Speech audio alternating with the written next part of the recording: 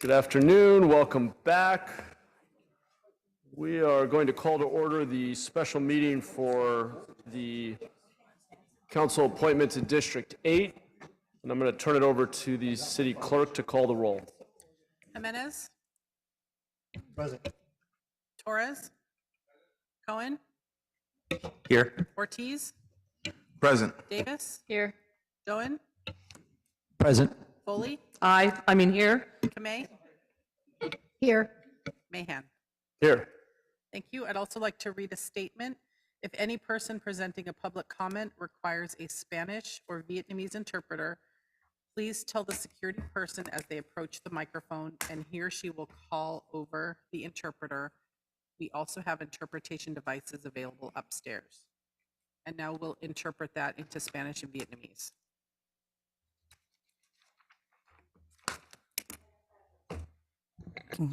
Buenas tardes. Cualquier persona de que esté presentando un comentario, si requieren servicios en interpretación, sea en español o en vietnamés, por favor indíquele a la persona de seguridad para que puedan convocar al intérprete para asistirle. Gracias.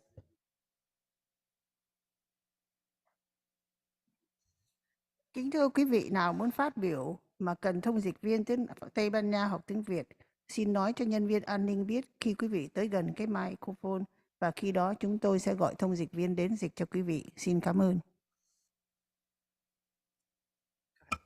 Great, thank you. Just a couple of other points. We will have public comment later in the meeting We will not have an open forum as agendized. This is a special meeting, so we will take public comment at one time, and I will be limiting public comment to 1 minute per speaker, given the very high volume of speakers we anticipate this evening.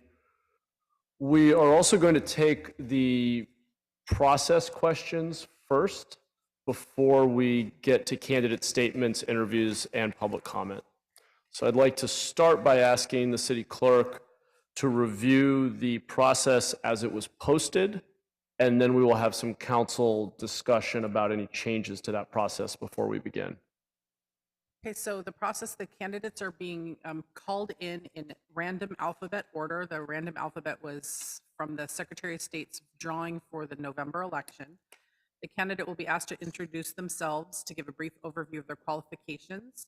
The council will then proceed to ask questions, and the questions should be consistent for each candidate, excluding clarifying questions based on candidate answers.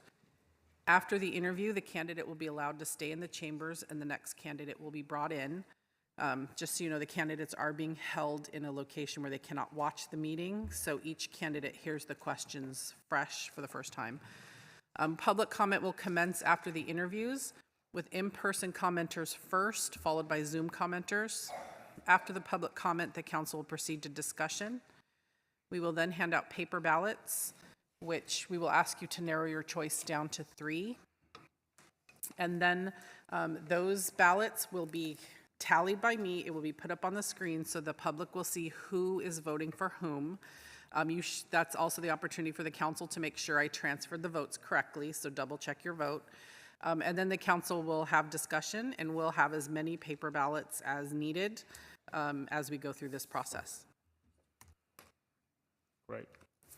Thank you.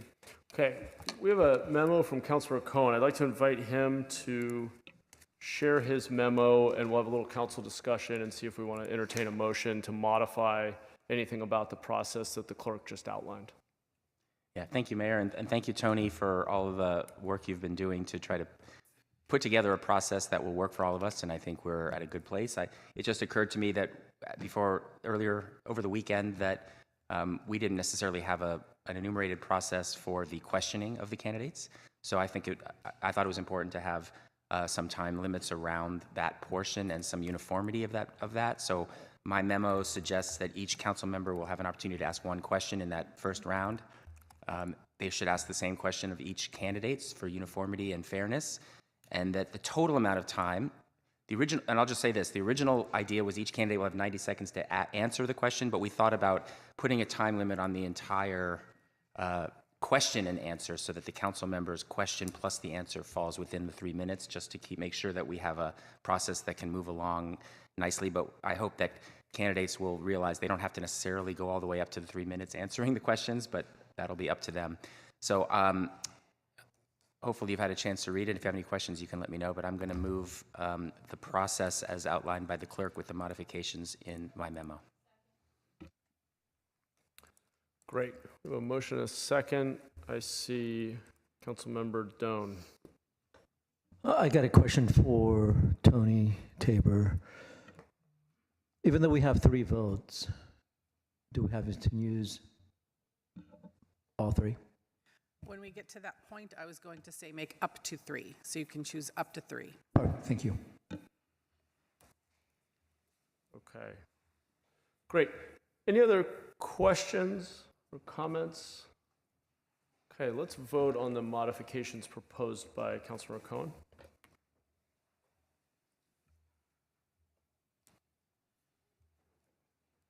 That passed unanimously. Okay. Great. Thank you. So with that, we're going to move into candidate statements and interviews. And then once those are completed, we'll go to public comment.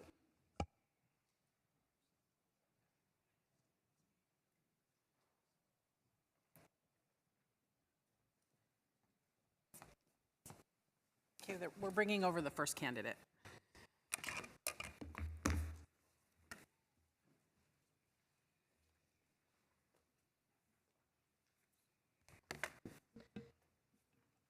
Mayor, may I ask a clarifying question on the memo we just passed? Of course.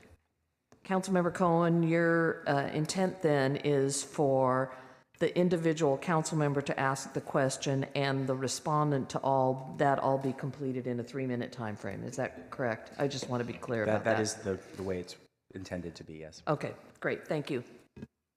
Thanks.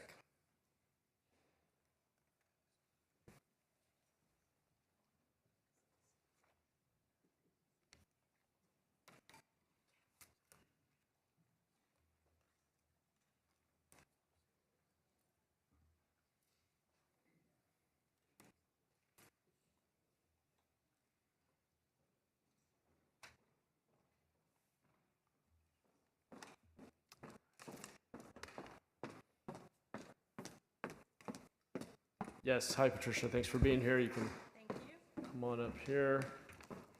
And I'll wait for the welcome. Thank you for being here. I'll wait for the clerk because we are timing statements. And just to clarify, based on our process, it is a 3-minute opening statement, correct? Yes. Okay.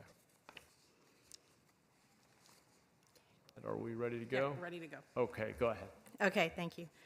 Good evening, Mayor and council members. Thank you for this opportunity to interview for the District 8 vacant seat.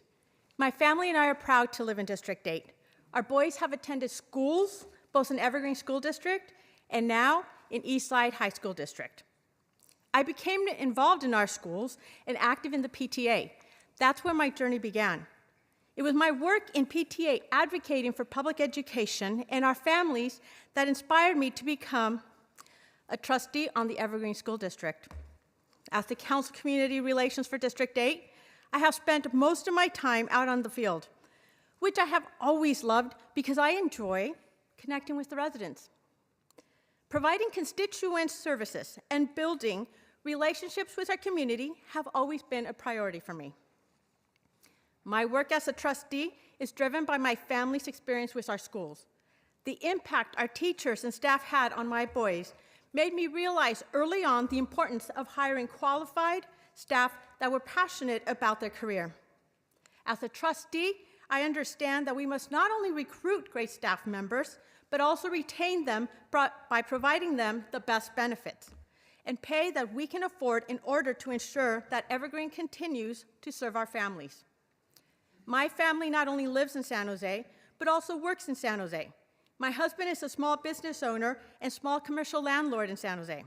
We know firsthand the risks that one must take when first starting their business, the financial cost, the risk that comes with it. During the pandemic, my husband lost his tenants and he allowed them to break their lease. His business survived the pandemic and we are grateful, but so many were not as fortunate. As an elected official, I prioritize constituent services, relationships with the community and our staff. I understand the difficulty of budgets and working within them. As a trustee, I am respected because I have open lines of communication with our families, our teachers, our admin, cabinet, and our bargaining units. I have built trust because my priorities are about the people in my district.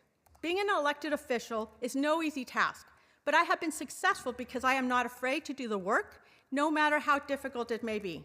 I am collaborative and will help hold people accountable when necessary.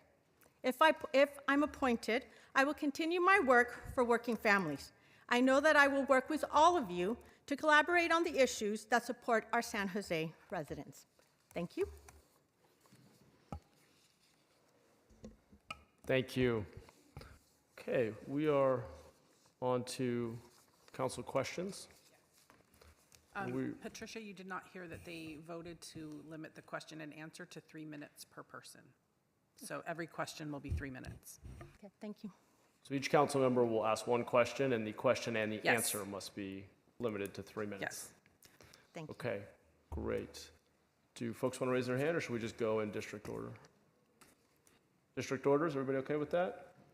Okay, we'll go with District 1 if you're comfortable. Thank you so much.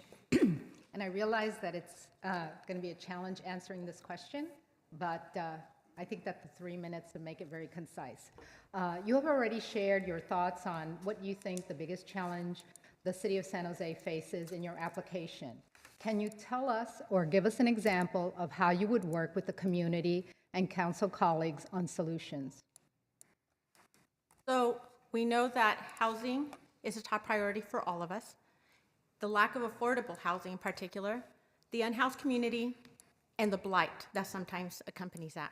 I will work to collaborate, one, to find space in District 8 so that we can add housing for some of our, temporary housing for some of our unhoused community. I will also work and collaborate with all of you on finding a way to bring in affordable housing, because the reality is in District 8, we do have limited space, and we have to be we have to look at all the possibilities while respecting the open space in District 8 and making sure that we engage our community, because that is going to be an issue. District 8 residents want to ensure that they continue with their, their green hills, the foothills. They love that, and I do too. So I definitely want to do my part alongside all of you to ensure that we have temporary housing available and that we bring in affordable housing. We just have to be very strategic, and I will work with staff to find the appropriate place. Thank you. Thank you. Here's my question. Elected officials are all unique, whether it's background, lived experience, political leanings, core values, and even approaches or philosophies to governance. Can you share with us which elected official, past or present, best captures the type of elected official you aspire to be? Well, obviously, I worked for former council member Sylvia Arenas, and we had a lot in common. The best thing that I enjoyed about working with her is that she encouraged all the staff members to pursue professional development to ensure that they found their own path. So she inspired me to become a school board member. When I ran the first time, didn't make it. Second time around, she was there lifting me up. Okay, when I decided to throw my hat in the ring for this appointment, it was something that I did discuss with her, and she thought, you know what, you'd be great for this. You can do this. When I actually thought, I don't know, I still think I need a little more time on the school board. And she said, you have the heart. So I want to elevate other women. I want to be that person that as I'm climbing up my professional ladder, that I'm also raising them with me, not stepping on them. Which is why, if I had to choose somebody, it would be former Councilmember Arenas. Thank you. Great. Thank you, Councilmember. Great. Thank you, Patty. Thank you for applying and throwing yourself out there to be a potential District 8 council member. You touched on it a little bit. Among the greatest casualties of this pandemic were our small businesses. What measures or actions would you initiate to support our small businesses, not only in District 8, but across our city? Well, I have to give credit to the Office of Economic Development because they do a really good job of organizing the webpage and getting out into the community for our small businesses and making sure that they know what grants are available, what services they could connect to. If you would like a loan, here are some of the ways to get connected. Okay, so they've been out on the field too, going to some of these businesses door to door during the pandemic, ensuring that they knew, this is how you stay in compliance. This is what is available to you. This is how we can help support you in your business while, we can eat outside, but you can't eat inside. So working with the Office of Economic Development and ensuring that we connect them to our small businesses, and also continuing some of the work that we've done in previous years with our budget. So last year, one of the things that former Councilwoman Arenas and the council approved was $150,000 for grants, right? That is currently going through the process of approval of how that's going to be distributed. We also have our business associations, right? In Evergreen, and we have Tully Road Business Association, which also includes Eastridge. What that's done is brought in some of our small businesses that have strong leaders. If it wasn't for the association, they would still be limited to their areas where they're located, like in Lion Plaza, okay? Instead, because of the business association, we brought them together. And what you're about to see, because of that leadership on that association, is we're going to see Tully Road and Eastridge flourish and be successful. And that happened because of somebody decided to invest in small businesses and go and reach out to them. But you don't do it alone. We work with our different departments. So I have to give credit to the Office of Economic Development. And again, we also have to ensure that our small businesses are educated in what is offered and available to them. Thank you. Okay, thank you, Patty, and thank you for applying for this position. It's not an easy thing to do. I've heard the council position described as a glorified customer service rep. Can you tell me what your thoughts are about how you would respond to constituent needs? And sort of as a follow-up, do you have an example from your public service or private business experience of difficult interaction with a customer or constituent and how you have dealt with it? Sure. So as an elected official, people get upset, right? Hey, this is not happening at my school. We're lacking this program, or this is going on with staff. Why is this happening? And they're angry. And you know what? The reason they're angry is because they feel they're not being heard. The reason that I'm well-liked in Evergreen is because I listen. I provide that open line of communication so they know that they can come to me, regardless of where we're at, and tell me what's going on. With staff, a perfect example. Last week, I went to my favorite, we call it the snack place, my family's, Le Boulanger. They have the best soda. Anyways, but I was there, and I ran into teachers. And these teachers had an issue, and they wanted to share it with me. I stopped to listen to what they had to say. Because no matter how small it may seem to me or to other people, it was a big enough issue and important enough for them to stop me and say, hey, Patty, you know what?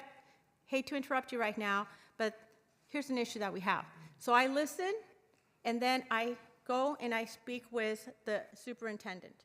It's like, hey, this is what I heard. What can we do about it? How can we address that? When it comes to parents, I also listen to them. And I say, okay, thank you for sharing. Let's see what's going on. I go and I speak to the superintendent. Sometimes superintendent and I meet a lot and talk on the phone because we need to resolve issues.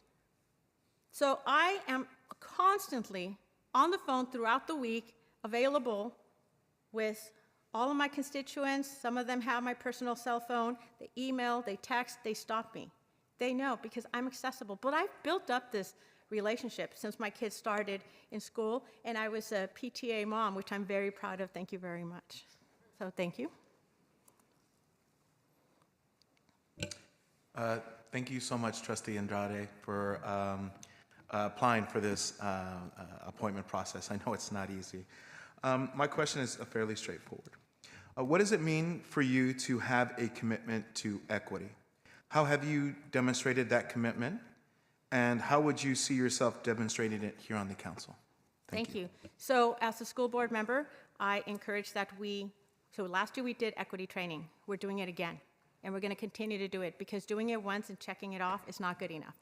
The other thing is if you do equity training correctly, then as a person, you're going to reflect on yourself. See, I walk into a room and I'm thinking, dude, I'm Mexican, first generation. Parents had to learn the language. First language was Spanish. I walk into the room, I'm like, I get it. I can relate to you. This is my story. No, I can't. I can sit down because the reality is that my experience is different from others. And my role when learning about equity and becoming educated, because just because I'm Mexican doesn't mean that I understand it all. It means understanding that some of our schools that are older are not receiving the updates that they need.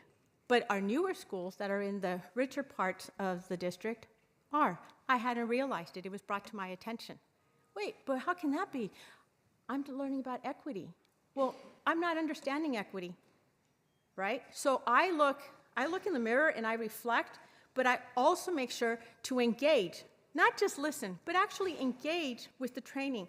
Go back and look at what it is that it means. So I take an equity lens. I talked to our superintendent. He brought things to my attention. And that is how you start to realize, you know what? Equity is, I'm not actually doing my part, but I am willing to continue the training and be held accountable myself. I want other people to hold me accountable and say, hey, thanks a lot, Patty, but guess what? You tried hard, but you still need some work. Let's do it then. I'll work with you. So I will be held responsible. I expect to also work with the Office of Racial Equity here at the City of San Jose and with our community members and making sure that I'm not just checking a box, but actually doing the work. Thank you. Thank you. Thank you for applying. My question is really about how will you be able to get your office up and running quickly to begin serving residents? And what are the specific D8 issues that you will focus your time on? Thank you. So fortunately, we have a District 8 transition team, so there's 2 members on there right now who are ready to go because they're just fabulous. And I've also been thinking about who else to bring in quickly. I have a plan to, if I'm appointed tonight, by tomorrow it's going to start getting, okay, so tonight I start the process of implementing it. So I'm ready to go. No joke, okay? I am ready to go because I am serious. And I'm sorry, what was the second part of that question? What specific D8 issues will you focus on? So preserving open space, ensuring that we address the unhoused community and blight that does exist in parts of the district, public safety, because even though the crime may not be as prominent as in other areas of the district, it is still a concern for people, right? I mean, when my car was broken into a couple years ago, that rarely happened. Rarely happens in the area, but guess what? When I became the victim, it was the worst day in my life at the moment, right? It's like, oh my gosh, look, what's happening in our neighborhoods? No, nothing's happening in our neighborhoods. I just happen to be the victim that day. But we still need to address that. People need to feel safe in their communities. So those are the priorities. Thank you. Thank you for applying, Patty.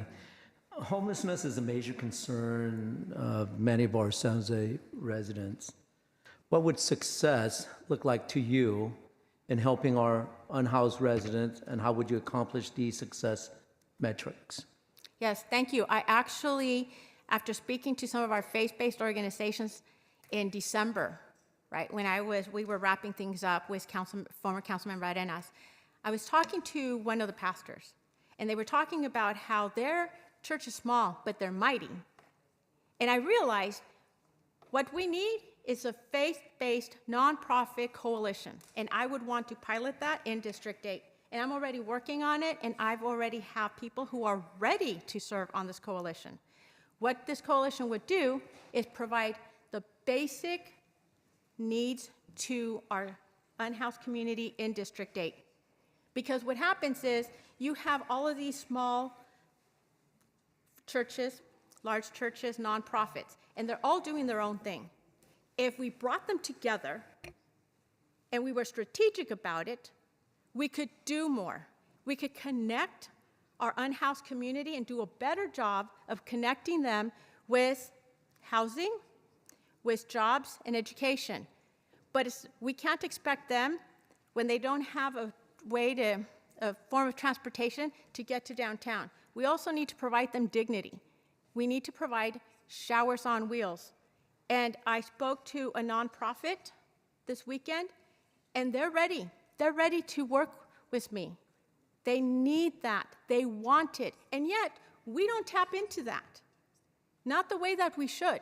So what I'm offering is a coalition of nonprofits, faith-based organizations, pilot the program in District 8, and let's actually address the unhoused community where they are at and provide them the services they need to work their way out of homelessness. We can do that.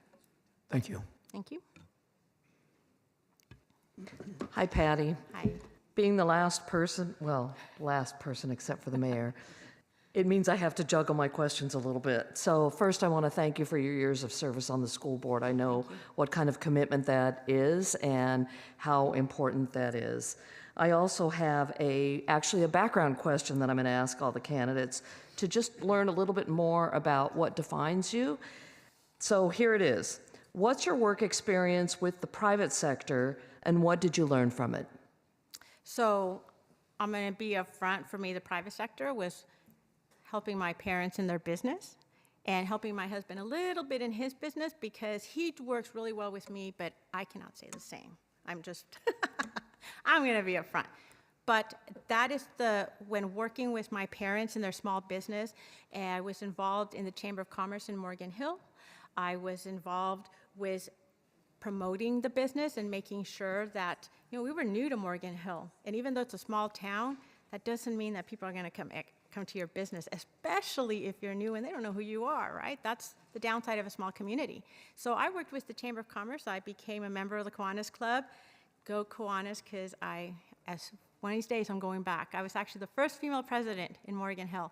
And I connected with them, and you have to make sure that regardless of who you're working with, whether it's the private sector, whether it's small businesses, nonprofits, we have to make sure that we're working together and collaborating and elevating our families here in San Jose. Because at the end of the day, I think all of us, that's what we want. Support our working families and ensure that our kids get to grow up here and can live here if they want to. So that would be, I hope I answered your question. Not quite. So I'm going to follow up just a little bit if I Yes. could, because we have we have a minute. Okay. What did you learn from working with your parents' small business? Okay. So I learned that every penny matters. I learned that if you want to be successful, you have to put in the work, and we put in that work. I learned that you have to treat your customers with respect, and sometimes you have to work with people you don't actually like or get along with.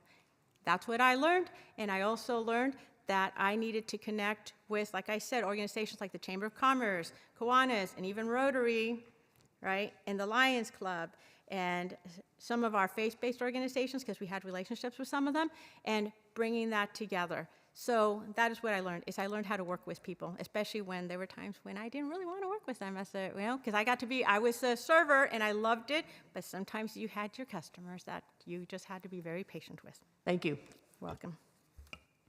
Great. Thank you, Patty, for being here. I know my colleagues and I all really appreciate your desire and willingness to serve our community in this capacity. My question is as follows. As public servants, we're responsible for serving the entire community and thinking about how our policies can do the greatest good for all of our city's residents over the long term. Taking this broader, more holistic view sometimes requires disappointing friends. Can you share a specific example from your professional experience in which you've had to disappoint a colleague, a boss, a mentor, a business partner, some other stakeholder, because it was, in your view, the right thing to do, even though maybe trusted friends or important individuals were strongly pressuring you to do otherwise? So going to the school board, when we were getting ready to transition, going back to school, masks were still an issue. So there were people who did not want their kids wearing masks, right? They had looked and thought, hey, if our kids are outside, let them take off that mask. But that's not what the county had recommended and suggested. So we had to continue following those protocols. And people were upset. I had people who reached out to me and said, you got to be kidding. Really? Outside?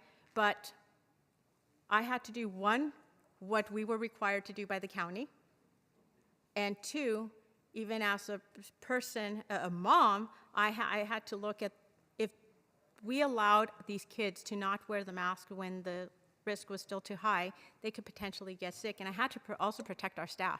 And our staff was saying, we don't feel safe not wearing masks. We need to make sure that we have the ventilation for us. Otherwise, we have to open doors, and that's obviously not going to be safe either, because unfortunately we're living with the reality of school shootings. So yeah, did I disappoint people? Because I wanted people to wear masks? Yes. With our bargaining units, have I ever disappointed them? Yes, because, they wanted either more money, which we couldn't provide, and which would have been great. I wish we could have, and I would have loved to, but the reality is that the budget wasn't allowing us to do so.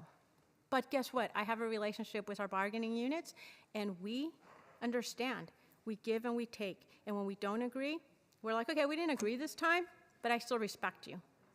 And that's why they have a relationship with me, because I'm also available to them. It's like, hey, you know what, Patty? We're having this issue. Great.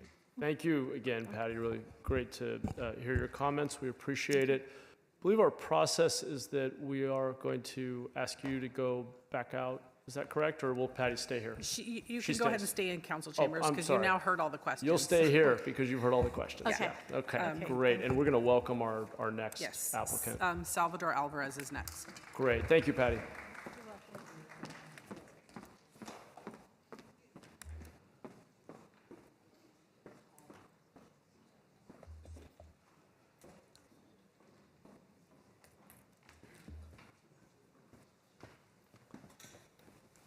Welcome, Sal. We're very happy to have you here. So our process will be that we'll do 3-minute opening statements. We'll then go through each council member in district order numerically from 1 through 10, and then me, with each council member asking a question, and the question and answer and any follow-up questions and answers need to be kept to 3 minutes. So we're going to keep it pretty tight, but you'll start with your 3-minute statement, and I'm just going to check with the clerk if we're ready to run the timer when you're ready. So just a clarifying Yeah, question. sure. So there's per question per council member, there's 3 minutes. Correct. If I answer my question in a minute and a half, then the council member has the opportunity That's to correct. answer a follow-up question, and then I have to, okay. That's correct, and we'll give you a sense of that. Hopefully the council member But if will I give you- filibuster for 3 minutes, Yeah, then they then can't you're- answer then the you're question good. back, right? Yeah, All right. that's right. Not a whole lot of filibustering you can do with 3 minutes, but you're welcome to do that. Are we ready to run the timer when Sal's ready? I see a thumbs up, so when you're ready, Sal. Hi, good afternoon. Thank you for the opportunity to interview this afternoon. I'm committed to serving my community by utilizing my extensive experience in mental health, community and economic development, and deep understanding of public safety and transportation planning and policy to build a more equitable, accessible, and sustainable municipal government. I was born and raised in Evergreen, where my parents actively served many communities by advocating for and working to create equity, inclusion, and social justice. I attended Evergreen Elementary School and Catherine Smith Elementary School and graduated from Quimby Oak Junior High. My wife is a teacher in the Evergreen School District. We've been fortunate enough to purchase my grandparents' home next door to my mom, where I was born and raised in a time where Evergreen was still hayfields and vineyards and walnut orchards and apricot orchards. And to raise our daughters next door to their grandmother, like I was able to do, is truly a dream come true. However, I worry that the city we call home may not be accessible to them if they choose to call it home. The district is far from just about everything, and yet our roads are driven like freeways, and we're limited to add more needed housing to attract commercial development and services. As a city employee, I'm also concerned that our local municipality may not be able to keep up with the fiscal challenges and demands to keep San Jose safe and affordable and operate efficiently. My goal is to focus on transportation policy and economic development in order to generate revenue for residents and businesses and to ensure that future generations have access to education, jobs, housing, clean air, and safe, high quality of life in San Jose. Throughout my professional career in public service, I've gained diverse, deep knowledge and experience in areas that I believe can help our residents and businesses and the City of San Jose organization become more equitable in its service delivery and fiscally sustainable to continue to provide those services. In college, I began my public service over 5 years in mental health, serving at-risk seniors, and eventually led the county community mental health planning process. becoming the founding chair of the County Mental Health Coalition. That led me to serve 3.5 years as the State Assembly District Director for the Honorable Elaine Alquist, leading constituent services for an office serving over 400,000 residents. I chaired the 5 Williamsburg Terrace Enacts Strong Neighborhoods planning process, giving me a clear sense of working with my neighbors to identify the most important priorities while clearly articulating a vision for future development. I then worked 8 years for the redevelopment agency's Strong Neighborhoods Initiative, helping East Side neighborhoods And Sal, do the same. I'm so sorry. I'm just going to ask you to wrap because we are at 3 minutes. I'll let you Yes. finish your sentence there. Yeah, and so just to closing, I love working in the city manager's office, but I feel like I have more to give to my city and district.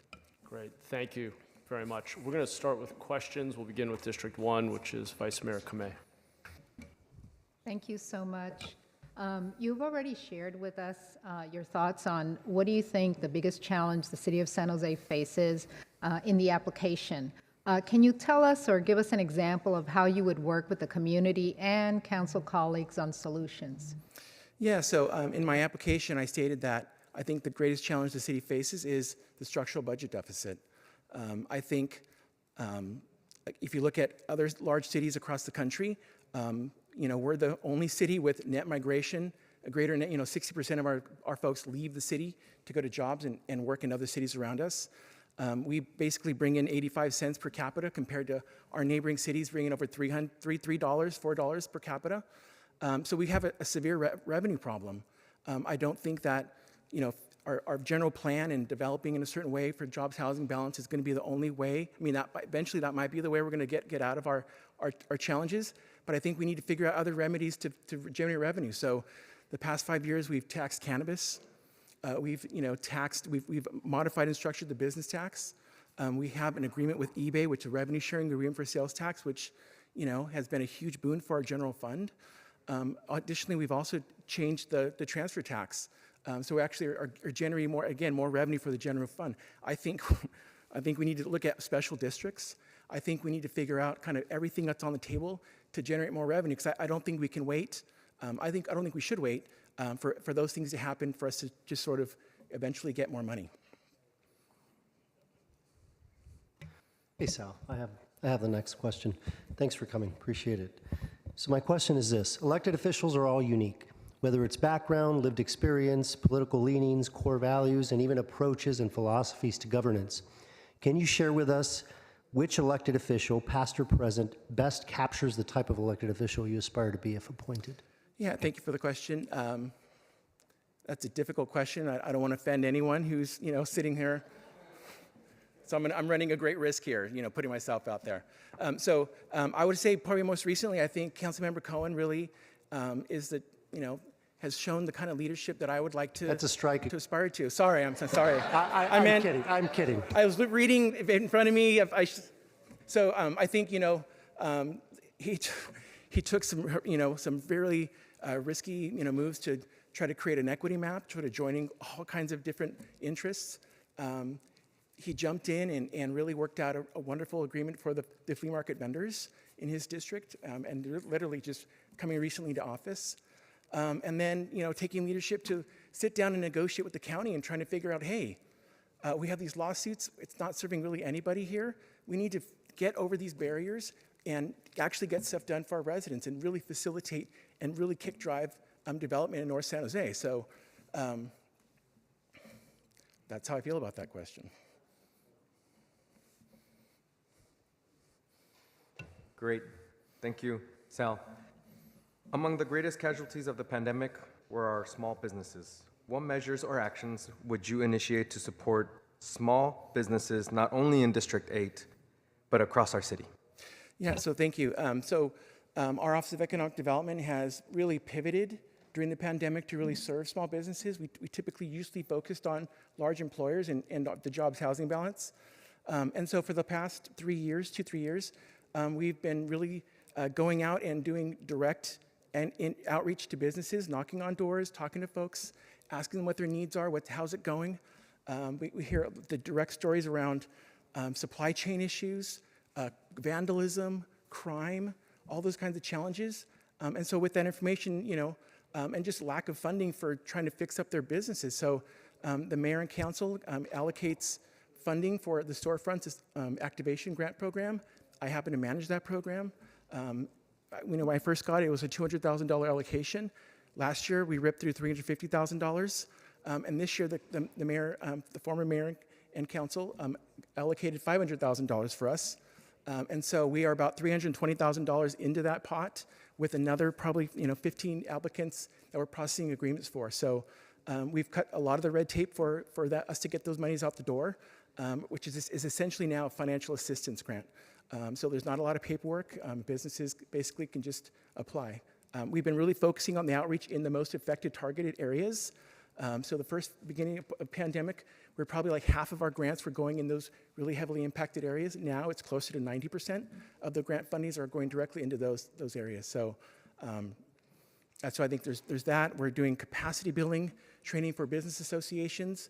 What we learned from the pandemic was that our big businesses had resources and the ear of getting resources. Our smaller businesses, if they didn't have a business association, someone to advocate for them, to sort of like coalesce themselves in their interests and needs, they had a much stronger struggles to actually get going. So, we've been really, doing business district revitalization.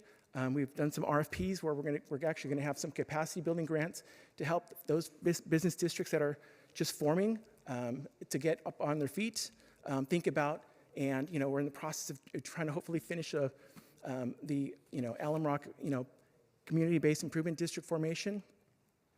Right now in District 8, there's the Eastridge Tully Road Business Association that's forming, and we have consultants that have actually facilitated that work. I actually helped draft that RFP that went out to secure those funds. So I'm very close to the resources that we're providing for our small businesses right now. And I think right now we have a webinar going on for a rental assistance program in 4 different languages.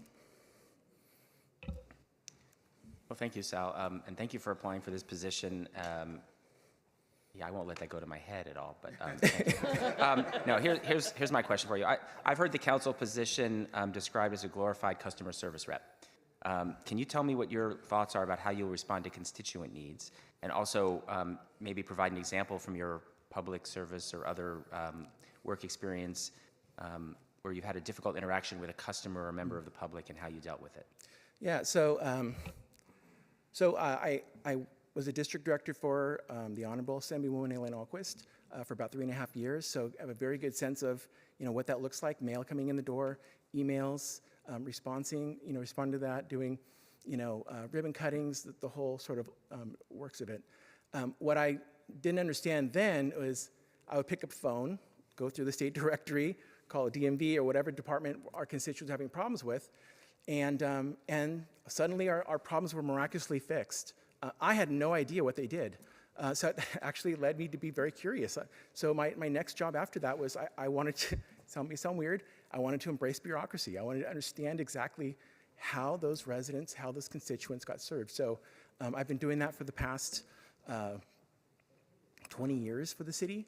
I've worked with pretty much every single department, even the airport. I've worked with some with the airport in trying to figure out and solving, resident problems. So, it's usually around garbage and code enforcement and, vehicle abatement, all those kinds of issues. There's a city as a process for that. Most recently, we had a walk-in to our floor a few months ago about a barking dog issue, and there's actually a whole process for barking dogs. Which was something new that I learned. So if there's a problem in the city, there's probably some way that we're going to resolve that or address it. And so, I don't know. I'm not that familiar right now with the 18th floor, so I don't know what CRMs, customer relation management tools that we track constituent services. So that's kind of one way that we can figure out and track. If not, it's an Excel spreadsheet trying to keep track of residents and when they call and what the issue is, and then categorizing them. I would assign staff by typically geographic area, by service, possibly the community service area as well, to sort of be able to help identify and have some structure to the office and how they actually address constituent problems. And again, maybe there's a policy that we can tweak or change to help, help more people. Thank you so much, Sal, for applying to this process. I know it's not easy to get up in front of a whole bunch of council members. Same question that I asked before. All communities have had historical, barriers to getting resources, even within our districts, to change. So, what does it mean for you to have a commitment to equity? How have you demonstrated that commitment, and how would you see yourself demonstrating it here on the council? Yeah, so thank you for the question. Equity certainly is something that I take very dear to my heart. I think just from the current standpoint right now, we're doing a lot of work around equity. This afternoon, there's a community engagement working group that's, voluntarily, staff have been rallying themselves and coming up with curriculum and training, and it's largely voluntary. Some resources have been given, but I don't think we have really a policy in place that actually is funded and says, this is how we're going to treat kind of all departments the same, whether it's, language access, translation services. Right now, it's kind of independently on each department's budget, but I think we need a much more central role in actually how we communicate just at the basic level with our residents. So that's one way of looking at it. I did a rotation. I helped with the expansion of Project Hope. And what they did with that program is they actually had essentially like an equity lens where they took data, they looked at crime stats, probation, code, all different kinds of crimes and assaults, and essentially came up with theoretically like what our worst neighborhoods are. A lot of them are multifamily, housing residents. I think that's largely a failing of what we did in Strong Neighborhoods. A lot of Strong Neighborhoods programs, we focused on the single-family homeowners. They were the squeakiest wheels. And the apartment buildings were kind of called out like they're the problem in our neighborhood. And sometimes they made sure that their neighborhoods were taken care of first. We're trying to figure, rather than thinking about what can they do to help those folks. So I think, certainly I think we should figure out, by numbers, like where the problems are across the city. I think we can do that. I think a lot of them are going to be in our lower income rental communities where, I think, past policies like allowing fourplex developments to be subdivided into smaller, units to be able to sold. I mean, that's been really a large problem for the city that we've had. So, and those are typically all our strong neighborhood, those challenge areas, a lot of those are fourplexes. So I think we can look at the data and then figure out then, where are the deepest challenges we have in the city, and then come up with some plans for that. I think we probably have done some already, but, we would probably have to spin the flywheel again to get it going. Thank you. Thank you, Sal, for applying. If you are appointed, how will you get your office up and running to quickly begin serving residents, and what specific D8 issues will you focus on? Yeah, so that might be the hardest thing that council member probably has to do, is staffing their offices and finding the right people. So I think really, Evergreen is a very diverse district. So we need to have a broad, cultural or ethnic representation in the staff with language capability as well. And trying to find those, that also have policy experience. I mean, there's like, we're looking for needles in haystacks. So I know this is a very challenging thing that all the offices have to do, but that's what I would do. I'd try to find those individuals who, speak Spanish, Vietnamese, that are culturally competent with our Indian community. We have a very large Indian community in Evergreen, and making sure that, we have those members essentially identified by geography, public policy area, for example, CSA, I kind of mentioned this a little bit before, and then really thinking about, I guess, I'm not sure if you're asking if I'm trying to predict what the issues are going to be, with Evergreen residents. I think right now we have some information about, what the calls are currently coming in for, but certainly, speeding is a huge issue in our district. Traffic enforcement unit team has been wonderful seeing out on the roads. My mother was just in a car crash yesterday, driving down White Road. A car ran the red light, totaled her car. Thank you for being in the audience today, Mom. So traffic is a huge issue for us, just getting around in general. And then, the item this afternoon was around firearms. District 8 has maybe a firearm-related issue. We need to figure those kinds of things out as well. But I think, kind of bread and butter things, how are our parks taken care of, how are everything, all the basic services, potholes. We're having a lot of street redesign from DOT so that we're allowing more room for bikes and pedestrians. That's wonderful. I've been sitting on the Vision Zero Task Force for the last 2 years with Councilmember Foley. Every quarter, we listen to every single person that died in the past quarter. It's horrible. We're like in a record year, right? We just finished a record year of deaths in cars. So I think we need to figure out, how we can make people feel safer on our streets. But essentially, listening to constituents and kind of looking at the current log that's come in over the last month or so, or if we have even deeper information for that. Councilmember Supervisor Rennes' office has also offered, any kind of like handover. Whoever is the person who ends up here would have that advantage as well. Thank you for applying for the position, Sal. First of all, I'm sorry that your mother got into an accident, and I'm hoping that she is okay.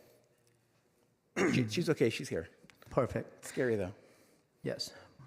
So homelessness is a major concern of many of San Jose residents. What would success look like to you in helping our unhoused residents? And how would you accomplish these success metrics? Yeah, so that's the easy question of the day, I guess, right? So homelessness is, homelessness is really a function of, my belief system is, the state eliminated redevelopment and the dedicated funding for affordable housing. And we haven't replaced it. We threw the baby out with the bathwater. So I think we need to figure out a way to have dedicated funding source for affordable housing outside of our inclusionary zoning. I personally think, back in redevelopment, local governments were forced to give a share of their tax increment to pay for those redevelopment bonds. A portion of that was for affordable housing. I think we should talk to every single jurisdiction in the county.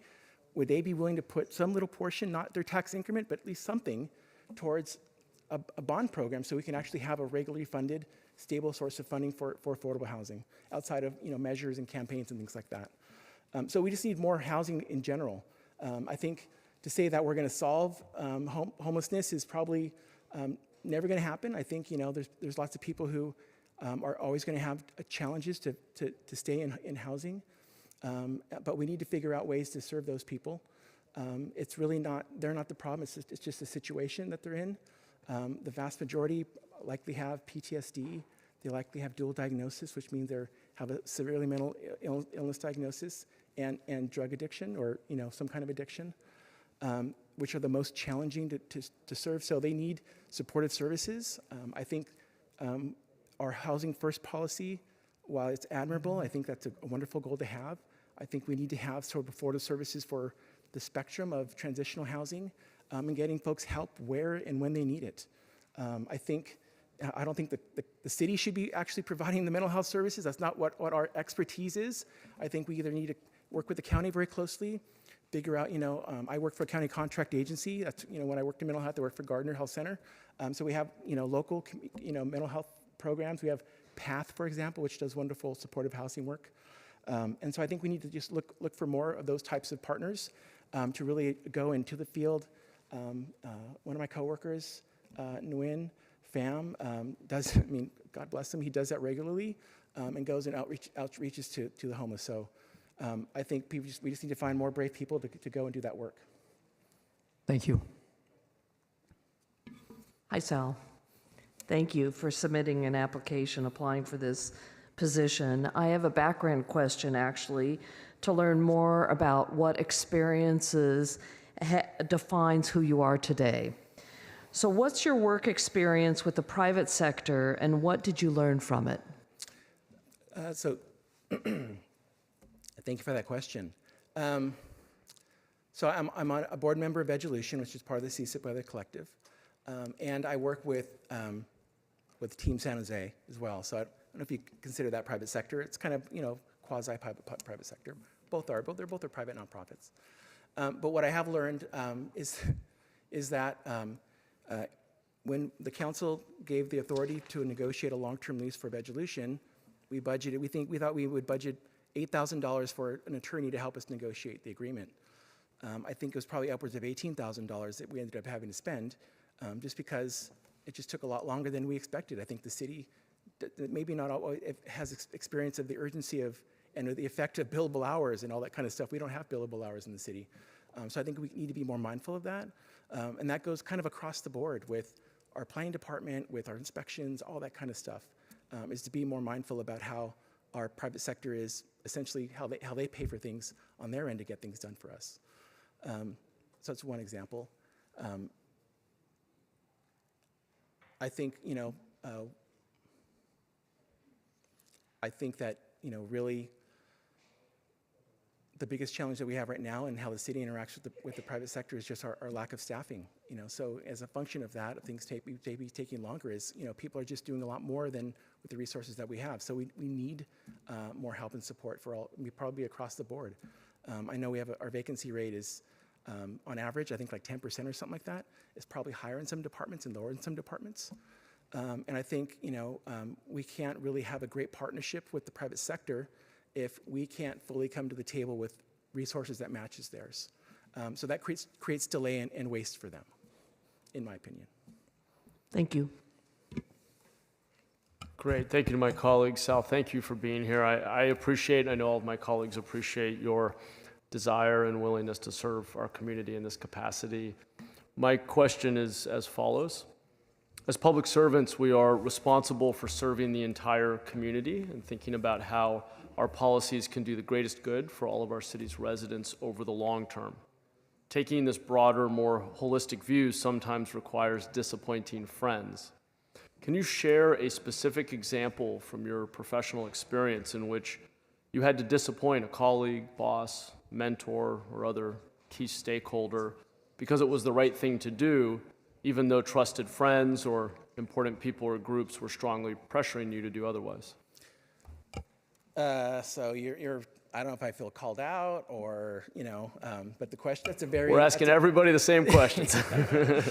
So that's a pretty profound question in my experience. When I was in the Strong Neighbors Initiative, I was the team manager that worked in the East Side. One of the areas that we worked in was in the Mayfair neighborhood. And I had very deep relationships in Mayfair. At the time, the organization wanted the city to give them the Mayfair Community Center as their home. And they campaigned on it. They worked very hard to help provide input on how the process would go. And I knew that their advisory board all received funding from them. And so when I made the hard decision to say, we can't recognize this, my name's going to go on a contract at some point in time to transfer funding for this project, and I can't have this conflict of interest in place. And so I had 70, 90 people stand up in a community meeting and walk out, chant with the Observador reporters out front, and then the next day calling for me to be fired by every single council member, including the mayor. And so then I had to, figure out how to, what was going on here. So I had to actually, go and talk to their board and explain to him kind of what was going on, and then identify that there was a conflict of interest. And then sort of everything was fine after that. That was probably one of the most difficult things I had to do. Thanks for sharing that. And once again, thank you for your application. We appreciated hearing your statements and your statement in answer to our questions. And we're going to move to our next applicant. Thank you, Sal.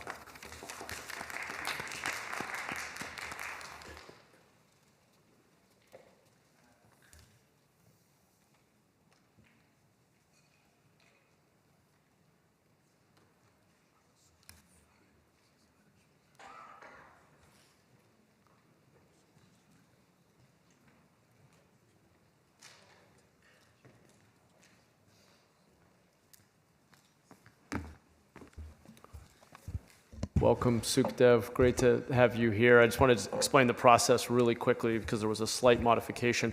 So we'll do opening statement from you for 3 minutes. Okay.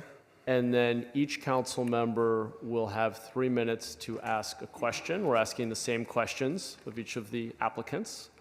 The question and the answer and any follow-up questions or answers from that council member needs to be wrapped up within 3 minutes, just so we can keep our process moving. Okay. And we'll go in numerical order of the districts from districts 1 through 10, and then I'll go last. Okay. But we'll start with your 3-minute opening statement. Thank you, Mayor. Good evening, respected Mayor and members of the City Council. My name is Sukhdev Singh Baniwal. I've been a District 8 resident for 44 years. When I was 11, I migrated from India with my parents here, went to local schools, college, and then been in the tech industry for the last 30 years. I have a great family, 4 kids, 2 boys, 2 girls. I've been married for 22 years. And I'm glad that I was migrated here. My parents migrated here and provided me a really good life. And we're living a really good life. And I think it's for a time for me to pay back to the community, which I have already been doing for the last 20 years or so. I am a former airport commissioner where I led a few initiatives, living wage for the rental car employees, for the taxi business. I provided them quality of life by giving them a break room, so in the stage area they could be having good coffee and talk to each other. And then also I helped build the Terminal B, which opened up in 2010. I'm a former Santa Clara County Network for Hate-Free Community member. I've been on Civic Silicon Valley Interreligious Council for the last 11 years, bringing different faith communities together, understanding each other's cultures and faiths so we can collaborate and live in a good environment where we can learn, work, and share each other's ideas. I'm also a director with the Sikh Gurdwara San Jose for the last 12 years. At most, I'm a community leader providing services to the community, whether during COVID I provided services by providing hot meals, vaccination clinics. I have organized a lot of volunteers together to make these things happen. I have been endorsed by the San Jose Mercury to be one of the best candidates for this with my experience. And my top priorities are safety is my top priority, and then affordable housing, and then fighting blight, and promote small businesses. There hasn't been with the diverse community that we have, there hasn't been an Indian person on this council since Ash Cholera, which I'm endorsed by also. And I would like to have this a diverse council. Thank you. Yes, sorry, I was going to say you can finish your statement, but we're out of time. Thank you so much. Appreciate your opening statement. Yeah. We will start the questions with District 1, Vice Mayor Kameh. Okay. Thank you. You've already shared your thoughts on what you think the biggest challenge to the city of San Jose, what we face in your application already. Can you tell us or give us an example of how you would work with the community and council colleagues on solutions? Yes, definitely. I've been working with the communities, bringing nonprofits and the communities together, collaborating with different nonprofits to solve some of the problems like providing hot meals and all that. That's kind of helping with the homelessness. But with the security issue, which is very prime to me, opening more neighborhood watches. I did that in my neighborhood because there was a lot of cars being stolen on my street. So I opened up that neighborhood neighborhood watch, and the problem went away. And I think all neighborhoods need that, and that's one way that I can help fight or provide security for our people. And then affordable housing is also another big issue. And I will work with the community. First thing you want to do is get the input from the community, what they want in District 8. District 8 residents have the right to have whatever type of development that they need with the 700 acres that they have. But in that, we need to bring more affordable housing. Two solutions: ADUs, incentivize homeowners to build more ADUs. How do we incentivize them? Shorten the process. Get rid of some of the fees from the county. Do not charge them with the extra tax that for a certain time. So that plus inclusionary housing. With the 700 acres that are sitting once the Hillview Airport closes down, we can bring in mixed-use types of housing, inclusionary housing, where we put more affordable housing in that, maybe at 20% or whatever. And then the third, homelessness is it's connected with affordable housing. Once we have a bigger stock of regular housing and affordable housing, I think we'll be making a big dent in the homelessness. Thank you. Sukhdev, I have the next question, so thank you for being here. Elected officials are all unique, as you well know, whether it's background, lived experience, political leanings, core values, and even approaches and philosophies to governance. Can you share with us which elected official, past or present, best captures the type of elected official you aspire to be if appointed? I think it's you, but thanks for the question. But I think every council member brings in different values and different ideas. And I don't think one councilman can bring all this, so that's why we have 10 councilmen and one mayor. We need to collaborate with each other. We need to talk to each other and go over our ideas. And that's how we should move the city forward. So I personally actually don't have anybody in my mind that one person can bring all that, right? For example, Rosemary brings in a lot of education experience. Omar brings in a lot of people working with the homelessness. Foley, Councilmember Foley brings in a lot of business experience. So I think every council member brings in these different values and different ideas that we should collaborate with each other and move the city forward. Yeah.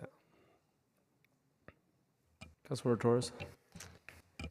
Among the greatest casualties of the pandemic were our small businesses. I've already read this time and time again, and I don't know why I'm struggling with it. What measures or actions would you initiate to support our small businesses, not only in District 8, but across our city? Okay. Small businesses, I think they need more promotion.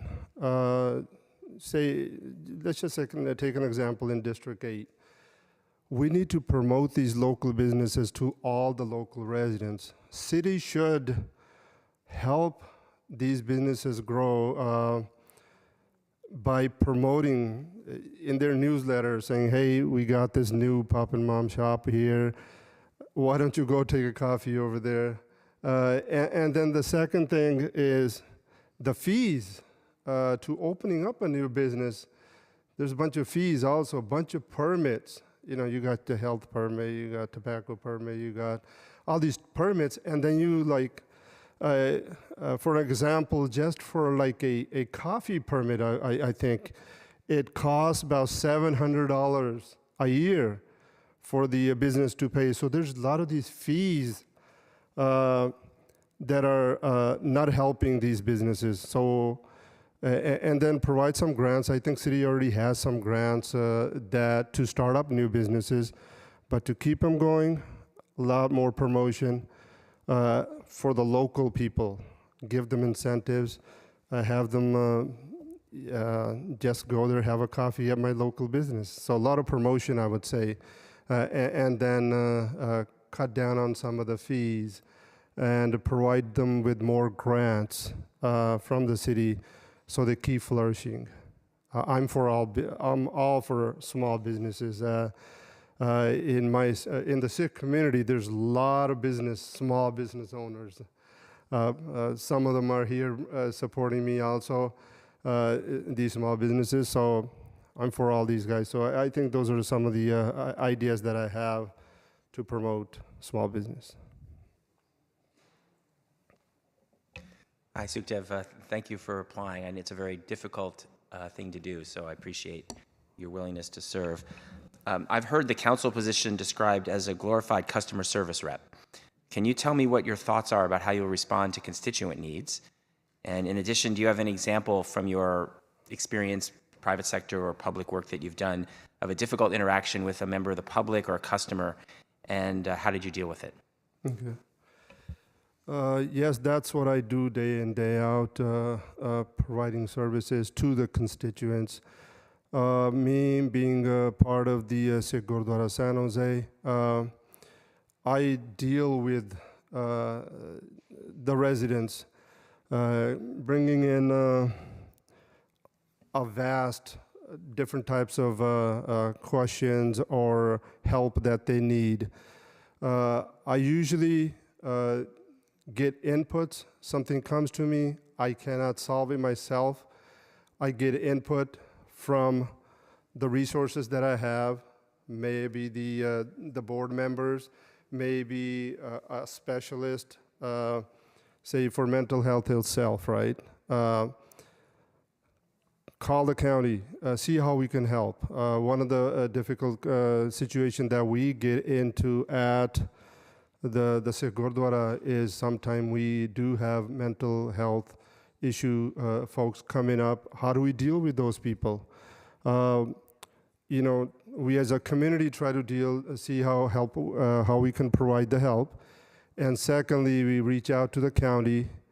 But I think my experience is it's not, all those resources that are there from the city are not readily available or readily, or the county, they're not readily advertised. So it's pretty hard to sometimes to connect with those. So I think difficult situations, how to handle them is don't solve it, don't try to solve them all by yourself. Think about it, get some inputs from your peers, from specialists, and then make that right decision at one time. Don't jump to the decision to make the wrong decision. So that's how I would solve some of the difficult decisions by collaborating or taking inputs from others. Thank you, Sukhdev, for applying. I know that this is a very difficult experience, so I appreciate you getting up here in front of council members and answering our questions. My question is fairly straightforward. As you know, there's been historical inequities in our society as well as in our city. What does it mean for you to have a commitment to equity? How have you demonstrated that commitment, and how would you see yourself demonstrating it here on the council? Thank you. Thank you, Councilman Ortiz. Inequities, we got to fight all these different inequities too, so everybody can, in Sikhism, it's equality. That's where you want to get to. You want everybody to be at the same level. There's lots of different types of inequities. Education, say for once, people don't have access to the same education. We have programs where we just started last week collaborating, the nonprofits are collaborating with San Jose State, Evergreen College, Eastside Union High School District to bring this program to people who need like homework help, people who need financial aid from the community. We have grants or for those people. What we want to do is bring these people to a level so they have access to higher education. What we see is sometimes because of a lack of resources in a family at home, maybe both of the parents are working, they're unable to provide that education or provide that attention to give them all the homework help and all that, so they kind of drop out. Or they go to college and they just can't afford, so they start working a job. But one thing is help them, push them up. My whole thing is about a quality of life, whether it'll be helping them financially move them up so they have access to that same housing that's there, or help them to provide education to them, or racial inequities. There's racial inequities also. You want to, with my faith-based experience, you want to understand all these different cultures. You don't want one community to be downridden. So that's another way, trying to get rid of the racial, to get rid of racial inequity. So basically have programs so they lift up, so they have access to that, all these different systems that are already there, so they can feel equality. Thank you, please. Councilmember Davis. Thank you. Thank you, Sukhdev, for applying. If you are appointed, how will you get your office up and running to quickly begin serving your residents, and what specific D8 issues, so you've talked about the city issues, but what specific D8 issues will you focus on? Okay. Thank you, Councilmember Davis. Yes, D8 issues. There's a lot of D8 issues. Some of them are citywide issues also, but there are some specific ones also. But on the office side, I think I will tap into the office that are currently working in that office, have some of that staff. And I know a lot of people in the community which I can tap into to bring in those people to be part of my staff, so I can serve the District 8 more efficiently. So that's how I would bring my office up sooner than later, and I will get help from you guys also, hopefully, to build up my office. Specific issues in District 8, there is crime. I go on next door neighbor. I see a couple is walking on the sidewalk. Somebody comes and loots them. So neighborhood, how do I solve that? I start these neighborhood watches. Everybody's watching. Let these criminals know, hey, we're watching you. Don't be messing with the residents over here, right? So get rid of, that's one way. Then there's issues with traffic. To get out of that whole Evergreen area, to get onto 101, sometimes it takes a lot.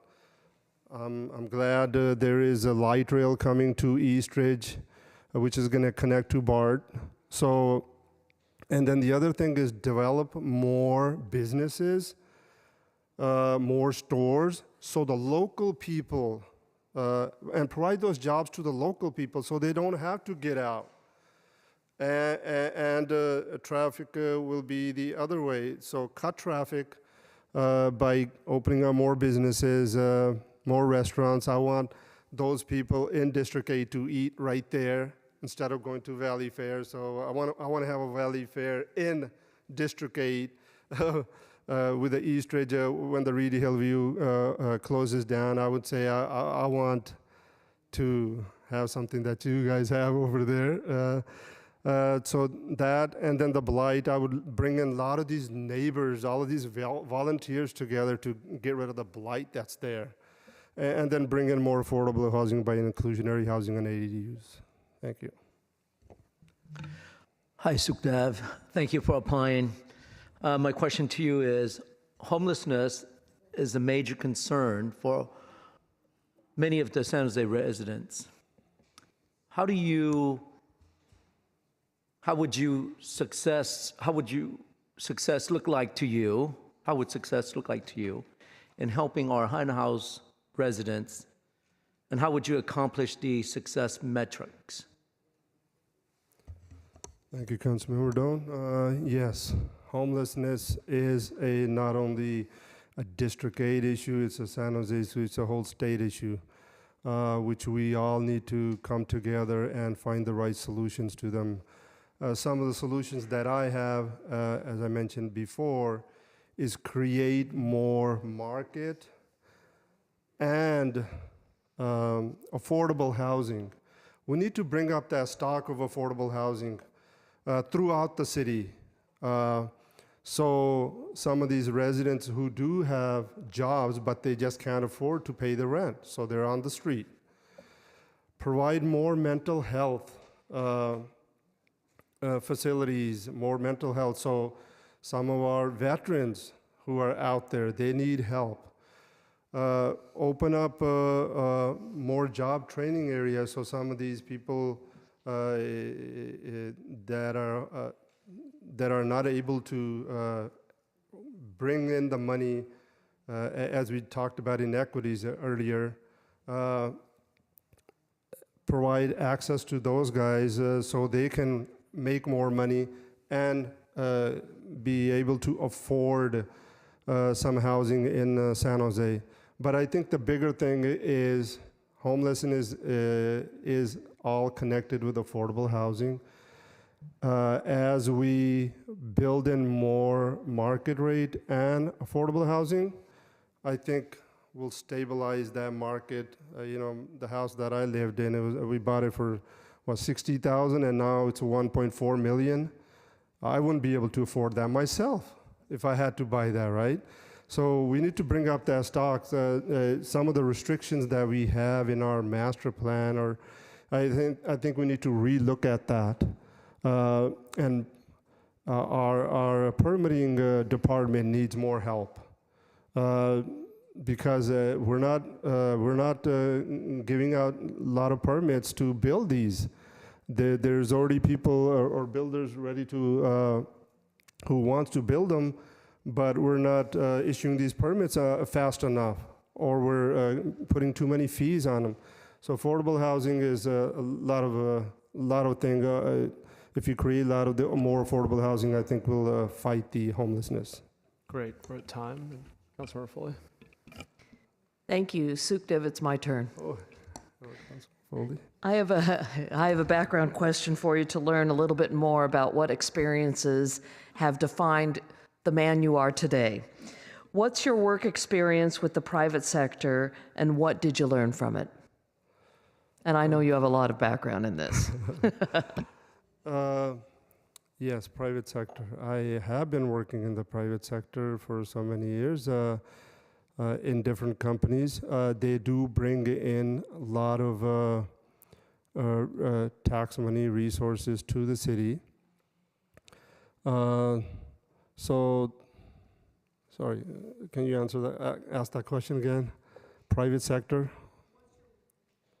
Sorry, what's your work experience with the private sector, and what did you learn from your experience working there? Okay. I know you're still doing that today, so it's an ongoing learning experience.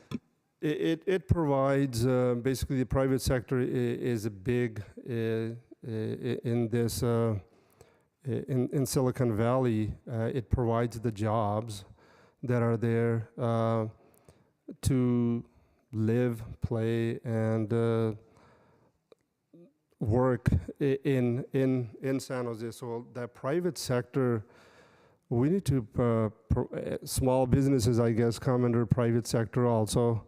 The bigger companies come under private sector. So all those, they're providing jobs. And what I learned from them is they're putting bread on my kitchen table. So I'm able to live, and it's providing a roof over my head. The private sector is doing that. So, and then private sector give to the community also, and I think we should tell them to give more to the city to lift up some of the inequities that we have. Any of the fighting homelessness or creating affordable housing or helping other small businesses, helping the communities that are underserved, provide more grants, I would say. We from the nonprofits are providing these grants. These guys have a lot of money. Why can't they provide the grants? So I would tap into the private sector to help the city and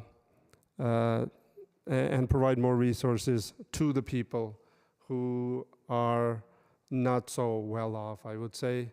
So we provide that inequity to become equal to everybody else. Thank you very much. That was a tough one. Thank you to my colleagues for the great questions. Thank you, Sukhdev, for being here. I appreciate, and I know my colleagues appreciate, your desire and willingness to serve our community in this capacity. My question is as follows. As public servants, we are responsible for serving the entire community and thinking about how our policies can do the greatest good for all of our city's residents over the long term. Taking this broader, more holistic view sometimes requires disappointing friends. Can you share a specific example from your professional experience in which you had to disappoint a colleague, a boss, mentor, or other key stakeholder because it was the right thing to do, even though trusted friends or other important people or groups were strongly pressuring you to do otherwise? Thank you. Thank you, Mayor. That was a long question, but hopefully I got everything out of it. It's the reason I go last. So yeah, there is policy that makes a difference throughout the city, and some people will not be happy with some of the policies that the city will be implementing. One example would be, I would say, bring the NIMBYs. They don't like, we can already see Councilmember Jimenez is taking the brunt of some of that. In the last meeting, I heard a lot of people saying, "Don't bring this into our backyard. Don't bring this into our backyard." Right? The Caltrain station where we're going to build more for the unhoused. So I would say taking a lot of input from the community and then make the decision of some sort. Otherwise, you're going to make a lot of people unhappy. But if you take input, there'll still be some people unhappy, but you have mitigated some of that, I would say. I think it's just, as I said, no one person can solve and make this city a good city to live or provide the policies that are good for the city. That's why we have all council members.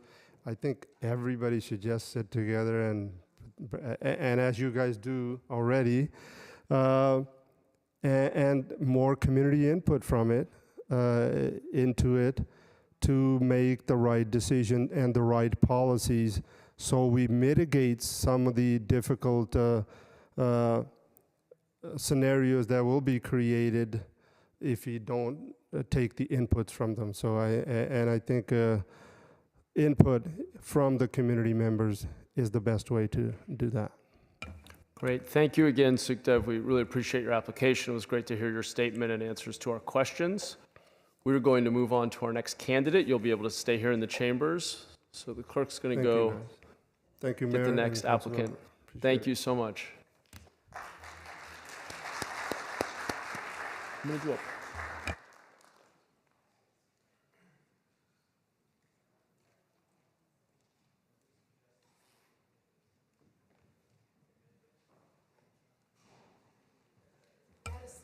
I'm sorry. Domingo, welcome. Before we have your opening statement, I'm going to say a word about process. And before we do that, we are at 5:40. We're taking about 30 minutes per applicant. We want to make sure we give everybody their due time. I also know at some point people are going to start getting hangry. So What I would suggest is that we finish the interviews and questions with our 2 remaining applicants, take a very brief break so that we can grab food, and for anyone who's here in the audience, you all can plan that in about an hour, we'll take a brief break. Plenty of local restaurants around here that would love your patronage. And then we will come back and hear public comment, both in person and then on Zoom for 1 minute, and then we will get to the rest of our discussion and deliberations. In terms of the process here, we made a slight change. I just want to make sure you're aware. We're going to do opening statement for 3 minutes, and then each council member will have an opportunity to ask you a question. The question, answer, and any follow-ups and answers need to be kept to 3 minutes per council member, so I'll keep an eye on the clock. We'll go in numerical order from District 1, and we'll start with your opening statement. Thank you, Domingo, once again for being here. Thank you, Mayor, and members of the City Council for the opportunity to be here this evening.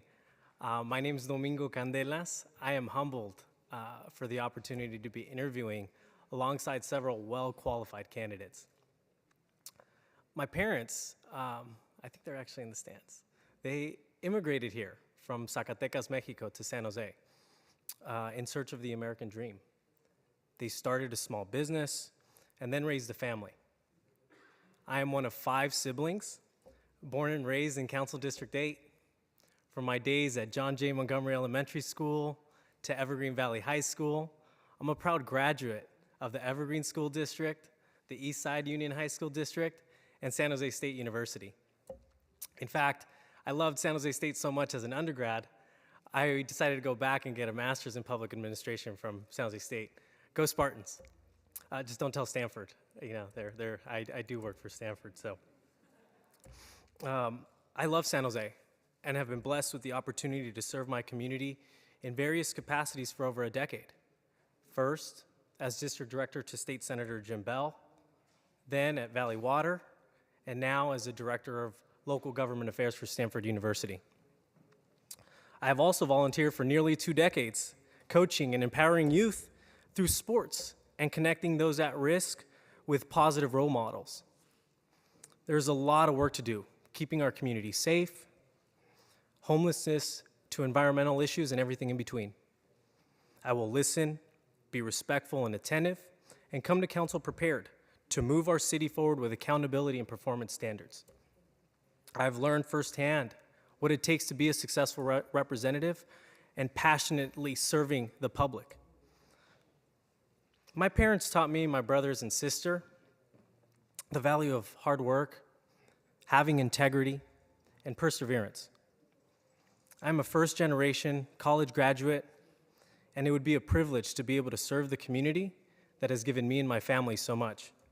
I look forward to answering the council's questions this evening, and thank you very much. Great, thank you again, Domingo. We will start with District 1, Vice Mayor Kamei. Thank you so much. You have already shared your thoughts on what you think is the biggest challenge the city of San Jose faces in your application. Can you tell us or give us an example of how you would work with the community and council colleagues on solutions? Thank you for the question, Councilmember Kamei. The biggest challenge affecting residents is housing affordability and the downstream effects associated with homelessness. Not just preventing and mitigating homelessness, but also the corresponding need to increase the production of housing. I believe the solutions to the housing crisis is to increase overall supply of housing and focusing on housing production in strategic places like transit corridors and infill development opportunities. I have first-hand experience as a district director to State Senator Jim Bell, collaborating with local, regional, and federal governments on different funding sources, whether it's exploring funding mechanisms that need voter approval like bonds or enhanced infrastructure financing districts, or looking at creative solutions with the private and philanthropic sectors. Without adequate funding for housing solutions, we're not able to genuinely combat the housing crisis facing our community. We need to create more affordable housing at every level, and we need to ensure we cut the red tape and provide the city staff the resources they need to move our projects through the approval pipeline quickly and efficiently. And I look forward to a wide range of solutions to create affordable housing for our residents in the city of San Jose. Hey, Domingo, I'm next. Thank you for being here. I appreciate it. The question that I have is, elected officials are all unique, whether it's background, lived experience, political leanings, core values, and even approaches and philosophies to government. Can you share with us which elected official, past or present, best captures the type of elected official you aspire to be, if appointed? And it can't be none of us. I was going to compliment you on your hair, but I'll go elsewhere. Thank you for the question, Councilmember Jimenez. I would have to say, the person who changed my life almost a decade ago is former councilman Jim Bell, who is not here today because the boss, Pat Bell, his wife, is celebrating her birthday. So in any case, I've seen the leadership that he's displayed working across the aisle to get meaningful change done and working collaboratively, not just with his colleagues, but with the community and engaging the community at every level, at every step. That is the elected official who I would like to resemble and aspire to be. Great. Thank you, Domingo.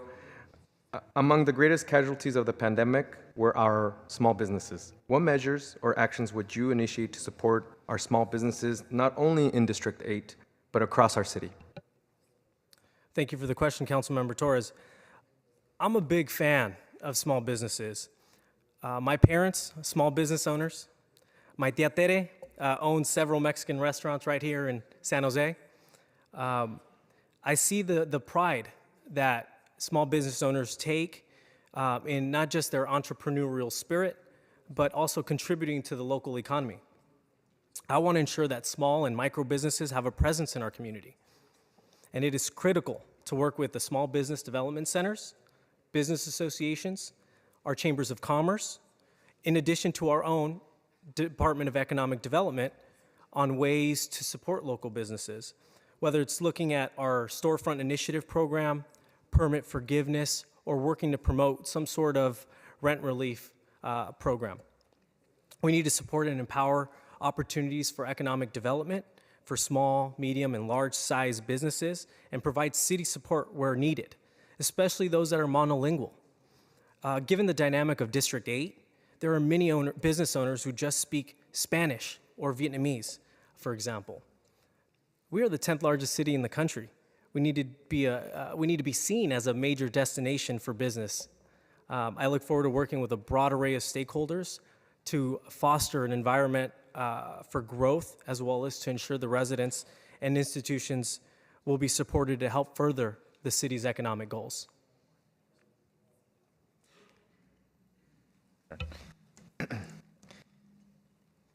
Hi, Domingo. Thank you for applying for this position. I know it's a difficult process to go through, and I very much appreciate everybody who's putting themselves on the line for this. I've heard the council position described as a glorified customer service rep. Can you tell me what your thoughts are about how you would respond to constituent needs? And also provide an example, if you have one from your public or private life, of a difficult interaction with a customer or member of the public and how you dealt with it. Thank you for the question, Councilmember Cohen. Local government, the bread and butter of local government is constituent services. While I served for Senator Bell, I managed and developed the community outreach and engagement program for nearly 1 million people. That's about 70% of San Jose and all of District 8, Council District 8. Constituent engagement and constituent services are hallmarks of a successful elected official's office. Being able to have resourceful staff and an engaged office is key, not just with the residents, but with council colleagues. For constituent services, I want to be able to have an open door. I want to be able to put together regular community coffees for neighborhood residents to speak directly to their representatives. While we may not always agree on the issues with our constituents or solve their problems, being able to troubleshoot and navigate whatever issue any constituent is bringing forth, I think is key. I can remember in the days handling EDD cases, in the state legislature, and having to give the bad news that somebody's benefits were running out, or issues related to the DMV where their renewals can't happen or can't go through for one technicality or the other. So being able to empathize with the residents and have a responsive staff to be able to communicate back immediately and as soon as possible is a key facet of that. And just the second part about difficult interaction that you've had and how you've dealt with that. Yeah, absolutely. You can't always solve the problems of the constituents, but as long as you lead with empathy and understanding, you can agree to disagree on the issues, and being able to put forth a legitimate effort is key to that. And whether you agree or disagree, you do it politely and with respect. I think that those are the hallmarks that go a long way. Thank you so much, Mr. Candelas, for applying. I know that this is a stressful process, but I appreciate you taking this step to be in front of us today. As you know, I'm sure you're aware of historical inequities, some neighborhoods being able to access resources better than others, even within our own districts. In some neighborhoods, it's almost like a tale of two cities. What does it mean for you to have a commitment to equity? How have you demonstrated that commitment, whether through work or through volunteer? And how would you see yourself demonstrating it here on the council? Thank you for the question, Councilmember Ortiz. I believe that the greatest opportunity to address historical inequities in the city of San Jose is through the city budget, and to further our work with our Office of Racial Equity, but it has to be intentional. Addressing historical disadvantages through collaboration and an equity lens is pivotal to ensure San Jose is serious about historical inequality and racial equity, diversity, and inclusion, especially as it relates to embedding the application of racial equity considerations into the day-to-day service delivery of city services. And that's how I would demonstrate my commitment to furthering our equity goals. And at Stanford University, I actually sit on a committee to help further the ideal goals, which are diversity, equity, and inclusion. And it means a lot. Having come from the background that I come from, we need to be able to empower our community and be able to have a voice at the table with regards to policy decisions and actions. Next. Thank you for applying. Really appreciate it. If you are appointed, how will you get your office up and running to quickly begin serving residents, and what specific D8 issues will you focus on? Thank you, Councilmember Davis. My top priority is to ensure that District 8 has representation at City Hall and in city government. This includes standing up an office that is responsive, accountable, and engaged, and most importantly, an office that is diverse and representative of our community, fluent in Vietnamese, Tagalog, or Espanol, and more. District 8 needs to have a voice during the budget process, and that's important to have a seat at the table during those discussions and ensure someone is looking out for them and advocating on their behalf. I intend to be purposeful and focused on making sure that the community residents feel safe, that we are working with other government agencies on homelessness issues, which are big to the residents in District 8, and infrastructure, clean parks, safe roads with no potholes, and a functioning sewer system.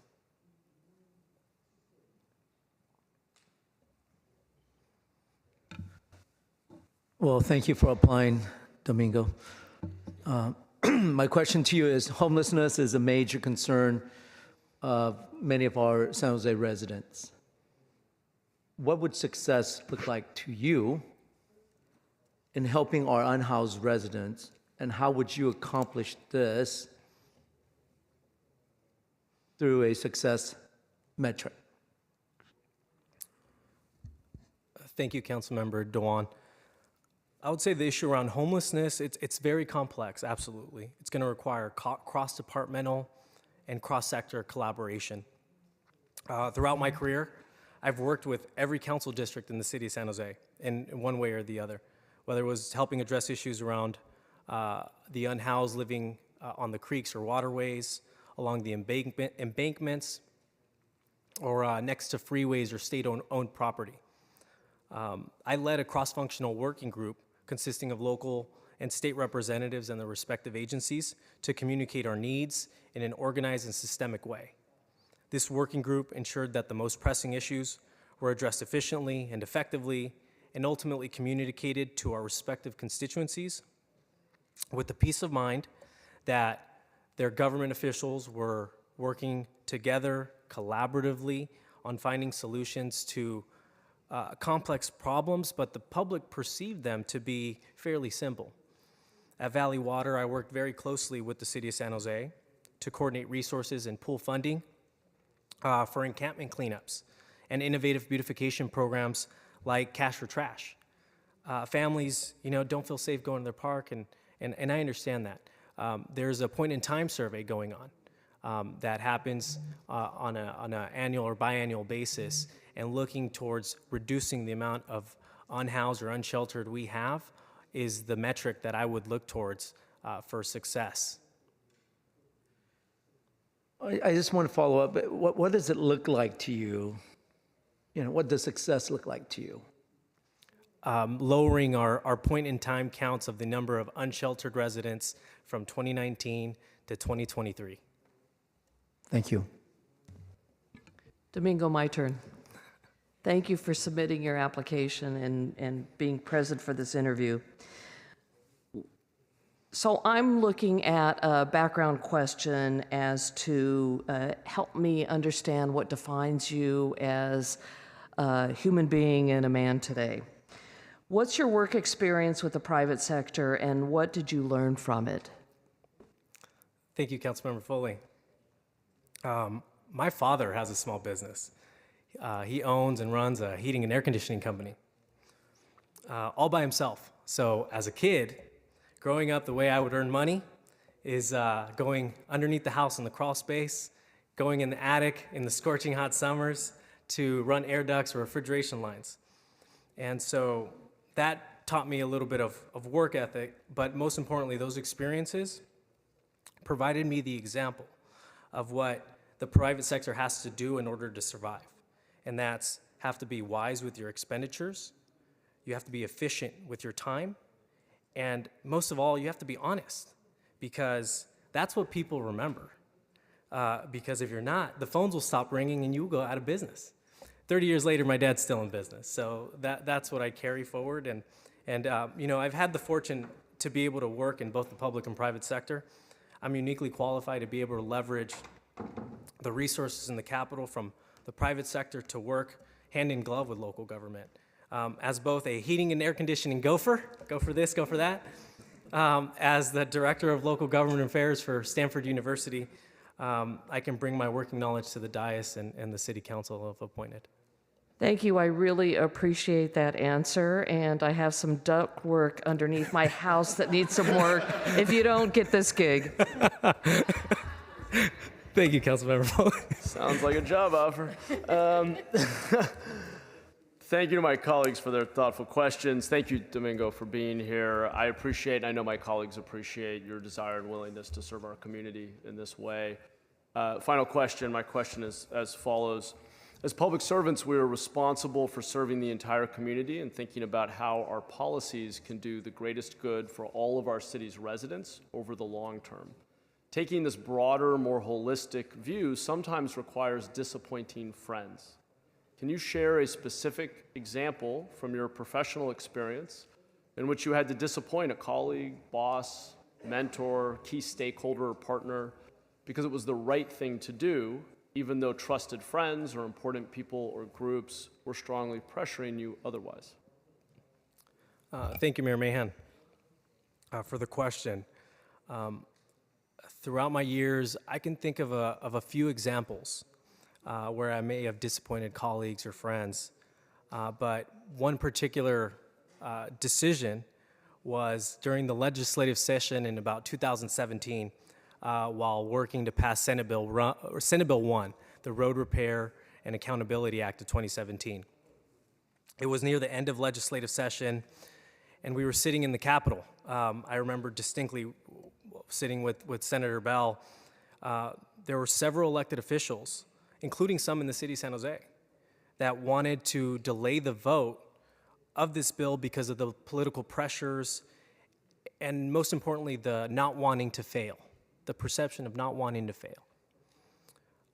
However, we did not. There were too many variables. We knew the community demanded actions to the deteriorating roads, so we persevered and pushed forward. Needless to say, at the time I remember advising to push forward, and ultimately we did. But it was a risk and an absolute difficult decision at the risk of failure and disappointing not just the people who wanted us not to and going contrary to what they wanted, but also the residents who needed better roads, who need better roads. And in doing so, I looked at my values in making my recommendation. As policymakers, you understand that you may not agree on everything with your colleagues or the community. But so long as you stay true to your values, you will always be guided to do what is right. Thank you again, Domingo. Really appreciate your application. Great to hear your opening statement and answers to our questions. We appreciate it. We have one applicant left. We're going to let you take a seat, and we will get to our final applicant. Thank you. Thank you, Mayor.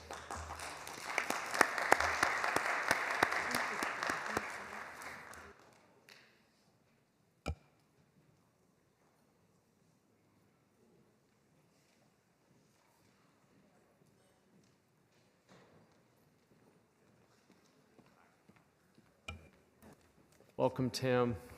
Great to have you here. And just before you begin, I'm just going to review the process quickly. So we'll start with an opening statement from you for 3 minutes. We'll keep an eye on the clock. Then we'll go to questions. Each council member will ask a question. We'll keep the question and answer and any follow-up questions and answers to 3 minutes as well. We'll go in order, starting with District 1. And whenever you're ready, you can begin your opening statement. Yes, thank you. Good evening, Honorable Mayor and Honorable Council Member. My name is Tam Trong. I'm currently a sergeant for San Jose Police Department. I am standing in front of you as a product of strong woman. From my mother, who raised me in poverty, to the wonderful wife who is here, who stood by me with our 2 kids, 8-year-old and 6-year-old. My life started in Vietnam, where we were experiencing homelessness.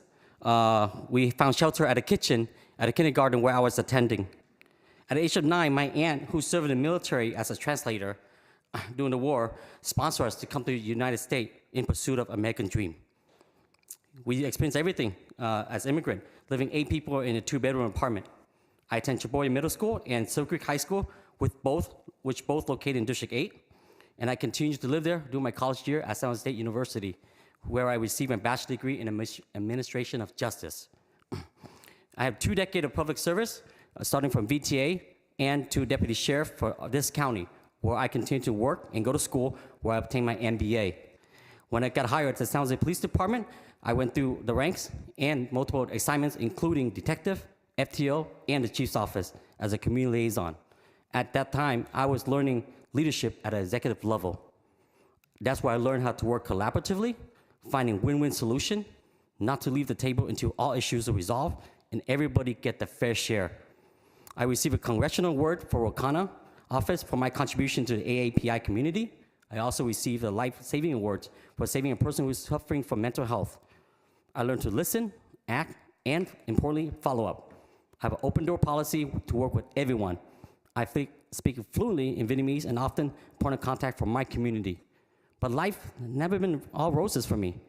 I also experienced the 2008 recession, my financial hardship, where a bad mortgage loan and rising payment driven me to resort in bankruptcy to pay all my creditors.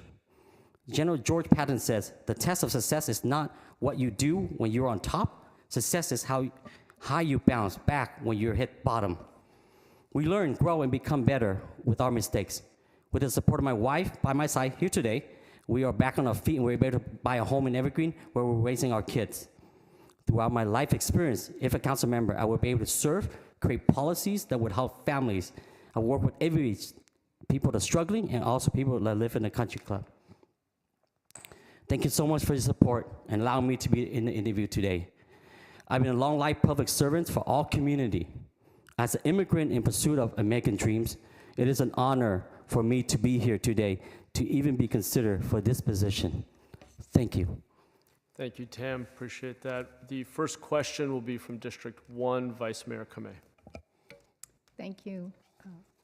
You have already shared your thoughts on what you think the biggest challenge the city of San Jose faces in the application process. Can you tell us or give us an example of how you would work with the community and council colleagues on solutions? Yes. I believe one of the biggest major problem we have is homelessness.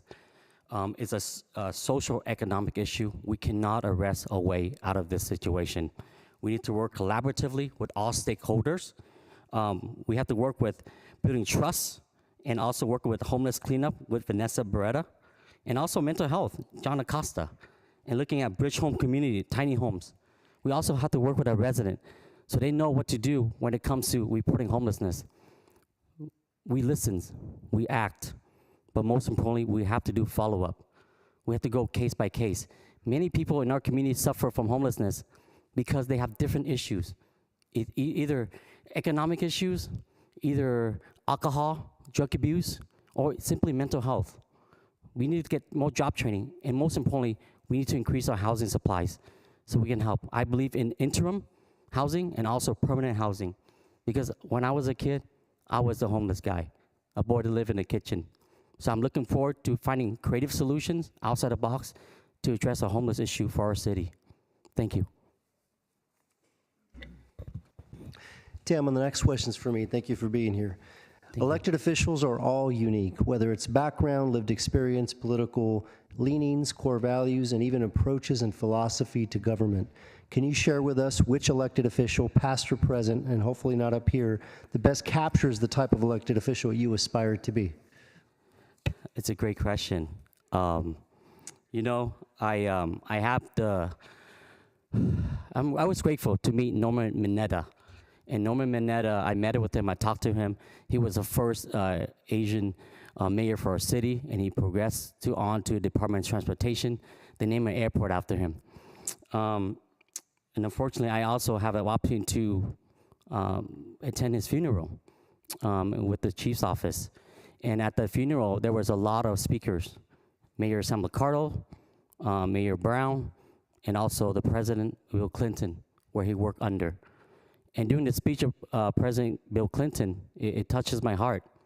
You know, we saw his video. His video is about the hardship, the upbringing of life of an Asian American and going through city council and mayor's office. But we also see what he accomplished. So Bill Clinton at the end of the speech asked, well, what does that mean for all of us? How do we step up the plate? I'm a sergeant for the San Jose Police Department. It's a great department, but how do we step up plate and take more leadership role and really help the community? And at that time, I really thought long, hard about it. How can I contribute more? And that's why I'm here today. Norman Mineta was a great guy, and I hope that I can live up to, you know, his level. It's hard, but he would be my you know, my person go-to that I look up to. Great, thank you. Among the greatest casualties of the pandemic were our small businesses. What measures or actions would you initiate to support our small businesses not only in District 8, but across our city? Yes, the pandemic hits a lot of businesses, and it's pretty tough. I remember, you know, we have grants, we have stuff in the city to provide support. However, I think there's a lack of communication from the City Hall to our council member. The process is complicated, and the funding needs to be stable. A lot of time, I talk to a lot of business owners as a sergeant out there, and I see the struggle. You know, either the funding and the grant is too small, or it doesn't affect anything, or, like I said, the issue is too complicated. People need to help filling out the paperwork. As a council member, I will do that. My staff and I will dedicate to help open businesses, especially the vacant businesses on Thule Road. There's a lot of closed door. You know, having leadership experience in the chief's office helped me navigate and contact these landlords to ask them to open up, to help small businesses to jumpstart the community. That's what I'm gonna do, use my experience in the leadership in chief's office to help our community and contact all the landlords so we can have uplift again as far as for businesses in the Thule Road. Thank you for the question. Hi, Tam. Thank you so much for applying for this position. It's a lot to go through, and I appreciate your having stepped up. Thank you. I've heard that the council position is sometimes described as a glorified customer service rep. Can you tell me what your thoughts are about how you would respond to constituent needs?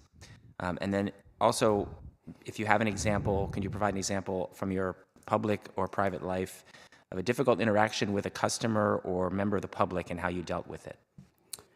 I can share you, working in the chief's office, I was trusted to able to carry myself out in the public. I work with captains and deputy chief on a daily basis as an officer at that time. And I learned how to be humble. I learned how to ask for help. I work collaboratively with all members community, whether it's internal or external from our police department. I learned to work with other department, parking control, code enforcement, to solve our quality of life issue that we have in our city. As a councilman member, I will work with our community. I know the struggle. I'm Tam. I'm still Tam. I want to go out there and talk to them and see what are their needs. Every community have a different needs, and every community needs our support. It's not a cookie cutter for me. I will listen, I will act, and more importantly, I will follow to make sure that the issue is resolved. Thank you. Thank you, Tam, for submitting your application and going through what I know can be a difficult process. I'm sure you're aware there's been historical inequities here within the city, well, really within the entire country. Some of our residents have been able to access resources before others, and even we see this in our own districts between neighborhoods. What does it mean for you to have a commitment to equity? How have you demonstrated that commitment, whether in your private or volunteer practice, and how would you see yourself demonstrating it here on the council? Thank you. Yes, thank you for the question. I serve the community, all walks of life. As a chief office, we do not we don't look at you're rich, you're old, you're poor, you're young. We don't look at any of that. You're a citizen of San Jose. We will serve you in every capacity. How do I make sure that happens? I look at the budget. I study the budget. Anytime there's a cut in the budget, we have to make sure that equity, diversity equity, is our primary goal and not cut our services, especially community center and after school program. It is hard for our folks to live in the city of San Jose to have childcare and to worry about childcare and to go to work. I'm a believer in education. That's why I came to this country. And I'll make sure that our diversity equity is addressed. Thank you for the question. Thank you for applying, Tam. Thank you. If you are appointed, how will you get your office up and running to quickly begin serving your residents? And what specific D8 issues will you focus on? Yes, if I am selected, I will get up and running right away. I know leadership. Leadership is creating an environment that motivates people to work and to serve. It doesn't matter what rank you are in the office. Just like right now, I'm a supervisor, but I work as hard as any officers out there because we're all one team, and we need to operate that way and respect each other's opinion and move forward. District 8 has some issues that we need to address and make improvement. Our public safety, we have to make sure that our streets are safe, our homes are safe and not breaking into. Obviously, I will be the expert of that because I've been doing law enforcement for almost 2 decades now. But I will help navigate that. But also, we have to look at how we develop in a city to make sure it's compatible, right? Address all the neighborhood association and make sure all the needs are heard. It could be a simple problem, and it's a big problem to them, like pothole, street, like congestion on Tully Road. I will work alongside with the neighborhood association and the business association to make sure that everybody is taken care of. Thank you for the question. Hi, Tam. Thank you for applying. Homelessness is a major concern of many of our San Jose residents. What would success look like to you in helping our unhoused residents, and how would you accomplish these success metrics? Homelessness is really touched my heart.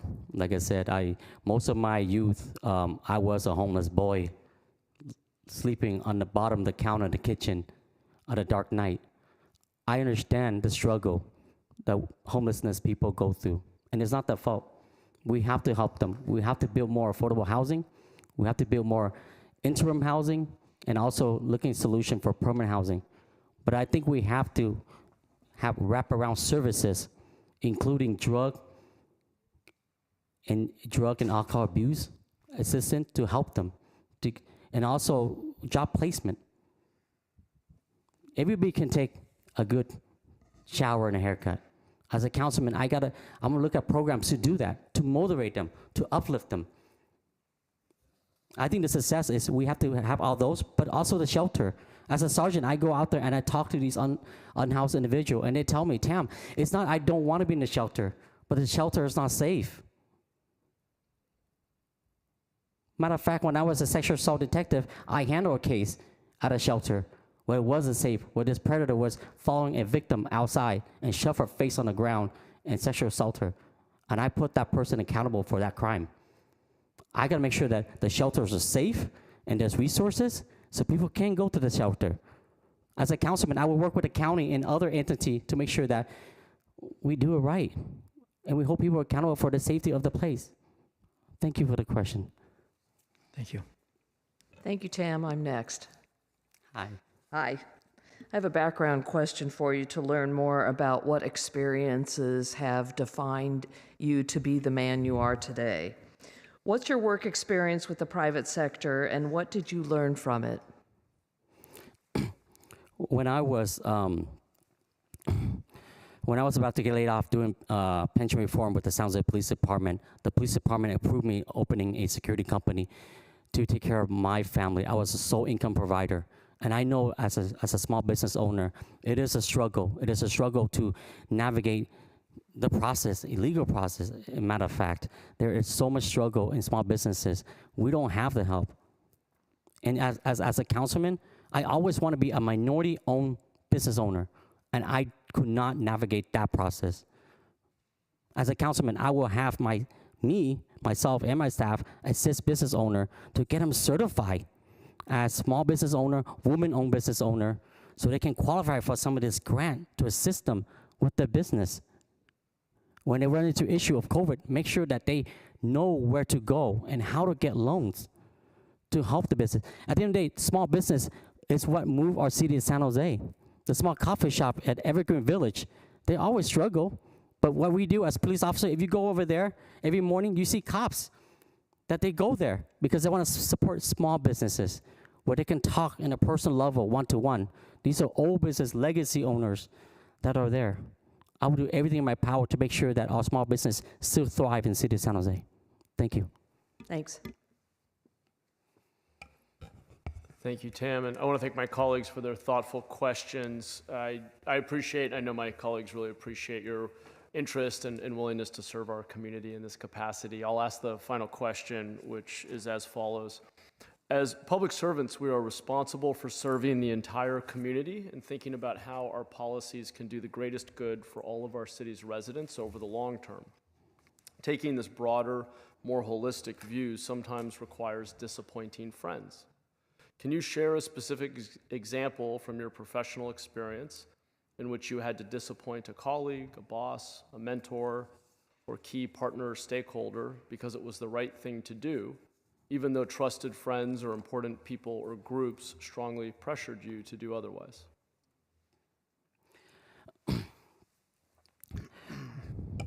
It is hard to to speak up against the system. As a detective with the sexual assault investigations, I had to face that. There was a case I was handling local here where a person was allegedly committed a theft at one of our department store. And while the security guard did a horrible thing, obviously you can guess what it is. I'm in that unit. And through my investigation and my dedication to find the truth, not to put people in jail, to find the truth. And I determined that that person was not guilty for the theft. And the person who needs to be held accountable was the security person. I went to court and I fought, and that person was gonna plead guilty that day because she has kids she had to pick up. And I have to go fight in court and say, this person's not guilty. But I'm a police officer, but I prove, and I came, when I signed up for police officer, I want to protect our community and no other agenda. And when that person needs help, I want to just say, you cannot let this person plead guilty. And it's just like, you don't have a DA here. I'm like, I don't care. It's a principle. And I hold my ground, and they have to do a telephonic appearance with the DA to get this person not to plead guilty, because that person just wanted to plead guilty and get out. As a council member, I will make sure that I will stand up for what is right, whether it's against my friend or special interest, because I'm doing this because it makes me feel good. As a council member, if I get the opportunity to sit with you, I want to do something to make me feel good and meaningful. Thank you. Thank you, Tam. Great to hear your opening statement and answers to our questions. We appreciate your application. We're going to let you sit down, join your family, and what we're going to do next, we're a little after 6:20, is we will recess briefly for dinner. I'd suggest we come back. Is everyone comfortable 6:45? Does that give us enough time? I'm seeing heads nod. Okay, I know it's a little tight. We'll be back at 6:45, and we will start with public comment, starting with those in the room. I'll also just say, for those of you in the room who want to provide public comment, you should get a yellow public comment card and fill that out so that we can be efficient. Thank you all so much. We'll see you at 6:45.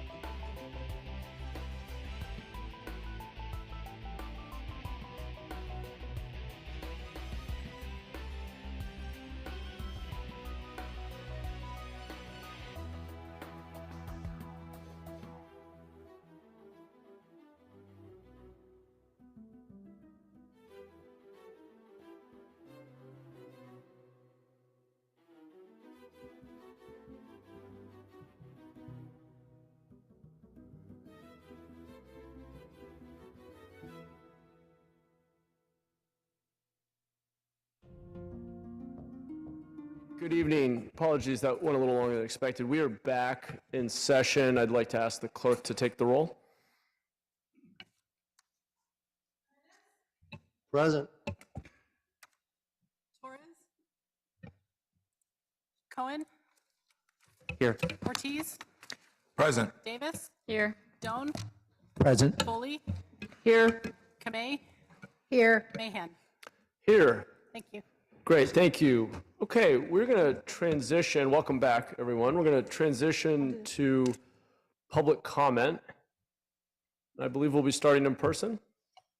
So we will start with the public comments in person first. I'm going to be calling up 3 speakers at once for 3 members of the public to comment, and just make your way down to the podium once your name is said. Line up behind the podium and state your name before you speak so we can just make sure your public comment is taken down correctly. You will have 1 minute to speak. The first 3 members of the public, just make your way down to the podium, is Hernan Hernandez, Surjit K, and Mr. Larson. And there's also one more. If you need a Spanish or Vietnamese interpreter, just let the security know before you speak, and we can have that taken care of for you. Hello, Mayor, City Manager, and City Attorney, and all the council members. Thank you. I'm Hernan Hernandez, a member of Los Tigres del Norte, a Mexican group that plays Mexican regional music, and my roots are from here, from San Jose.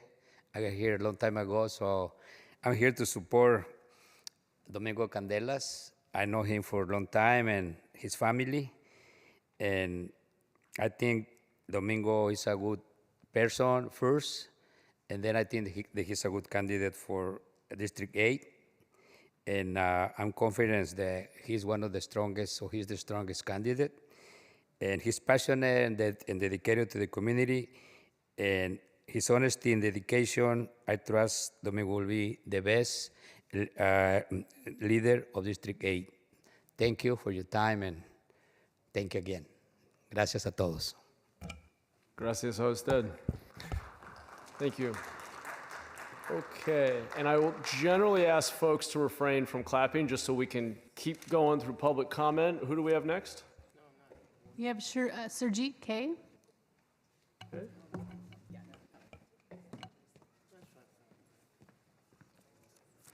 Thank you very much for giving me opportunity to talk to you.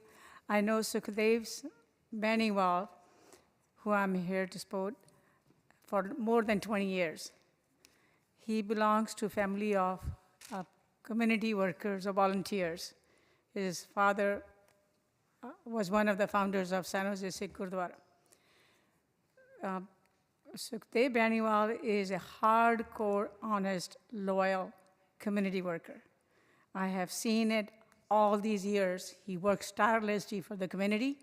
He's on the management committee of San José City Gurdwara, where they run several programs for the community, like a free Sunday clinic. Anybody can go get their blood test. Anybody can go and get a shot. And also they run a free kitchen hot meal from 7 a.m. to 10 p.m. every day. 26,000 people ate on New Year Day at the Gurdwara. And he's a part of that management committee who arranges all this.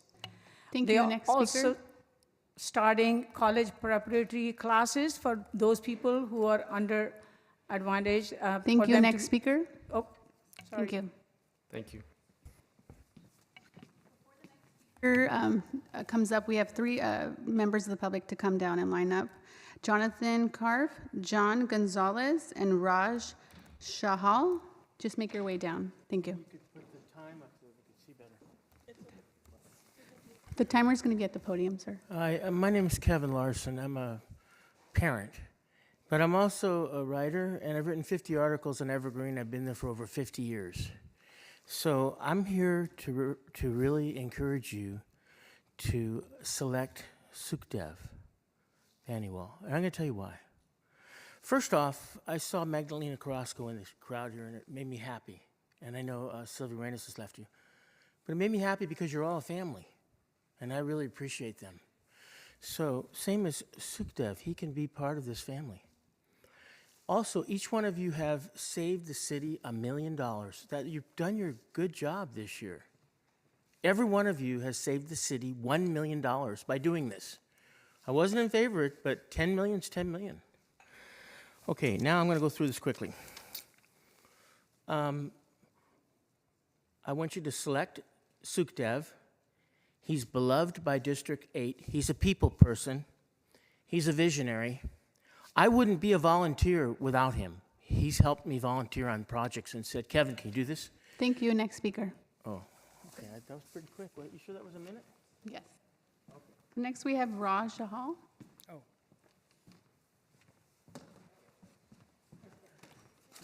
Honorable Mayor and Council, I'm here to support Sukhdev Baniwal for the council appointment today. I can assure you, and I've seen him for the last 15 years, he's very humble, down to earth, and a solutions guy. And with him on the council, the collaboration will be huge. He's a person's person, and he will be very collaborative. And I can assure you, being a first minority in 70 years on the Santa Clara Council, this council is diverse, but we want to make it much more diverse with him on one of these council seats. So please make sure or appoint Sukhdev Baniwal for this thing. Thank you.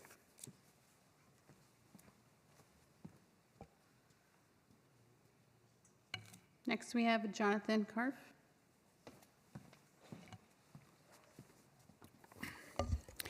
Good afternoon, Mayor and City Council members. My name is Jonathan Karpf. I taught at San Jose State for 32 years. I'm the current political action and legislative chair of the SJSU chapter.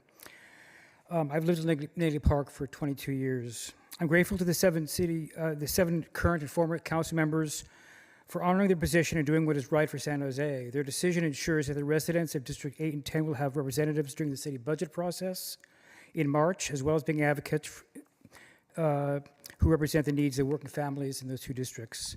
In my opinion, more than saving the city millions of dollars, this was the best decision, as it avoids a low turnout special election that would delay these districts having a council representative until a few months prior to the 2024 election. We live in a representative democracy, and I applaud the City Council for making the most democratic decision and ensuring a voice for all who live in this great city. Effective politics is about collaboration, reaching consensus, and avoiding rancor. Kudos to all of you. Thank you very much. Thank you. The next three speakers to line up will be Andrew Siegler, Satvir, and Har Kiran. Make your way down to the podium. Next, we have Jane Gonzalez.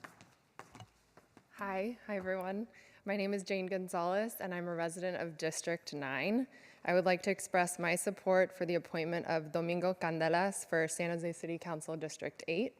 His public sector experience has shaped his value-driven approach to servant leadership, and his private sector experience has given him an immeasurable work ethic to get things done. Born and raised in District 8, Domingo clearly feels a personal responsibility to the community that made him who he is today, and that innate dedication would go far beyond accountability as the District 8 council member. Thank you for your consideration.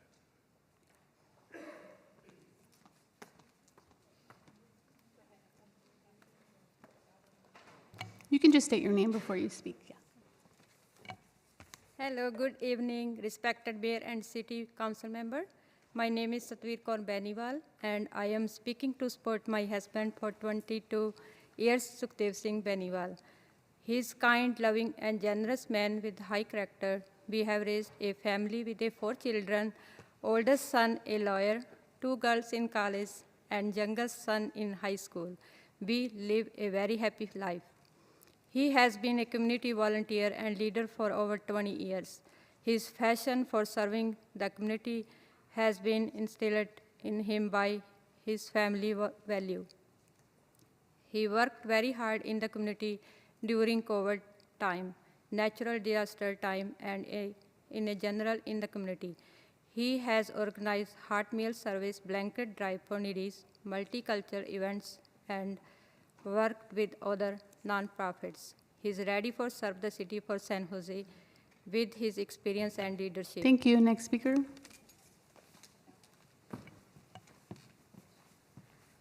Good evening, Mayor and City Council. My name is Harkiran Beniwal, and I'm speaking to support my dad, Sukhdev Singh. He's the most hardworking and oriented person I know. Growing up, he always encouraged my siblings and I to be active in the community. He took us to the Gurdwara to volunteer as teachers every Sunday. We organized drives for the homeless, and we also spoke at multiple vigils for shootings that happened within our community. If anyone ever needs help, they know to come to him, and despite how busy he is, he always makes time for me and my siblings. I've been a resident of District 8 ever since I was born, and we would be lucky to have him on this council. He has inspired myself and many others and always gives back to the city. So please support him for a District 8 appointment. Thank you. The next three speakers to make their way down will be Bob Brownstein, Kirpal Atwal, and Arun Sin. Good evening, Mayor and Council. My name is Andrew Siegler. Thank you for the opportunity to speak. I'm a San Jose native and currently live in the city too. I'm grateful to the Council for doing what's right for San Jose, ensuring Districts 8 and 10 will get representation as soon as possible. This Council will be enabled to work on the real issues facing us, ensuring people are housed and protected as tenants, building out our infrastructure, decriminalizing homelessness, and good jobs are available for everyone. As a formerly unhoused resident, I know firsthand what an emergency we're facing for so many of our most vulnerable. This is why I'm ecstatic that you will fill the vacancies in a matter of days. Collectively, you will make a difference, a positive one. Get to work. Thank you.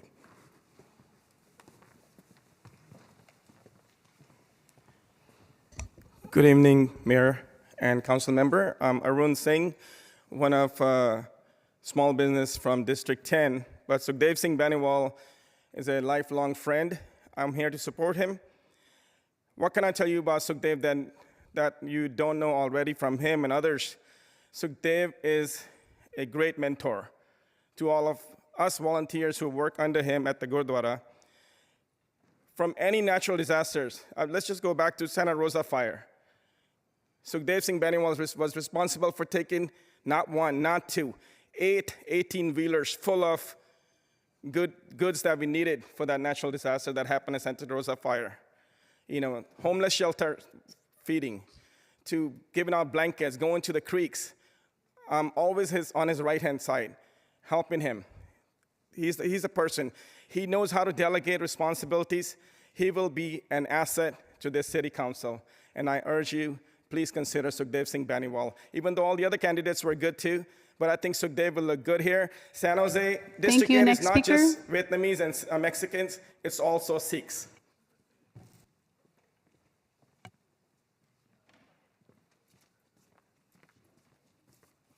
Good evening. My name is Bob Brownstein. As a 45-year resident of San Jose, I'd like to compliment the council for moving expeditiously to fill these vacant council seats so that we will shortly have a full council to deal with the serious issues that the city is facing.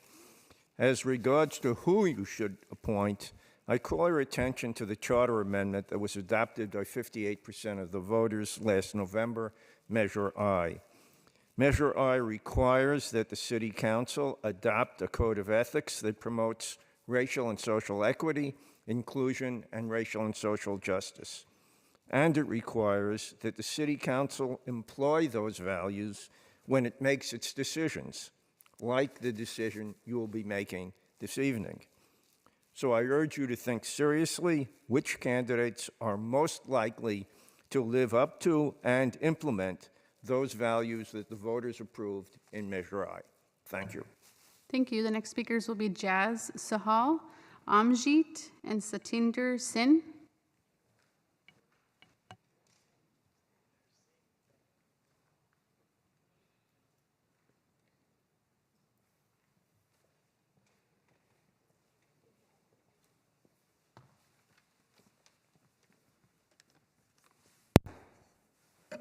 Dear Honorable Mayor and Council members, I'm Jaswinder Sohal. I'm a resident of San Jose and an active member of San Jose Sikh Temple known as Gurdwara community. I've known Sukhdev for over 40 years. I've known him as a volunteer over 20 years. His passion for serving the community has been instilled in him by his family values. You know, his dad before that was a community member as well. As others have said, he worked hard in the community during COVID times, natural disaster times, and in general in the community, has organized hot meal services, blanket drives for the needy, multicultural events that I've been part of for the last 12, 13 years, and collaborated with local nonprofits to get this done. So my request is to please support Sukhdev Singh Mediwal for City Council District 8 appointment. Thank you very much.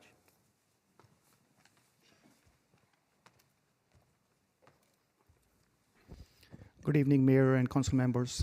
Thank you. Sukhdev Singh Mediwal is a very loyal, honest, and a great leader. And I'm going to talk only about what I am contributing. So last time there was a floods in Florida, we sent six 18-wheelers over there. He was he was a leader on that one. Fires in San Jose, we distributed up to the Lake Observatory all the firefighters. Fires happened in Napa. We sent 2 18-wheelers over there full of stuff. So he is helping and leading us for the needy blanket drive and food distribution to hungry people every year, every month. Thank you very much, and I urge you to select him, please. Thank you. The next 3 speakers to make their way down will be Araceli Ruda, Jose Oliver, and Matt Russo. Good evening, respected Mayor and Council members. Council member Floyd touched on private sector. Being in the private sector as an engineer, Sukhdev been my mentor for the last 20 years. Not just me, whoever needed help in our community, he always encouraged them. He's after education, and he'll be good leader sitting here. So I kindly request you to support him. Thank you.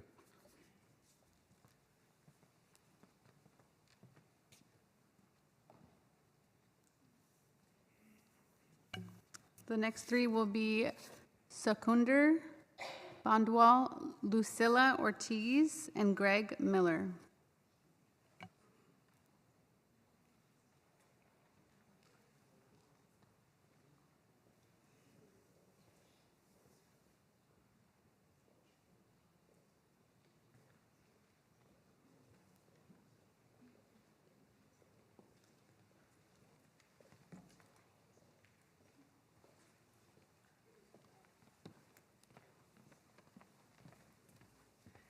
Good evening again, Mayor and City Council. My name is Lucila Ortiz. Again, I'm the Political Director with Working Partnerships USA.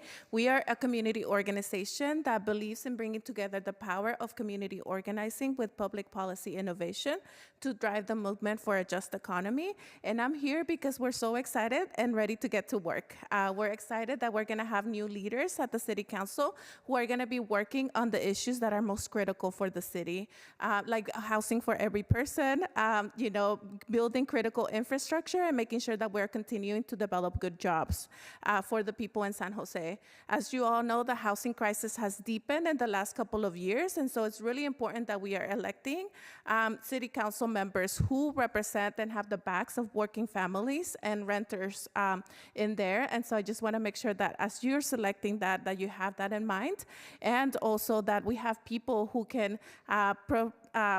continue to move forward good jobs so that people can have what it takes to sustain themselves and their families in the city. Thank you. Thank you.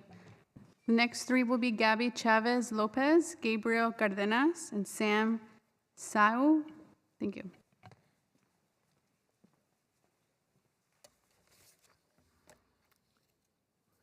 Hi, my name is Greg Miller. I'm a retired nurse, live in District 5. And I am grateful to council members Cohen, Jimenez, Davis, Arenas, Esparza, Perales, and Carrasco for honoring their positions and doing what's right for San Jose. Their decision ensures residents of District 8 and 10 have continuity of representation and an advocate who continually represents their needs, especially through the city budget process in March. We need a city council that's ready to do the work on the things that really matter, like a home for every family, critical infrastructure, safer neighborhoods, and good jobs for all. We need leaders who will have the back of all working families who call San Jose home. And I think you have a number of good choices, good candidates for District 8 to choose from. So good luck. Thank you.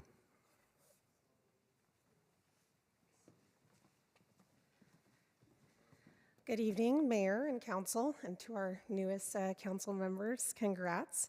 I'm a longtime resident of the city of San Jose and executive director of the Latino Coalition of Silicon Valley. As a proud graduate of Evergreen Valley High School, I'm very much looking forward to District 8 having some solid representation in place as soon as possible. Thank you so much for moving along this appointment process.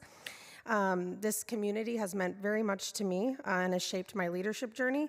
And on the topic of leadership, I'm here today to ask the same of all of you. With all that is going on in the world, especially in our own backyards, gun violence, natural disasters, and ongoing housing crisis and inequities across the board, I implore you to prioritize filling these seats with candidates that know the issues, understand policy, and can get to work immediately. And really center those most vulnerable in our community, because when you uplift those folks, you uplift all of us and we all benefit. So thank you so much for your time, and thank you.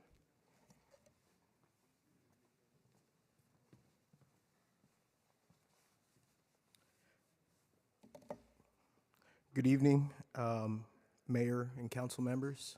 My name is Gabriel Cardenas, and I've been a resident of San Jose for 34 years. I grew up on McKeon Checkers, and one of the things that I'm proud of is that the fact that this city, we always put the need of the larger community up at the front. We've recognized that when our most vulnerable community members thrive, we all benefit. Working class communities cannot make it to these types of meetings because sometimes they work all day and at times 7 days a week. The appointment process was the right choice because it's the pathway that will lift up a larger number of San Jose's people. Thank you guys for your time, and really glad that we were able to move forward on this appointment process. Thank you. The next three speakers to line up will be Oscar, Rajinder Singh, and Matt Gustafsson.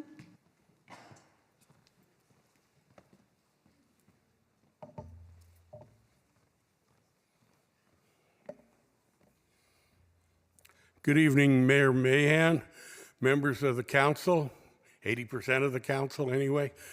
My name is Sam Sayu. I am a retired union business representative, a resident of District 8, living in the same location for over 35 years in the Eastridge Mobile Estates Mobile Home Park at Quimby Road near Tully. 3 blocks away from a couple of those boarded up businesses that were referenced earlier, a couple of nice restaurants. So I do hope somebody helps get those businesses going again in some form. I'm here tonight basically to commend the council for having the vision and the courage to move in this direction. I know it was not all that popular when it was taken up, but I look forward to not having to wait any longer for a representative. Thank you all. Good night.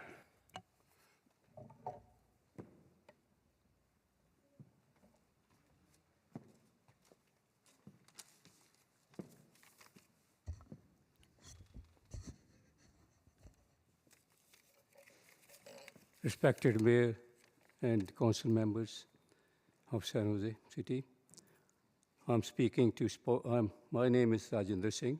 I'm speaking to support Sukhdev Singh Beniwal. I know him for the last 35 years. He has been always a leader and community worker all the time. He has a passion to help other people during the time of the need, and that's in his blood, and he works for it all the time. He works very hard with the community members, and he worked during the COVID-19 and also during the fire and flood disasters. He has organized free meals for the needy, free blankets, and also other medical needs for all of those who need it during the fire and the flood disasters. Thank you. Next speaker. I support him. Please, thank you. The next three to come up will be Himat, Dimitri, and June Tran. Hi, my name is Oscar Quiroz Medrano. I've been living in San Jose for about 19 years of my life. I graduated from San Jose City College, went to Santa Clara on a scholarship. I'm here tonight because we need to get to work. We have things to do. We have important policies to pass, and we have families depending on the actions that y'all do in this city. And so we should focus on infrastructure that actually works, housing that actually works, not looking at the short term, but rather the long-term effects of these things. And we need to start disappointing private businesses. We need to start disappointing those private interests that actually benefit or prey on our communities. We have policies here, COPA, for example, that can actually pass and benefit our community.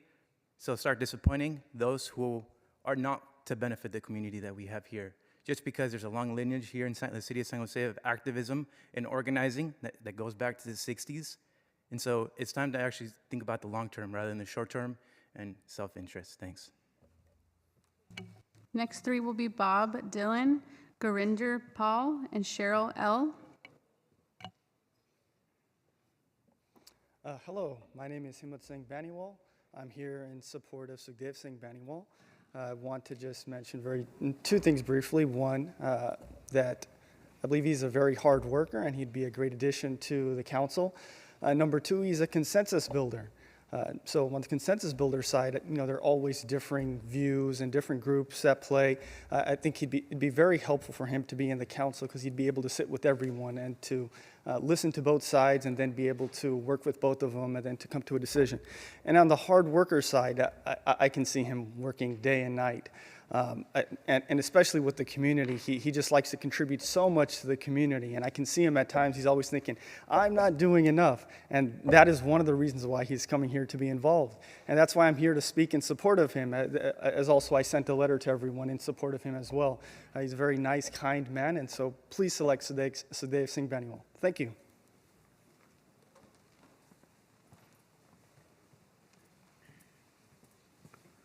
Good evening, Mr. Mayor and members of the council, staff, and the audience behind me. I'm Bob Dillard. I'm president of Sikh Gurdwara San Jose. We serve 20,000 plus people around the bigger San Jose. And Sukhdev Singh Baniwal has been serving in the larger San Jose area. You have heard some of the things that he has done in San Jose. But he's expanded a little more than just San Jose. He is a manager in a private industry right now. If we pull him off from that full-time job and put him a full-time job for public service, he'll do a great job for you and for the city of San Jose. He has a personality and a collaborative personality. He can work on both sides of the aisle, so to speak. And I would suggest Next speaker. I would suggest that you unanimously vote. The next three speakers will be Krista Delatorre, Ronnie Pratt, and Satinder S. Esteemed council members, I'm here to express my disappointment with the failure of our democracy. Neither of the candidates will be able to legitimately represent the district for one simple reason, because neither of the candidates is receiving the vote of their actual constituents. Council members should be elected by the people, not chosen by other council members. By all right, we should not be even having this hearing today. All of you should be aware of the recent poll demonstrating that the citizens of San Jose overwhelmingly support a special election. I urge the council to scrap the flawed appointment process and let the people vote. Thank you.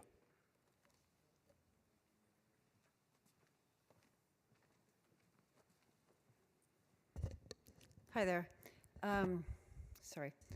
In the short time that we've had to learn more about the candidates, and after listening to last night's District 8 forum and today's Q&A, I find Sukhdev Banawal to be the best candidate. He's a proven consensus builder. He's worked very, very hard for the community. He comes from a hardworking family and has been in District 8 for over 40 years.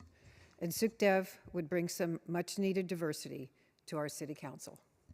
I encourage you all to vote for Sukhdev Banawal. Thank you. Just a reminder, please state your name before you speak. Good evening, Mayor and Council. My name is Ronald Pratt. I've lived in San Jose my entire life. I'm a third-generation San Jose resident. I grew up in the Evergreen area. I'm also a third-generation Local 104 sheet metal worker, and I'm proud of that as well. I look around the city, and I'm saddened and angered by how many of our fellow San Jose citizens are without a roof over their head. Anyone that lives here knows that the housing crisis has deepened in the last few years. We do not have time to waste, and yet, for the past few weeks, the council, our local media, and our many community groups have been working to stall a smooth appointment process that will ensure we have full city council sooner than later, and that we can get to work on the pressing issues of our housing crisis. Mayor Mahan had housing on his campaign agenda. By focusing on special election, he distracts from the real problem our city faces. I'm tired of also seeing the many local 104 sheet metal workers that have to move out of this area and commute to work because they can't afford to live here. We build this city, we should be able to afford to live in it. So I think affordable housing should be at the top of this council's agenda. Thank you. Thank you. The next three speakers, Harpreet Singh, Balbir Singh, and Kamal Singh. Good evening, Mayor and Council. My name is Krista Delatorre, and I'm a union representative and organizer with IFPTE Local 21. We represent over 900 city workers here in San Jose and over 11,000 across the entire Bay Area. First, I want to thank the Council for conducting an open and transparent appointment process. Currently, the city has over 900 vacant positions, putting us in a dire staffing crisis. This crisis drastically impacts our ability to deliver quality, timely services to our community.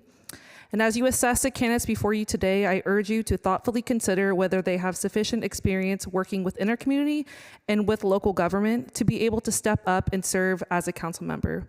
We need to appoint an individual with enough expertise to hit the ground running on their very first day so that we can address this massive staffing crisis, properly serve the residents in District 8, and improve the services we deliver citywide. Thank you for your time.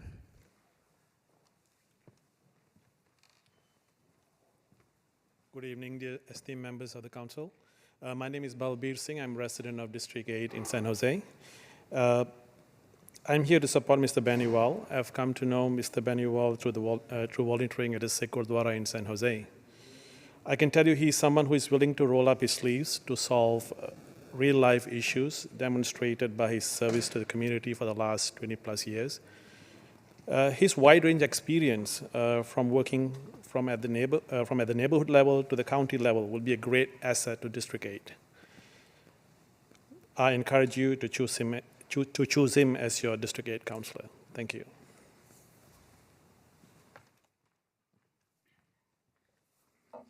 Good evening, Mayor and San Jose City Council members. I am Harpreet Singh. I know Sukhdev Baniwal from last 10 years. When I moved to Bay Area, so I met him at the San Jose Sikh Temple, and then I worked with him in different drives. We did some food drives for lesser unfortunate peoples in San Jose, and then some other community works I have done with him. So he's a hardworking and a very honest man. So I urge you all to consider Sukhdev Singh Baniwal for this position. Thank you. Have a good evening. And we have one last card for Harbir K. Bhatia. Hello, council members and mayors. I support Sukhdev Baniwal, and I know him last couple of years, and he's working for the communities from last many years. He's hardworking, honest, and problem-solving person. So in the end, I would like to say again, I support Sukhdev Baniwal. Thank you.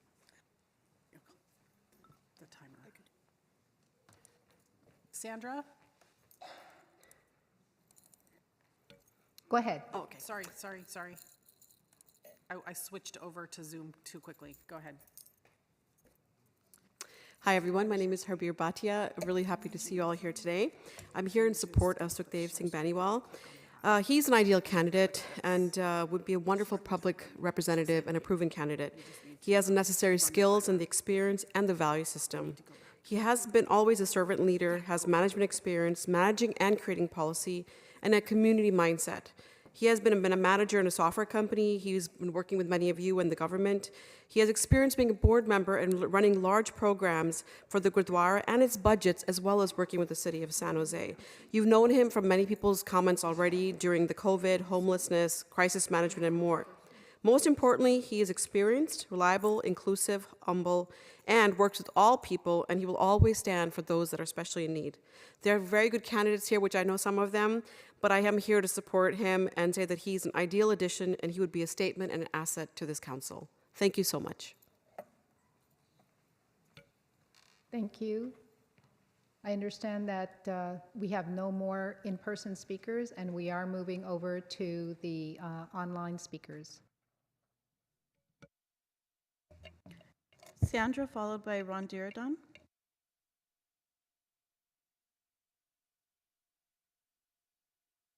Honorable Mayor and council members, on December 5th, the former city council heard from hundreds of residents from all districts supporting a special election.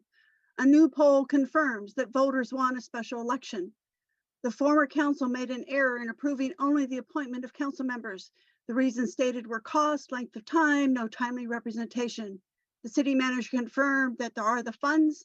The city clerk said the timeline could be shortened and an interim appointment until a special election solves the representation problem. Today, you, a new council, have the opportunity to reserve and reverse a flawed decision. You can vote for a special election and appoint an interim council person. We, the people, request a vote on this option. It takes courage to right a wrong. I hope you have that courage.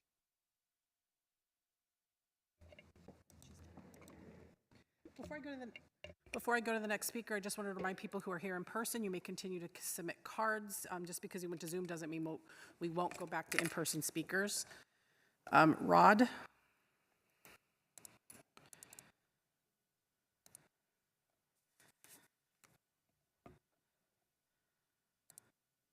Rod Diradon?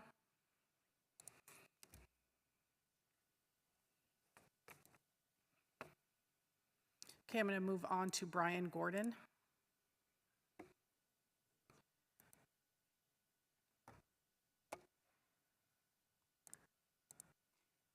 Brian, I see you've unmuted. Go ahead. Can you hear me now? Yes. Okay. So residents of District 8 and 10 did not vote for representatives of other districts. Those people should not decide who will represent us. After rejecting the views of hundreds of us who spoke in support of a special election, Council assured us the appointment process would be transparent, but to date, the process has been anything but. Council met in private to choose applicants for the final round, and the public has a right to know how and why each council member voted. Furthermore, the process is being rushed, and allegations of wrongdoing are only now surfacing against some of the finalists. There has not been adequate time to fully vet applicants, but that would happen naturally in an open election. The process reeks of old-style backroom politics, but you can fix it. You can appoint interim council members and hold special elections. To right a wrong takes courage, and I respectfully ask you to do the right thing. Dolores?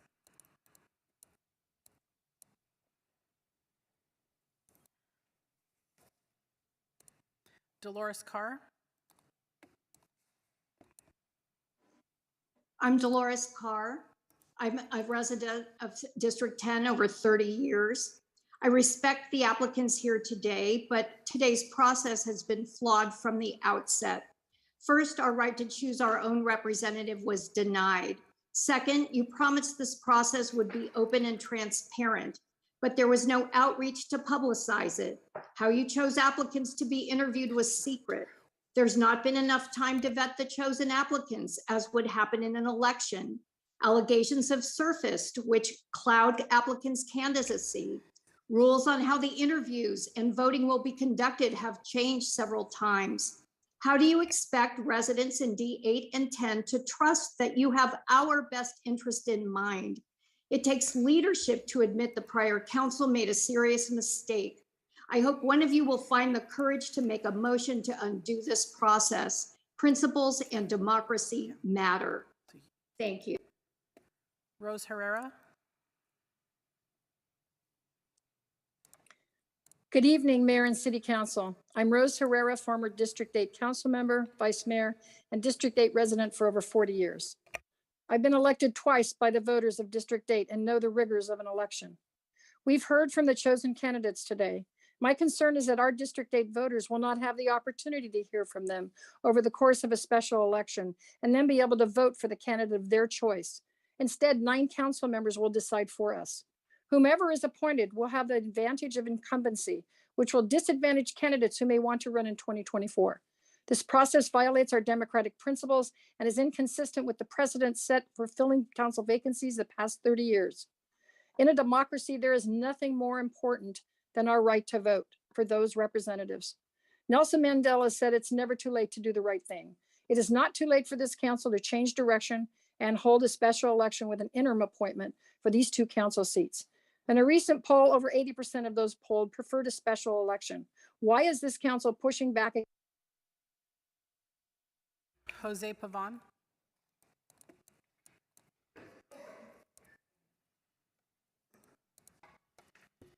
Hello, San Jose City Council. Good evening. My name is Jose Luis Pavon. I am a political organizer with SEIU USWW. We're here to tonight to say that we support the council in. Oh God. Hello. My apologies. Oh, do I still have any? No, you still have time. It just, I Oh. don't know why it stopped. I'm sorry about that. Okay, thank you. Jose Luis Pavon with SEIU USWW. And we represent members that live and work throughout the city of San Jose and in District 8 and District 10. We want to thank the city council for moving forward and with this process of the appointments. We believe it is the most efficient use of time and public funds, and that we are completely confident that we are consistent with a democratic process, and that we are there will be another election soon. And we support. Yeah, like I cede my time to the rest. Thank you so much. Thank you. William, followed by Blair. Thank you so much. My name is William. I am a resident of San Jose. Tonight was very disappointing. It was a good show, but it was very, very disappointing. You've heard about this poll. 90% of the residents of this city want a special election. But there are members of our council that have decided that this is a great time for a pure power grab. That has nothing to do with democracy. It's been said already, the council can still do the right thing. Do the right thing, and let's have a special election. Let the people's voices be heard. Thank you very much. Blair, followed by Kirpal. Hi, Blair Beekman here. Yeah, for as much as, I can see really both points of view about do we have an election or do we have an appointment process. Both ideas are good, I think, as we're going with the appointment process, to hear what people's point of view about particular candidates to help shape how the council can make their decisions. Hopefully that can be helpful at this time and constructive. I really hope that you want to practice, whoever will be picked, will want to practice and consider the ideas of mixed income and the importance of low and extremely low and very low income housing options in our future, and just the incredible purpose and good intentions of accountability practices with the future of technology in a community. It's not just the innovation of tech. The innovation these days should be the accountability practices, and we should really study that for all of us in our community future. Thank you. Kirpal, followed by Jean.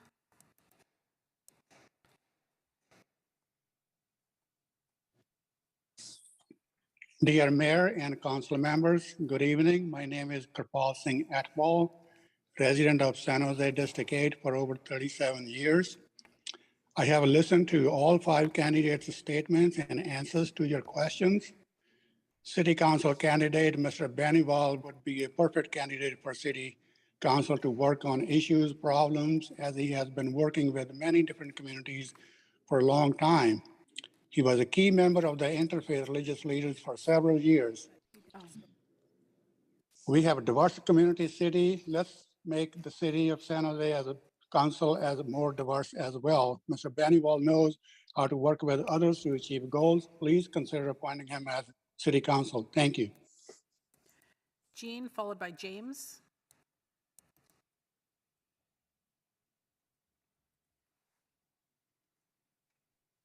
Thank you for giving me a minute to speak.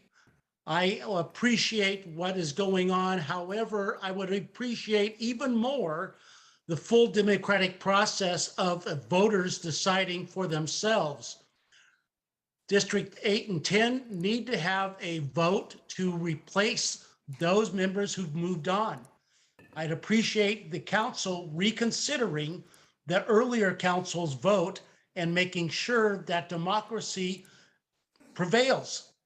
There actually is no cost associated with a person's vote. So the argument about being cost effective or being more efficient is actually specious. I encourage you to change the council's position. James.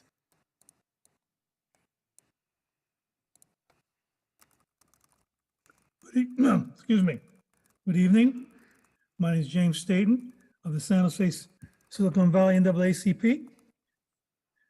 I've come tonight to support the council's decision to appoint someone to fill the vacancies in District 8 and District 10.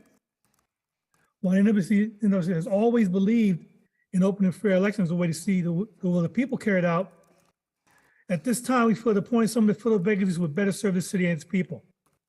The city has always said its resources were limited. They must maximize the dollars they have. At this time, we feel that calling these special elections is not the most efficient way to use the scarce resources of the city. Also, a special election would favor certain money interests rather than the workers of the city. So it has many problems. These include income inequality and housing. As an educator on the east side, I have too many students who worry about where they're going to have a place to live. Casey, followed by Andrei Solomov. Sorry. Go ahead, Casey.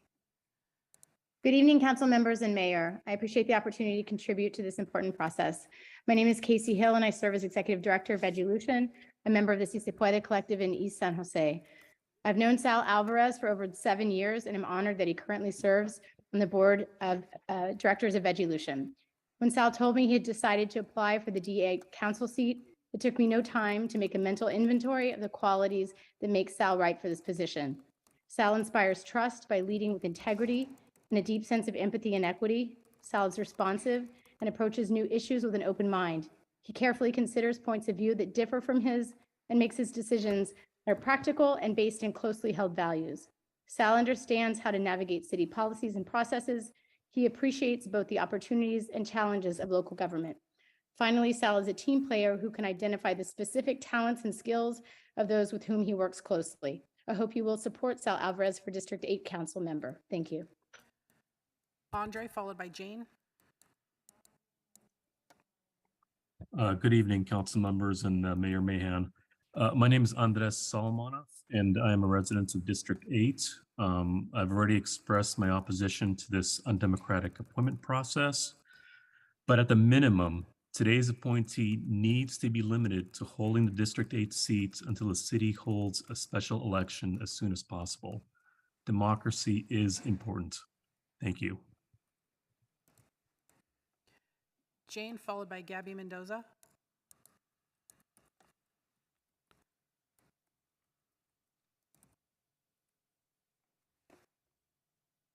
Jane. Okay, moving on to Gabby Mendoza, followed by Paul Soto.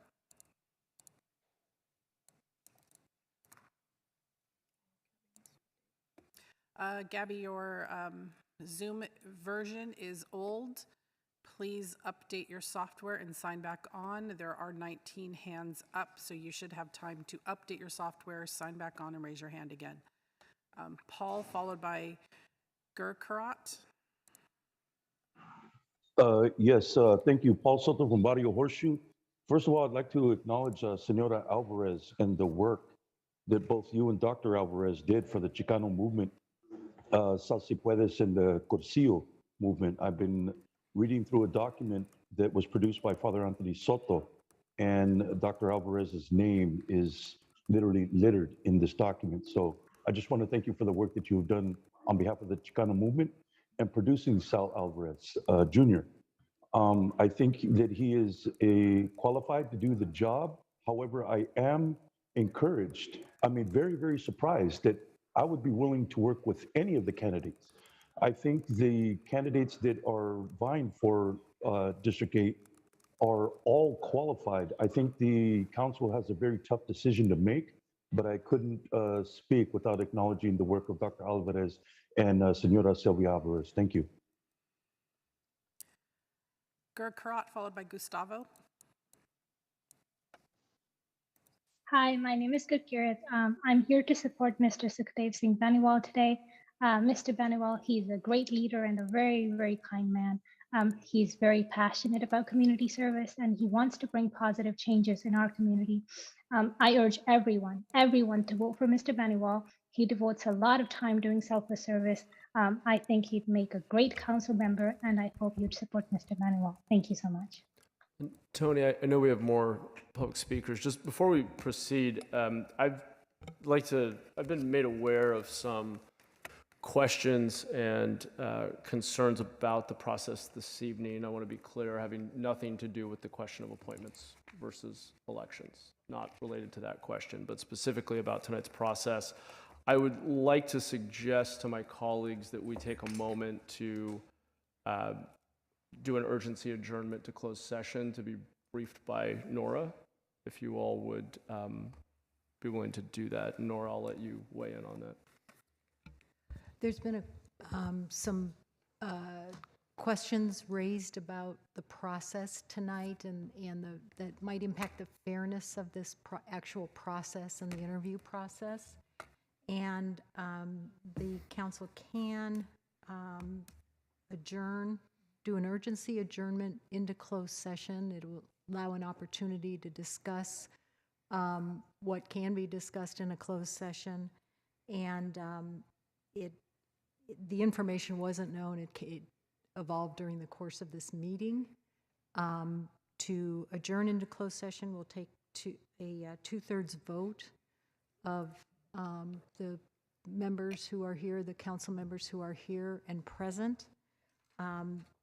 The need has to be something that came up during the course of the meeting, which this has, and that is a basis for an urgency recess into closed session.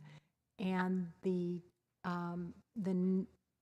nature of the concerns that have been raised can be discussed in greater detail with the council.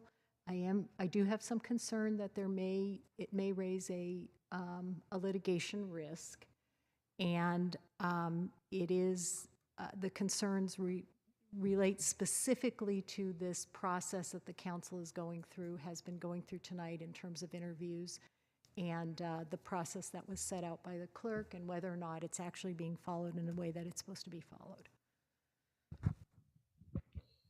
Okay. I see a couple comments. I would like to entertain a motion quickly, but Councilmember Foley.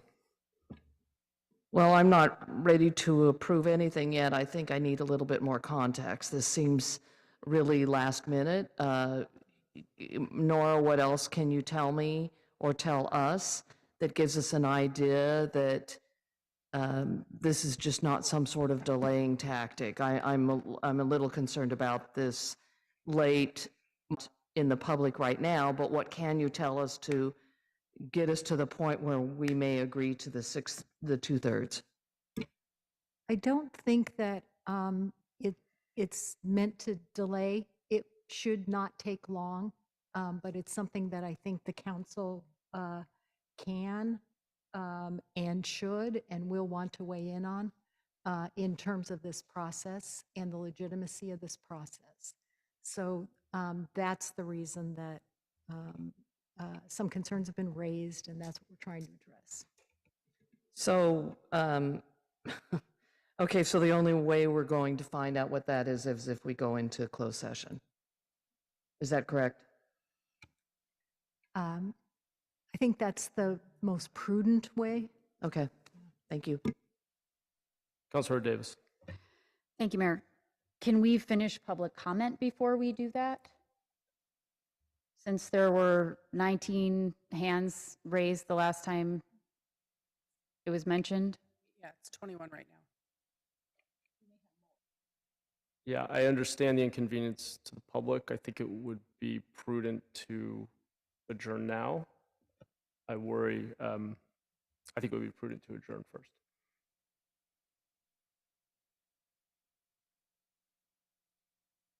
Okay, I'll make the motion to do an urgency adjournment. I'll second that. Okay. Look, I'll just, I put my hand up. Go ahead, Councilmember. Yes, I see your hand up. Go ahead. Look, I like to defer to our city attorney on things that are important and always willing to listen. And without knowing what this is about, it's really hard for any of us to make a judgment. I don't have any reason to believe that there's anything untoward about this process. I mean, but if it's a quick, I think it's worth 5 minutes of our time to discuss. 5 minutes and hear it, then yeah, I mean, yeah, I'll trust our city attorney's advice on this case. But I just want to make sure. I mean, I think I believe her when she tells us that this isn't a tactic by somebody. But I want to just make sure because it's. I mean, it just seems. This has nothing to do with special elections. Okay, I would ask my colleagues' trust that we take 5 minutes. I'll second it. I'll listen, and then we'll come back and finish. Thank you. It's been seconded. Let's vote.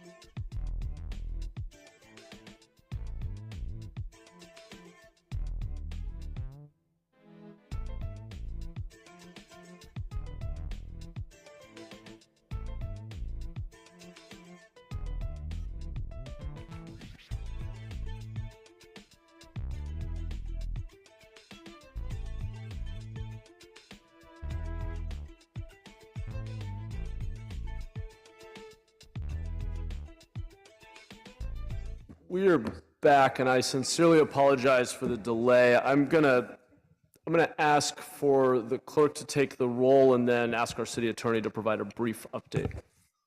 Jimenez, Present. Torres, Cohen, Here. Ortiz, Davis, Here. Doan, Here. Foley, Here. Kamei, Here. Mahan. Here. Thank you. Nora? Thank you, Mayor. There were concerns about the process that were made to the clerk, and that may have affected the legitimacy of the process. And it was important for council to know about those concerns since they voted earlier this evening on the process they were going to follow. Following a discussion, council is going to proceed with the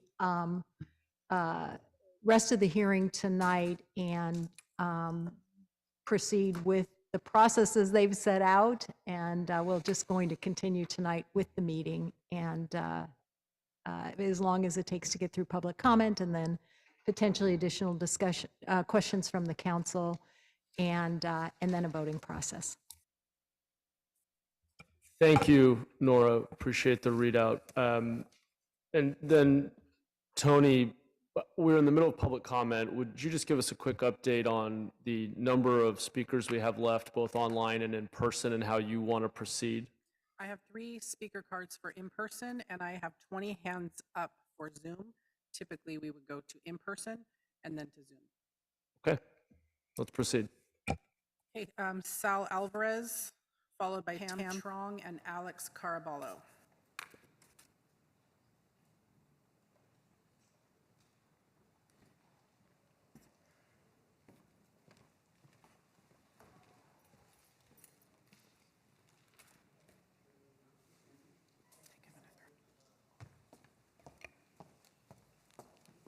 Hi, thank you for the process.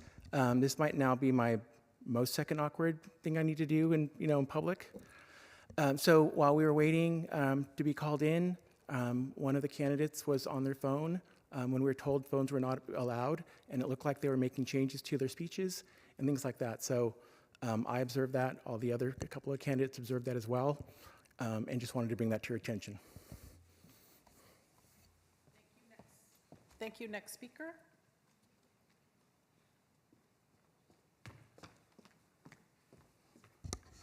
Dear Honorable Mayor and Honorable Council Member, I was asked to speak on the facts what I observed on the hallway here. We're supposed to be sitting here, and the person next to me, when we first started, Patty Andrea entered the room. Shortly after, this person opened a laptop and continuously looked at the phone periodically every 1 minute or so for entire proceeding. That's just my observation. And after looking at the phone, going back to the laptop, writing, phone, laptop, continuously for at least 2 rounds of candidate with Sukdev and Sal Alvarez. I brought the attention to this clerk's office, which is the 2 nice ladies out there. Can we use a phone? And she said no, kind of like a courtesy, and the behavior continue. I'm here just to speak on my observation and the fairness of it. Thank you. Thank you. I have Alex Caraballo as the last speaker on in-person, and then we'll move to Zoom. And the first person on Zoom will be Gustavo.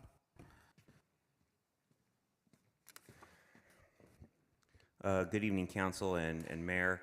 I wanted to speak today on the transparency of the process that has happened so far. I do appreciate everyone's time, not just you on the dais, but everyone who's been sitting up here for the last 6 hours waiting to watch this process go through. I think it's incredibly important that some things are brought to light, especially in regards to a lot of the public comment that has been made throughout this last couple of hours. There has been a number of folks that have been talking about specific polls that are out in the field, but I also want to make sure that when we're talking about transparency in the process, that we understand that that poll that was out in the field came directly and is managed by a PAC that is run by someone that's a chief of staff of someone that sits on that dais. So when we're talking about transparency in the process, I think it's incredibly important that we look not just at other people, but we look as well at ourselves. Thank you. Thank you. Domingo?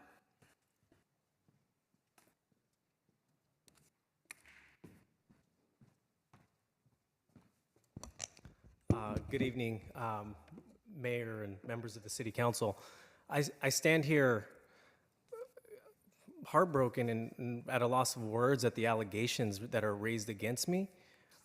I've been preparing for this interview for weeks with phone calls from my trusted advisors at a D8 Community Roundtable Forum last night. I got to know what issues that are important to the city, and I did my own homework, and for the allegations to come up against me and be raised, it's heartbreaking, and I take direct offense to that, and I should not be blamed for doing my homework and doing my due diligence. Thank you. Gustavo, followed by Janet.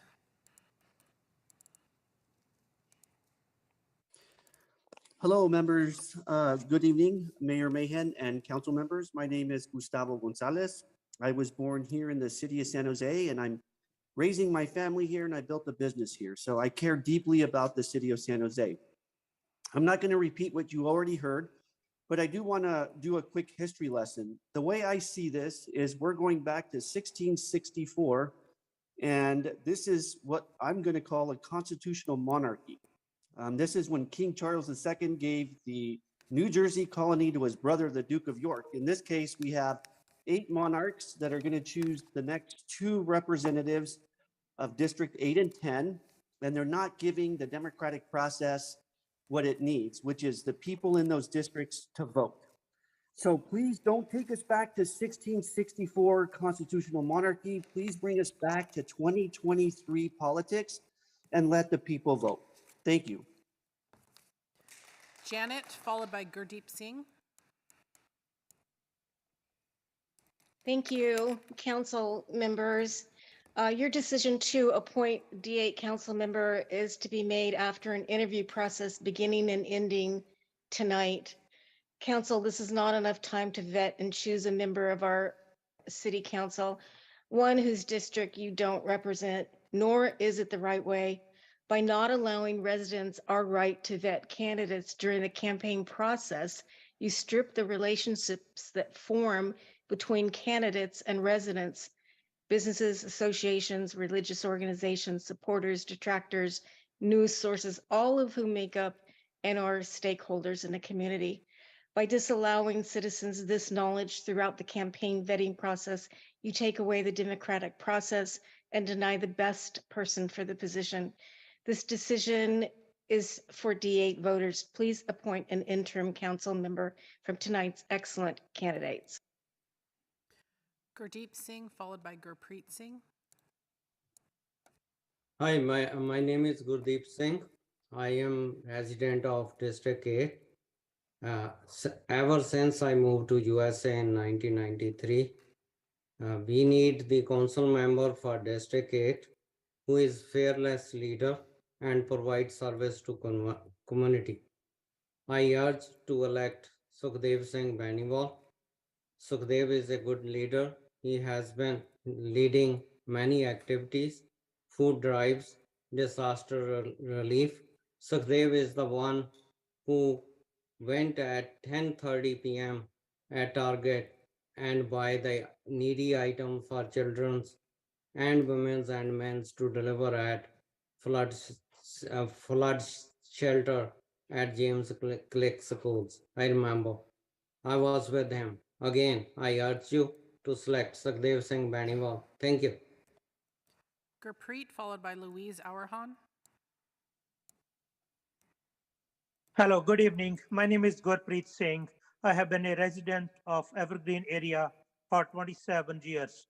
I want to send someone to the city council who has the following characteristics: approachable, commitment, good and open communication, sound judgment and integrity, strategic thinking, proven performance, understanding of teamwork, and lastly, time and financial resources to serve.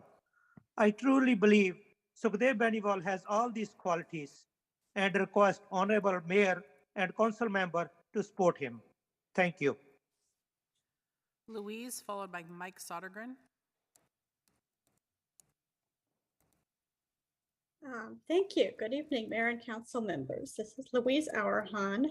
I'm over 20-year resident of San Jose. I live currently in District 3 and my mom lives in District 8. First of all, I want to thank you all for this process and for really doing what's right for District 8 and for San Jose. We need a council that fully represents all districts and is ready to get to work on the urgent needs that our city has. And first and foremost, ensuring that there are representatives for every district in the city budget process, which starts officially in March, but really is starting already. So we need somebody who is ready to hit the ground running and is ready to find solutions for things that really matter: affordable housing for all families, good jobs, prevention of wage theft, and neighborhood and community services for our youth and our children. So please consider these San Jose values in your choice. Mike, followed by Professor Mon. Hi, Mike Sadegren, Preservation Action Council. For all applicants and elected council members, please make 2023 the year that you use your policing powers relative to land use by rejecting housing projects that don't include affordable housing, and for all commercial projects that do not identify the planned tenants, so that the tenant can engage openly with the community, as has been done so well for the Downtown West project through Google.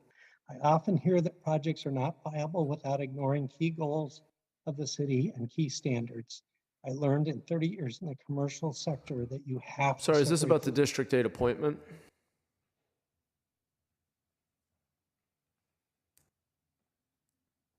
Yes. Okay. Let's get back on topic, please. Professor Mon, followed by Sukhdev Baniwal.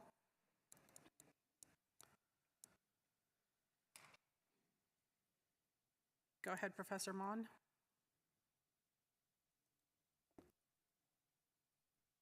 Okay, I'm going to move to Sukhdev here in the council chambers. And then I'll go back to Zoom. Yeah, good evening again. I just wanted to, I submitted a card earlier, so I don't know why my name wasn't called, so I resubmitted. That was just noticing the laptop. I just wanted to bring that out also with some of my colleagues. Even when taking reading here, I was noticing that seemed like it was unfair that something was going on. So I'm not blaming anybody, but I just wanted to bring that up to the council. Thank you. Kelly, followed by Carol Garvey. Good evening, Mayor Mahan and council members. My name is Kelly Hunt, and I've been a resident of the San Jose for 53 years. I attended the special council meeting on December 5th and want to express my disappointment in your decision for an appointment process for Districts 8 and 10. I'm quite confident that none of you on the council would be willing to give up your right to vote, let alone have it stripped from you as you've done to us. It's not as if 90% of the citizens support your decision for an appointment, with just a small fringe pushing for a special election. In fact, it's quite the opposite. You are all well aware that the vast majority want and are entitled to vote for our own representative. I urge you to reconsider. You have the means and the opportunity to do the right thing. The question is, how many of you will choose to do the right thing? Thank you. Carol, followed by Gabby Mendoza. Hello, my name is Carol Garvey. San Jose has been my home for 68 years. I attended the meeting in December where the city council made the difficult, though ultimately best decision to use the appointment process to fill vacancies in District 8 and 10. The appointment process makes perfect sense in two important ways. It ensures that District 8 and 10 will have new representatives on the council much faster than if elections were to take place. And it saves up to 11 million hard-earned taxpayer dollars, which are needed for critical services such as homelessness and housing. I have no doubt that this council, with several newly sworn-in members, will work toward appointing two highly qualified candidates so that you can begin to address the many needs of all San Jose residents, regardless of our occupation, our zip code, or the color of our skin. Thanks very much. Gabby Mendoza, followed by Maywish Kokar. Hello, yes, good evening. My name is Gabi Mendoza, or Misraim Mendoza, and I'm a resident of District 7. And I want to thank the whole council and the mayor for saving the city so much money, $10 million. You know, we can use that to really, really help unhoused community members. And then we can move forward with uniting the city, you know, because that's what common sense does, you know, and let's start that revolution. I can't wait. So thank you very much. Have a good night. Maywish, followed by Sandra Weber.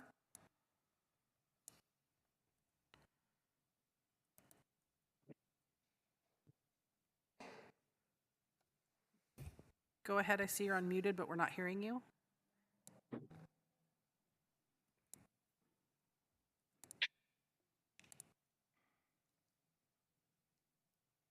Okay, we're gonna move on to Sandra. Maywish, we'll go back to you. Sandra, followed by Bob Nunez. Hi, Sandra Weber here. Good evening, Mayor Mahan and council members. Council has heard here tonight public support for various candidates. Council's determination of who is best suited for the role will raise questions from the supporters of the candidates who are not chosen. This subjective action by the council erodes confidence in the council.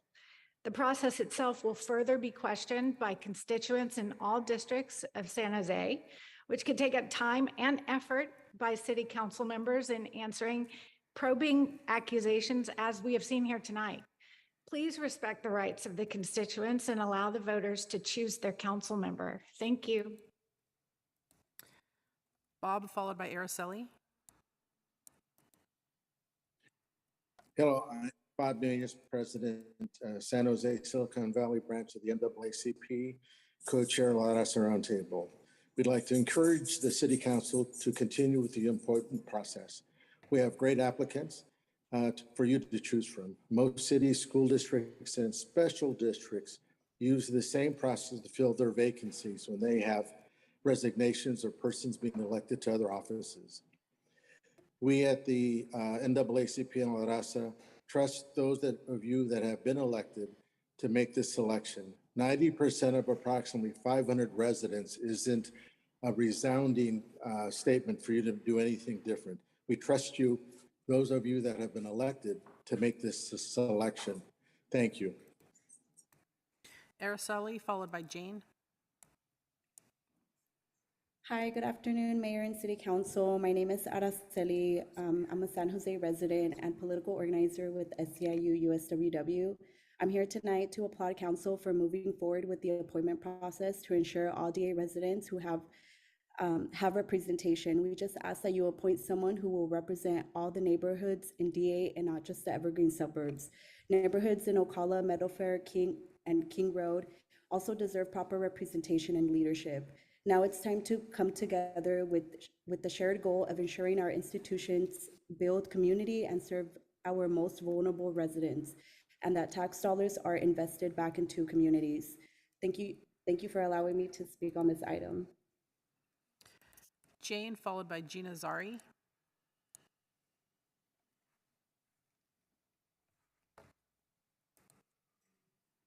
Jane?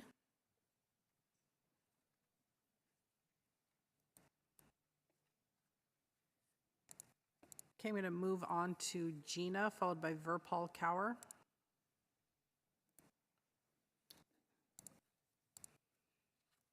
Good evening, Mayor, council members. Gina Zari, Santa Clara County Association of Realtors. I don't think any irreversible harm has been done yet. I don't think this process is complete. I think that we can still have a special election called after these council members are seated as interim council members. I'm asking you to please consider doing the right thing. We don't need a poll to determine what the voters think and what the constituents think we know. We know that 90% of the residents of San Jose believe that they should be able to have the right to vote on their own council members. So please do the right thing. Nothing can't be fixed at this point. So please Please, council, consider doing the right thing and calling for a special election and allowing the voters to decide who they want to represent them for the next 2 years. Thank you so much. Verpal, followed by Kerpal.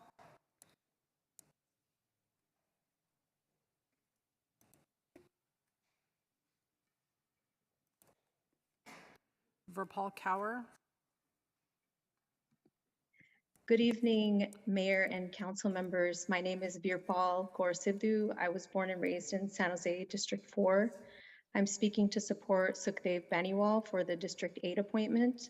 I have known Sukhdev Baniwal for many years, and he has been a community volunteer and leader for over 20 years. His passion for serving the community has been instilled in him by his family values. He works really hard in the community and has so during the pandemic, during times of natural disaster, and in general in the community.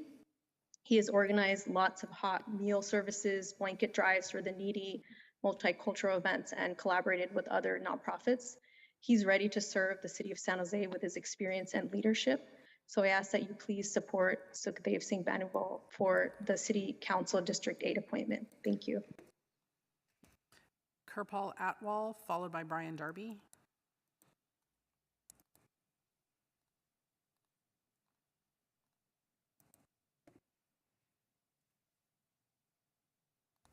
Kerpal.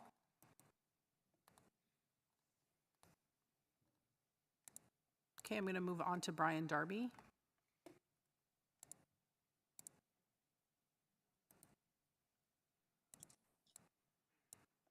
Thank you very much. No matter who is selected, I'm very proud of all of you. You've all put in lots and lots of time on this, and it's not an easy process. And no matter what happens, no matter who's selected, please keep these other fine candidates. I mean, my goodness sakes, talk about stars. These folks deserve, I mean, they emulate what is powerful about San Jose, the Bay Area, and humanity in general. Please remember that. Don't lose them. They're wonderful people, and I just want to thank you all. Thank you. That I yield my time. Harjap Kaur, followed by Carl San Miguel.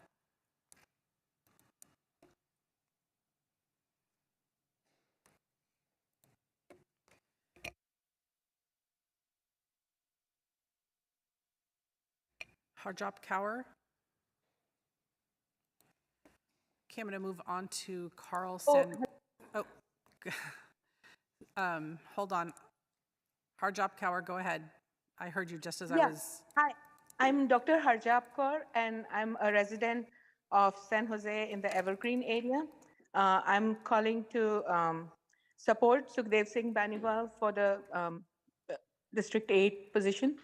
I've known him since last 20 years, and I actually very much admire his leadership qualities and all that he has done in the past 20 years for the community, doing the dinner drives, the COVID, hot meals. I mean, and even like, we work with police department to educate about the Sikh religion.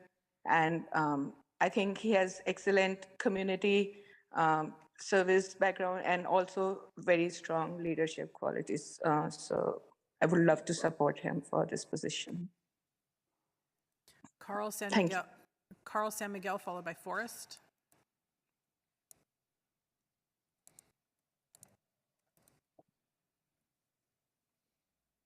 Yes. Can you hear me? Yes. Yes, so I think you could have the best of both worlds. Make an appointment for 3 or 6 months, the time it would take to have a special election. You would have both District 8 and District 10 represented during this time, during the budget process, and you give the voters an opportunity to be part of the process and democratic process and vote. Thank you. One last thing. What a good question would have been to ask the candidates how they would have voted on the selection process or having a special election. Thank you. Forrest, followed by Professor Mon. Hi, my name is Forrest Peterson. Good afternoon, or good evening now, Mayor and Council. I come here today as someone who has lived in and around San Jose for most of their life. I was born in District 10, and I work as an educator in District 8.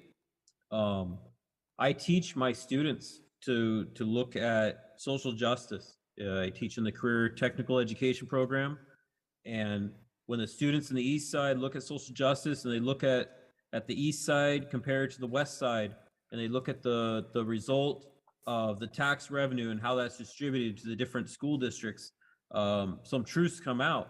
And so I want to reiterate my support for the appointment process, that it's important that the community in the East Side is represented. And I believe that the city council that's seated currently has the expertise to select the next representative for that district. Professor Mon, followed by Daniela.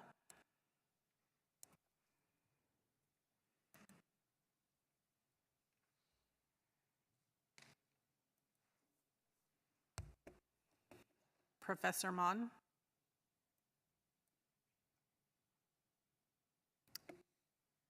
Okay. Oh, yes. There you go. Hello, everyone. I'm Professor Baltej Singh Man from San Jose State University and a resident of Evergreen area. I want to endorse the candidacy of Sukhdev Singh Beniwal. Why he needs this position of a council member? I want to remind every one of you gathered here at the City Council today that the California 6 have received statewide recognition through a state assembly resolution focusing on recognizing and promoting understanding of this ethnic and religious group. This legislation needs to be paired with the Sikh community's political voice in civic engagement through our mass and popular face of Sukhdev Singh Beniwal, who is a man of integrity. I am working with him in the Gurdwara to run education initiatives like Heritage School, College Prep Program, and promotion of sports, seeking your approval for Sukhdev. Daniela, followed by Neil. Hello, can you hear me? Yes. Hi. Hello, Mayor and Council. My name is Daniela Valdivia. I'm a resident of San Jose, and I would like to reiterate support for the appointment process. The residents of D8 and D9 deserve to have representation sooner than later, and we can't afford to waste time on another special election. Our community deserves to move forward with a progressive leader who's going to uplift the underrepresented communities of D8. Thank you again, Council and Mayor, for your time and thoughtfulness in this process. Thank you. Neil, followed by Jenny.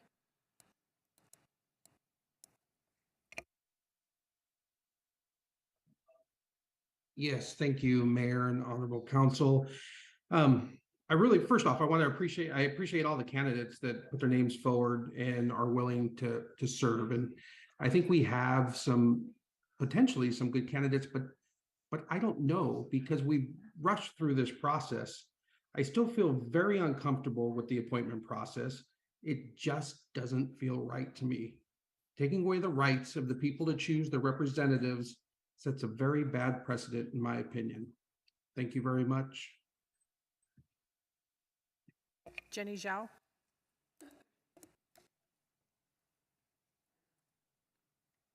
Hello, can you hear me? Yes. Good evening, Mayor and Council. My name is Jenny Zhao. I am a longtime resident of San Jose. Tonight, I'm calling to urge you to have the courage to do the right thing and the only right thing, which is to give the voting rights to the voters in District 8 and 10. It might not be too hard for you to choose who you like, but there's no way for you to guess what the District 8 and District 10 people want for their representative, because none of you live there, and except Mayor Mahan, living in District 10. This should not be the choice of yours. This should be the choice of people. So please don't take the rights away from the people. Thank you. Lisa.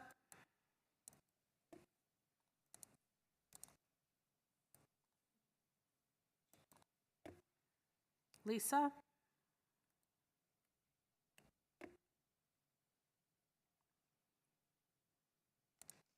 Okay, I'm going to go back to council. Thank you, Tony.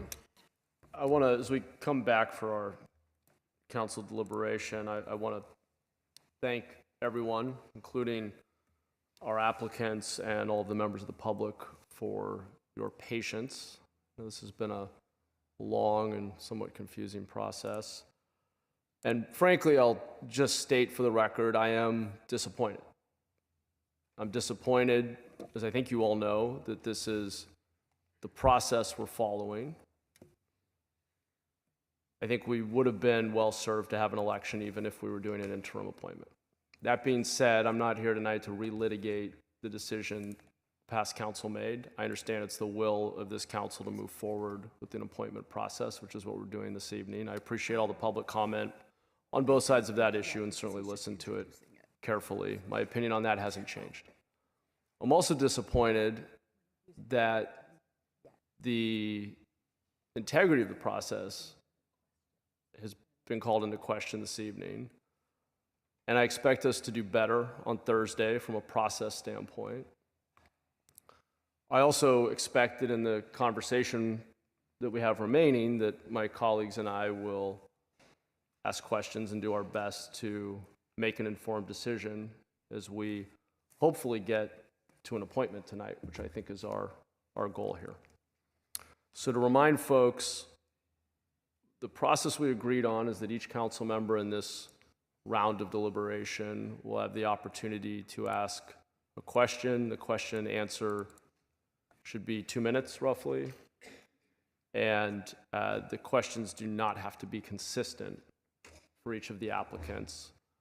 And if the council so decides after that that we need more time, I think the council can modify the process from there. So I will just open it up if folks want to raise their hands to speak. I don't think we need to go in a particular order.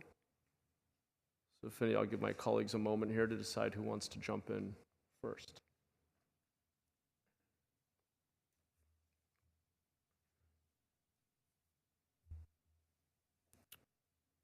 Vice Mayor Kameh. Thank you so much, Mayor Mahan.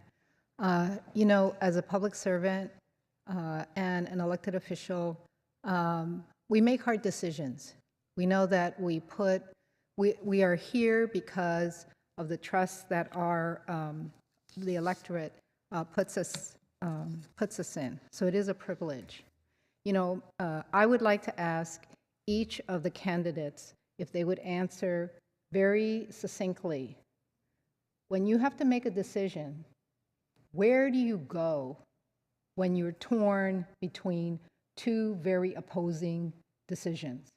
Where do you go? What informs your decision? Because that's the situation that many times arises.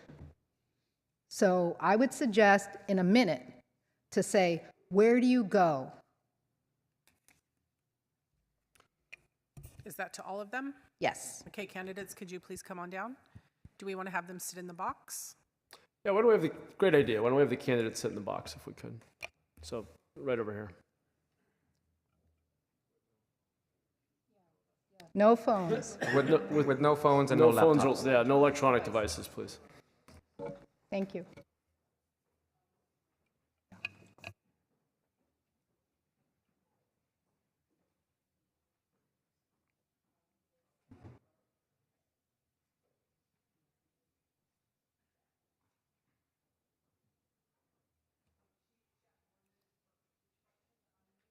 I'm going to press the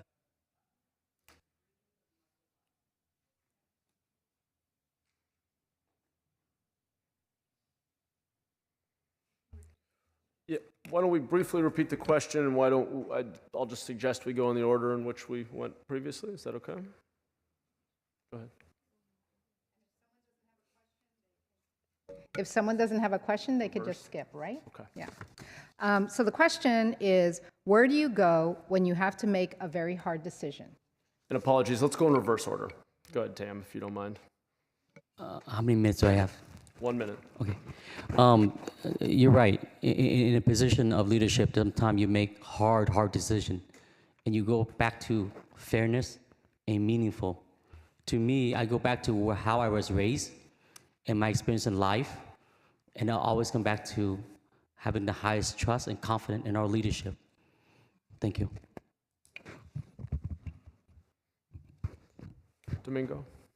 Thank you, Mayor. Thank you for the question, Vice Mayor. When facing a tough decision, I search my family values, the values that were ingrained growing up of honesty, integrity, and perseverance.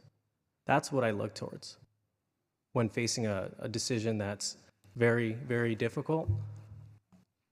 It takes courage to do what is right, but if you search your values and your heart, you will come up with the right answer. Sukhdev. Yeah, it's all about values and your experience that you have over time. You look into your heart. Are you making the right decision? Whether it hurts the person that's there, but if you need to make the right decision, if your heart says it's the right decision with all the inputs that you have at that time, you need to use your best judgment and integrity and honestly make the right decision towards whether it's hard on the person or that decision. I know it's going to be hard, but that's where I would go, to my heart and the honesty and the integrity and my experience. That's where I would look for that. Sal. So this happens in public service where we're faced with difficult questions. I think oftentimes in my experience, we're confronted with the right thing and the wrong reason, or the wrong thing and the right reason. And so I think I try to just do the right thing for the right reason. And at the end of the day, when we're typing emails or doing things where, with the public trust, like have an attorney on one shoulder and like the angel on the other shoulder to figure out making sure that whatever we're doing is legal and not violating the public trust. Patty. I make it personal. As an example, I'm thinking of Reed Hillview Airport. If I'm not willing to live in that area, then it's not good enough for others to live there. So for me, it's about making it personal. We need to make sure that whenever we make decisions, we're making the right decisions, and we're also thinking about, what would I do? Is this what I would want? Thank you. Thank you. Thank you. Councilmember Ortiz. Thank you so much, Mr. Mayor. I have a comment and then a question. I know that some people have mentioned their frustration with the accusations in regards to the public process. I'm not surprised about the accusations. This is a political process. There are several political operatives working in regards to undermining our process, and it leaves no surprise to me that individuals would file allegations or accusations against one another. I mean, if it was up to any of us, our opponents, and the accusations that were logged against us, we wouldn't be up here on this stage. It's very common. And to that I say, those who live in glass houses shouldn't throw stones, because there's a lot of accusations that have been thrown around in this process. My question is, what would be your 3 major budget items for the budget, and why? In a minute. Great. Why don't we start rotating? So I started with Tam in reverse order. This time maybe we'll start with Domingo, and we'll continue to go reverse order in a loop. So Domingo, please. We'll go 1 minute each. How much time do I have? 1 minute each. Okay, thank you, Councilmember Ortiz, for the question. The budget, in my opinion, is all about collaboration and compromise. Without sacrificing services to our residents, we have to look at the bread and butter of local government, which is public safety, ensuring that the residents, specifically the residents in District 8, have adequate patrol officers on the beat to ensure that our community is safe, enough firefighters in the fire stations to ensure they're putting out fires and keeping response times down. The second is looking towards infrastructure. I mentioned it earlier, and I believe we have to adequately fund road infrastructure maintenance, street resurfacing, et cetera. And the third, I would say, is youth and family services. We have to continue and provide for our community, whether it's senior nutrition programs or recreational programs. Those are the three priority areas in the budget that I would look for. Thank you. Sukhdev?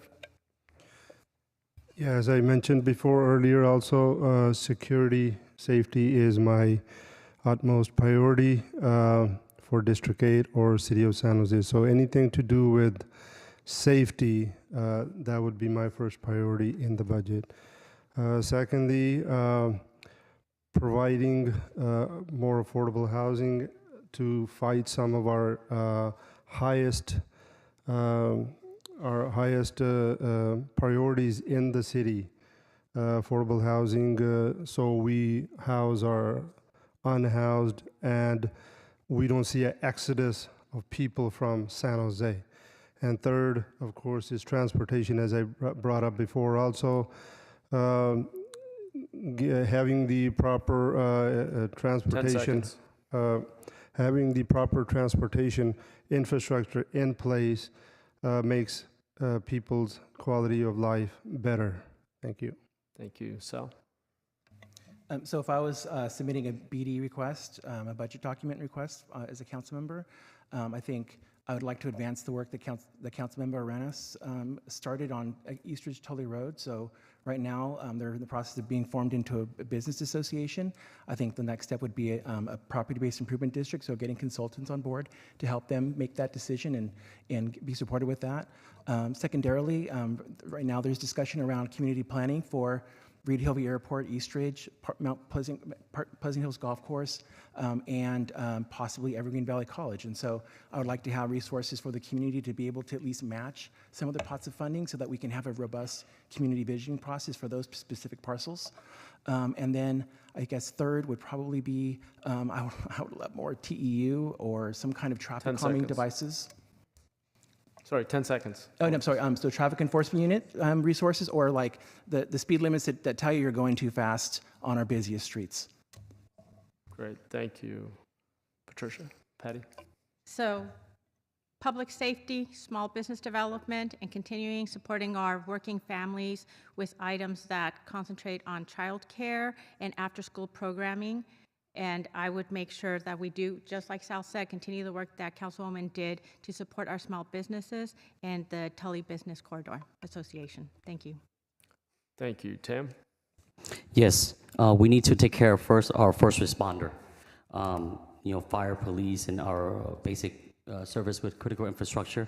I don't think you can operate a city if the city is not safe. You have to look at our kids, looking at parks and community center, make sure they're open and they're high priority on the budget. But looking at budget, there are times that we have to look at the priority as far as those mandated programs like state and feds versus local, where there's no mandate. So we have to look at the mandate first, take out the mandate. Secondly, you have to rely on provide services. If we don't have money, maybe we can contract to a nonprofit to assist in the delivery of our service from the city. And third, when we look at this, we have to look at the impact of the program and based on racial equity, make sure all of our people in our city has been treated and taken care of evenly. Thank you. Thank you. Sorry, I was giving a 10-second warning. If that's too confusing, I can just cut you off at 60 seconds. Is that better? We'll do that. 10 seconds. You got it. Apologies. Okay. Thank you, Councilor Ortiz. We are on to Councilor Torres. Thank you. I didn't have a chance to say thank you to all of you for applying, and thank you all of you for your thoughtful responses, and thank you for all of you for stepping up. I know it's not easy, obviously, because we now have you back for round number 2, and hopefully there's no round number 3 or round number 4. Give me an example of a time you had to pull stakeholders together to solve a controversial problem, and how did you get through it to get meaningful results? Great, and Councilmember, I assume we'll go 1 minute and we'll continue with the reverse. Sure. We'll continue cycling. Great, thank you. Okay, so this time, again, 1 minute, we'll start with Sukhdev. Controversial issues always come up in the community. I just gather input, bring all stakeholders together, take in their input, and make the right decision. Right decision from the inputs makes the best decision, and as I said, it would mitigate any type of controversy within that community. Thank you. Thank you. Rhoda Sal? Yeah, so we work with community groups in the past, and within the past year, I've had to deal with some community groups complaining about maybe street banners that got posted that might have been offensive by the community, and they requested be taken down. So I went back and contacted the actual applicant of the street banners, conveyed the information, and allowed them to sort of talk about what their decision was. And then they got back to me and said, I don't want controversy. I don't want to be disrespectful. You can take them down. And that led to a whole sort of other sort of digging and researching of who has the actual right to dictate what goes on the street banners. So this happened fairly recently. But again, communicate well with others, be respectful, listen, and try to come up with a solution that resolves the issue. Thank you. Patty? So what comes to mind is when we were considering closing another school in Evergreen School District, and the parents and the staff were not happy. We had an interim superintendent at the time, and the direction that we wanted to go in was actually not in line with the process that we wanted to follow. And what happened was that there was misinformation for our family. So what we did is, we brought in this. We offered opportunities for parents and for staff to be heard. And once again, going back to the open lines of communication, staff had access to me, parents had access to me, and they let me know how they felt. And that is what, at the end of the day, I listened to. And it was, after considering our options, the school remained open. And we're looking at other possibilities for the site. It stays open as a school. Thank you. Tam? Yes, when I was assigned in the chief's office, we had to help some of the developers and stakeholder like downtown association and business owner in downtown area to clean up downtown basically. And our task is to look at increasing police patrol. And I know that police are needed everywhere in the city. And that was something that I had to bring all the stakeholders together and share the responsibility. At this moment, there are increase of police present in downtown, but also they also pay for their private security. So we pretty much somewhat meet the halfway. And like I said, I was trying to find solution on a win-win solution, and everybody on the table will come out winning. Thank you. Thank you. Domingo?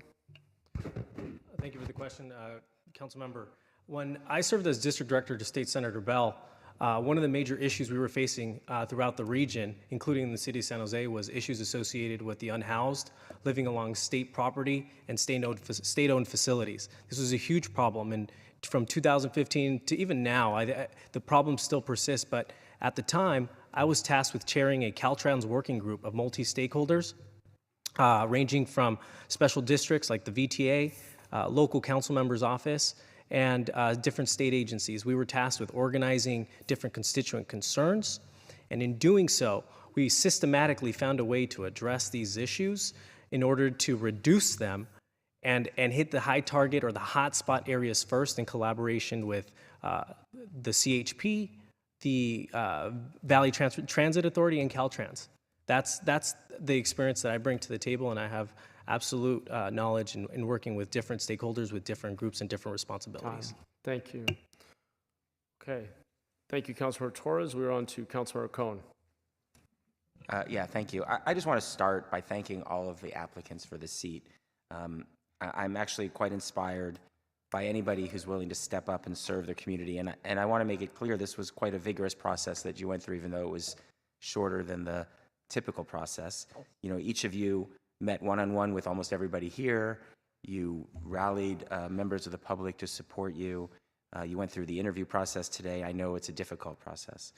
I also want to thank the members of the public who came out to speak today and appreciate the respectful nature of the comments today. And I was happy to see the good engagement. It does give me great pride that we have so many strong candidates applying to serve the city. I was impressed by each of you, your commitment to service and the skills that you bring with you. It's a tough decision we're faced with, honestly, but that's a good problem to have when you have people who are qualified so that you have to make a tough decision. And I do believe that any one of you would serve the city and community well, so I'm starting with that. I also want to encourage you, because I actually think that it'll be very healthy for the district to have a vigorous and competitive election next season with a good turnout, that all of you who stepped up to run for this or to seek the appointment run next year and go before the voters in that presidential election year. I think that would be very healthy for your community. So I'm going to just ask one question. I didn't ask a question before on the topic that everyone knows is near and dear to my heart, which is about the environment. So I just want to hear from you. 1 minute answer again. What are your environmental priorities, and how? I know this might take more than a minute, so think about what part you want to focus on. What are your environmental priorities, and how should the city proceed toward its goals of being carbon neutral by 2030?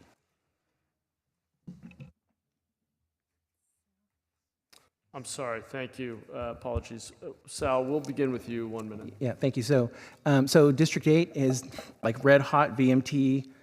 We have the, which theoretically mean we're producing the most greenhouse gases of any part of the city. We need to incentivize more EVs. So can we work with clean energy to actually, pay the permitting side of getting, plug-in outlets in people's homes?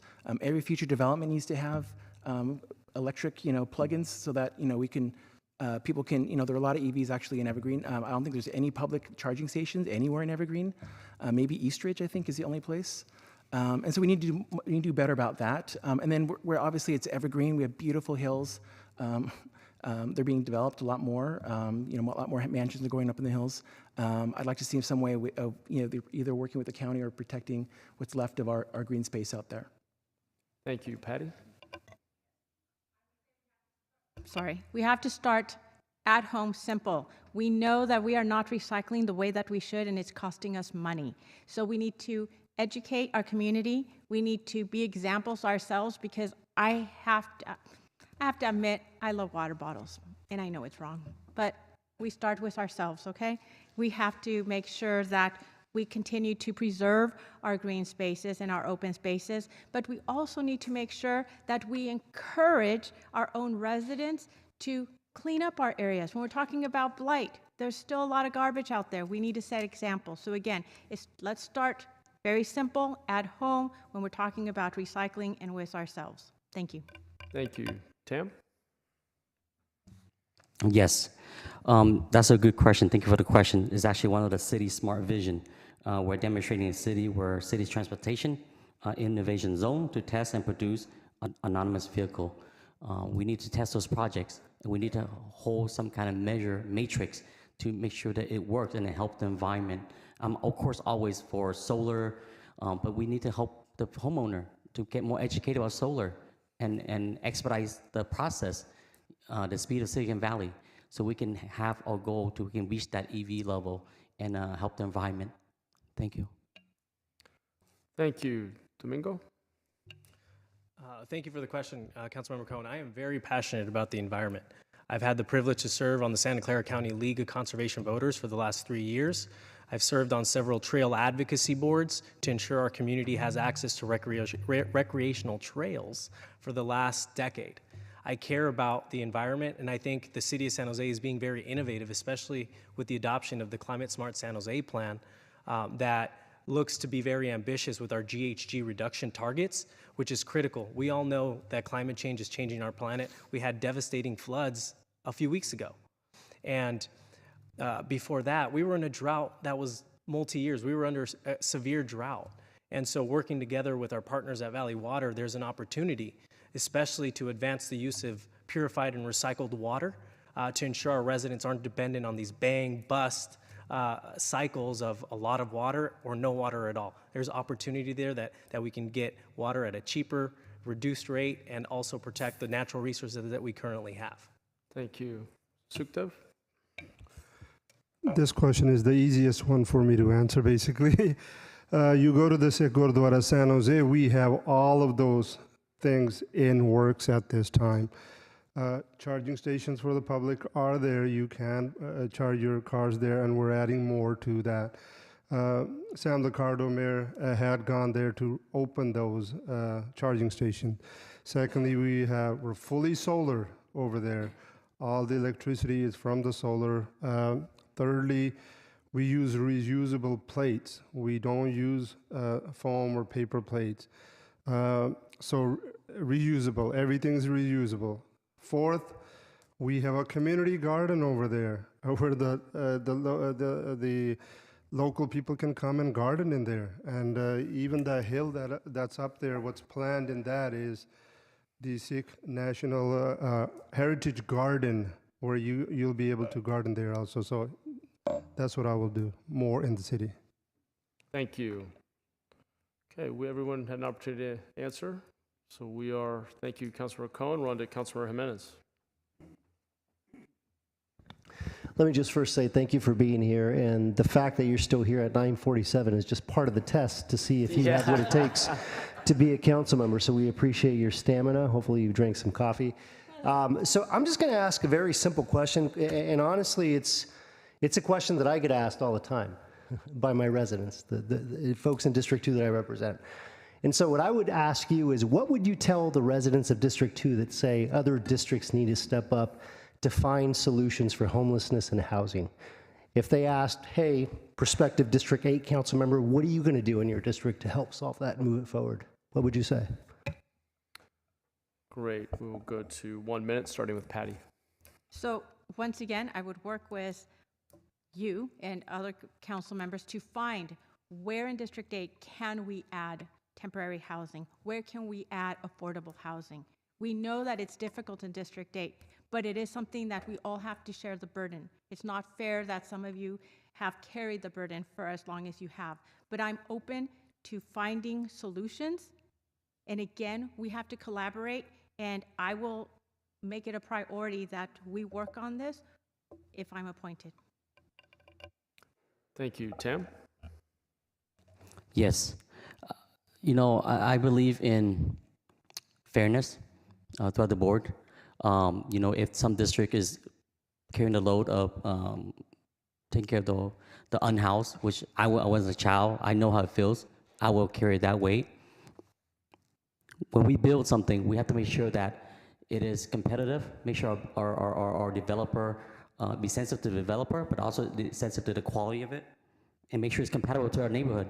Make sure you have neighborhood meetings to make sure that they're okay and they have input on it and they're aware of what's going on. And just because we can't build somewhere 20 years ago doesn't mean that we cannot revisit that site and look at it to see if it's proper to build at this time. We all need help. We need housing. We have a high demand and low supplies. We have to help everybody navigate this so we have less people on the street. Thank you. Thank you. Domingo? Thank you, Councilmember Jimenez, for the question. I would tell a resident, I would say we are in a housing crisis. The city is going to do the housing element analysis in the next couple months, where we have opportunity sites to develop throughout the city.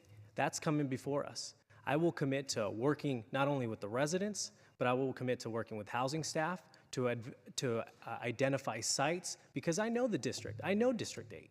I was born there. I was raised there. I would work collaboratively with our city staff and the stakeholder groups to be able to identify potential opportunity areas to develop that are smart and that make sense for the city of San Jose for our housing target goals. Thank you. Sukhdev?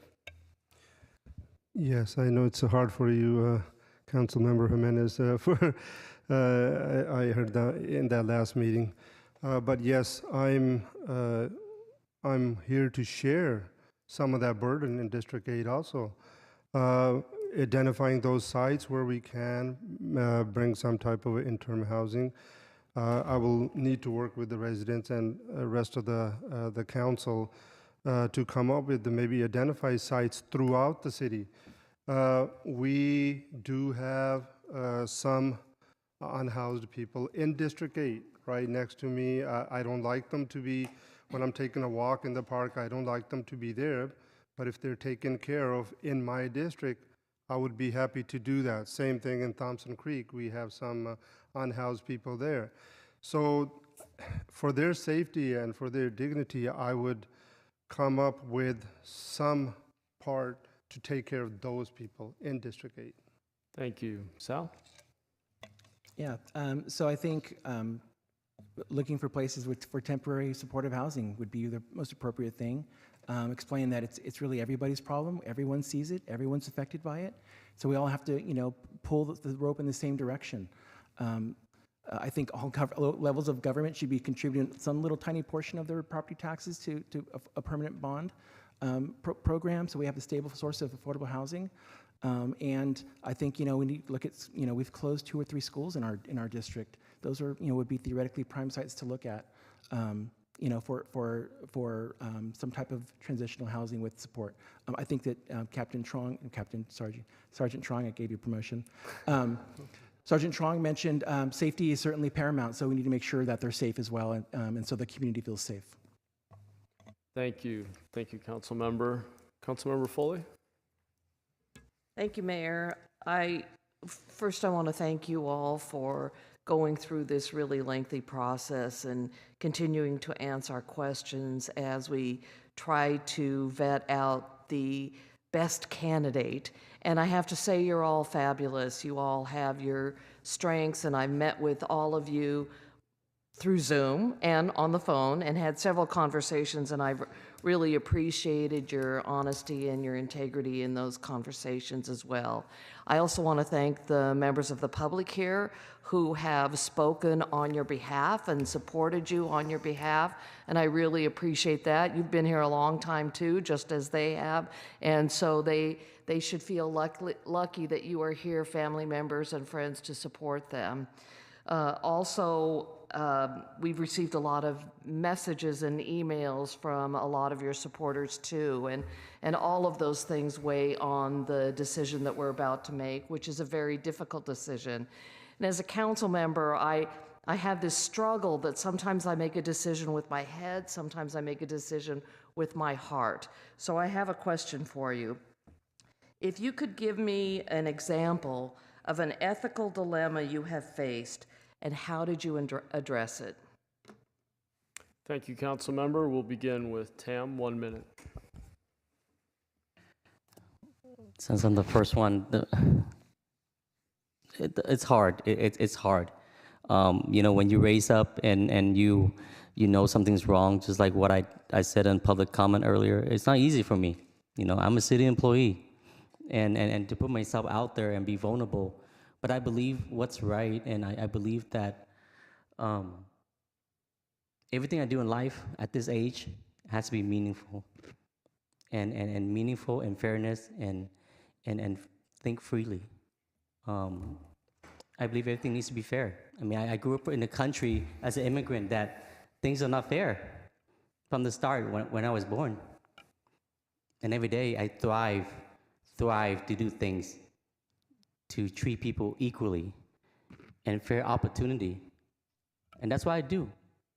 As a supervisor, supervising about 12 people in my patrol, I treat everybody fairly. It doesn't matter how old you are. Time. Thank you. Thank you. Domingo? Thank you for the question, Councilmember Foley. I mentioned it earlier, when facing an unethical or potential issue on ethics, I look towards my values. And something I haven't talked about or touched upon is my faith. I'm Catholic, and I have a strong faith and a moral compass.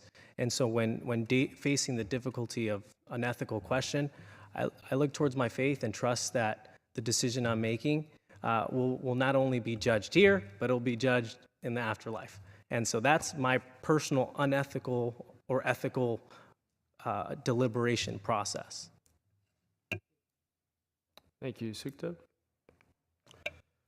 Me being in the leadership role at work, being a manager, I run into some of these issues where I see a worker who is smart but good, but he is doing certain things, maybe just slacking off or something. So do I need to take care of that and make it right?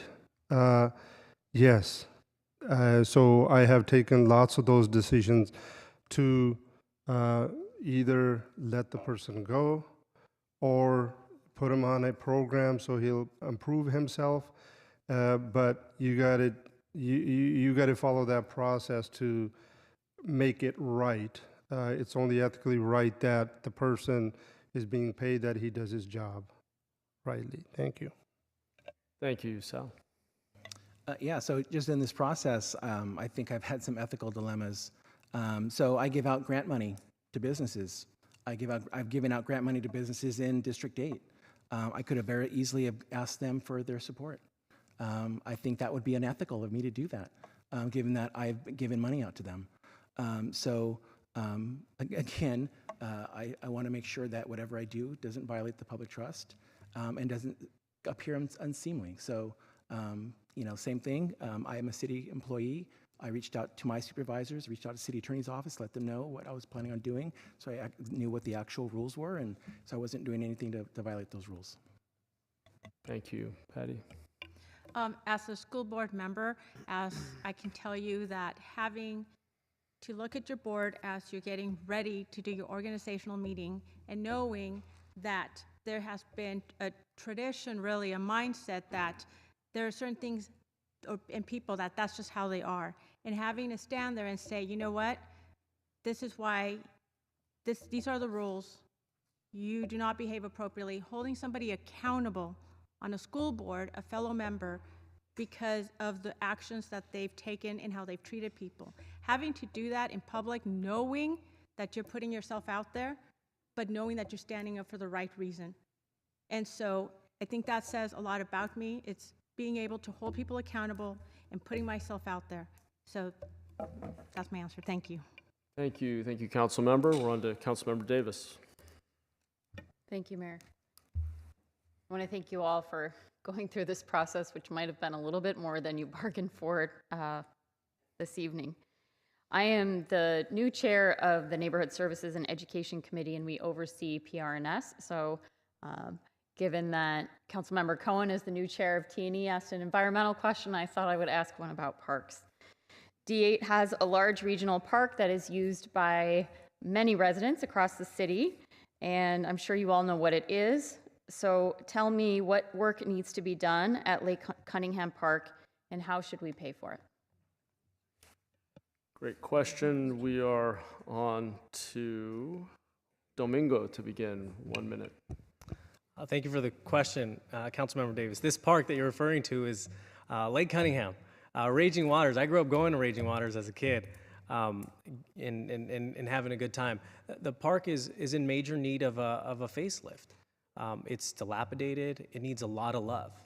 And we need to not only look towards the private development community to help us revamp and give this place a facelift, but more importantly, and something that I will commit to, is engaging our neighborhood residents in our community to help guide that process to give that park a facelift in collaboration with the city.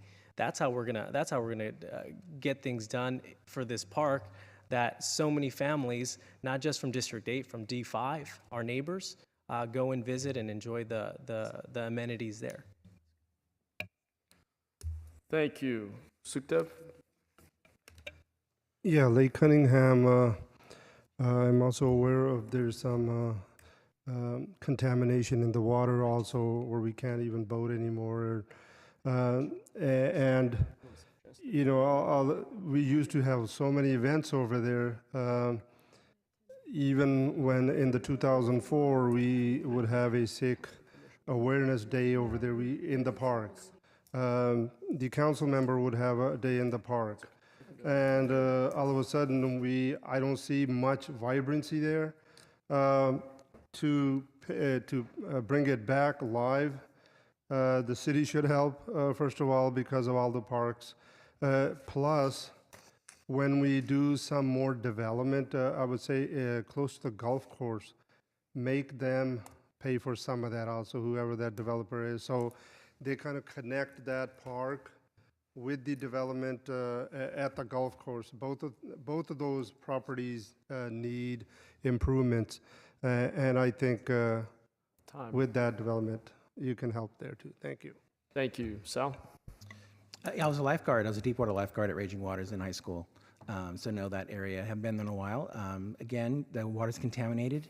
Evergreen has a massive recycled water program out there. So our water gets pumped from the waste treatment plant all the way out to Evergreen.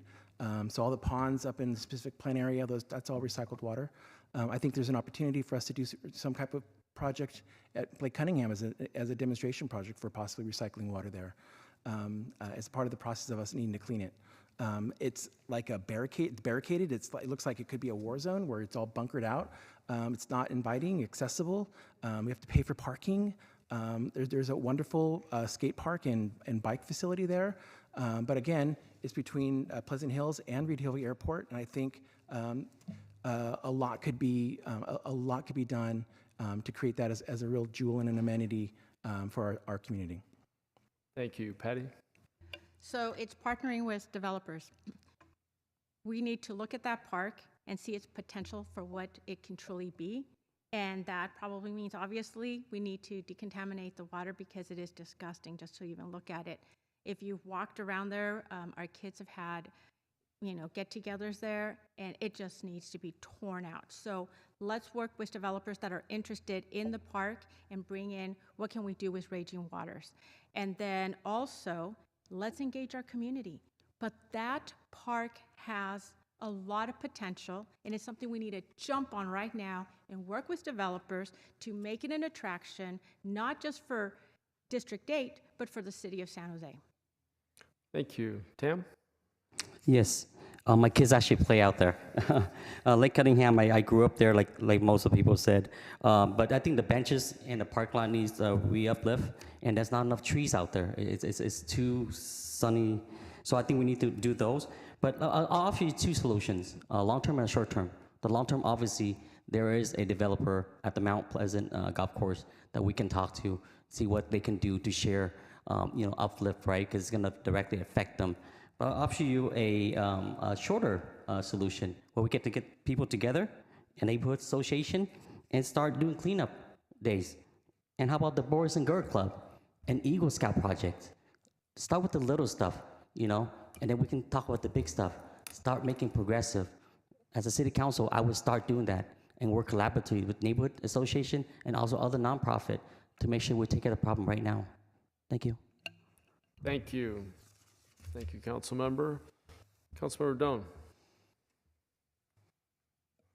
I just want to say thank you for applying for the city of San Jose and being here to look at how we support our city and our community and our residents. This appointment process has caused a rift in our community. As a council member, how would you restore the trust, improve the integrity, to enhance our democracy process, win the confidence of our residents, and improve the image of our city? Thank you. We will continue with 1 minute and begin with Sukhdev. I think we heard some of the sentiments from the public already about that, to have the special election.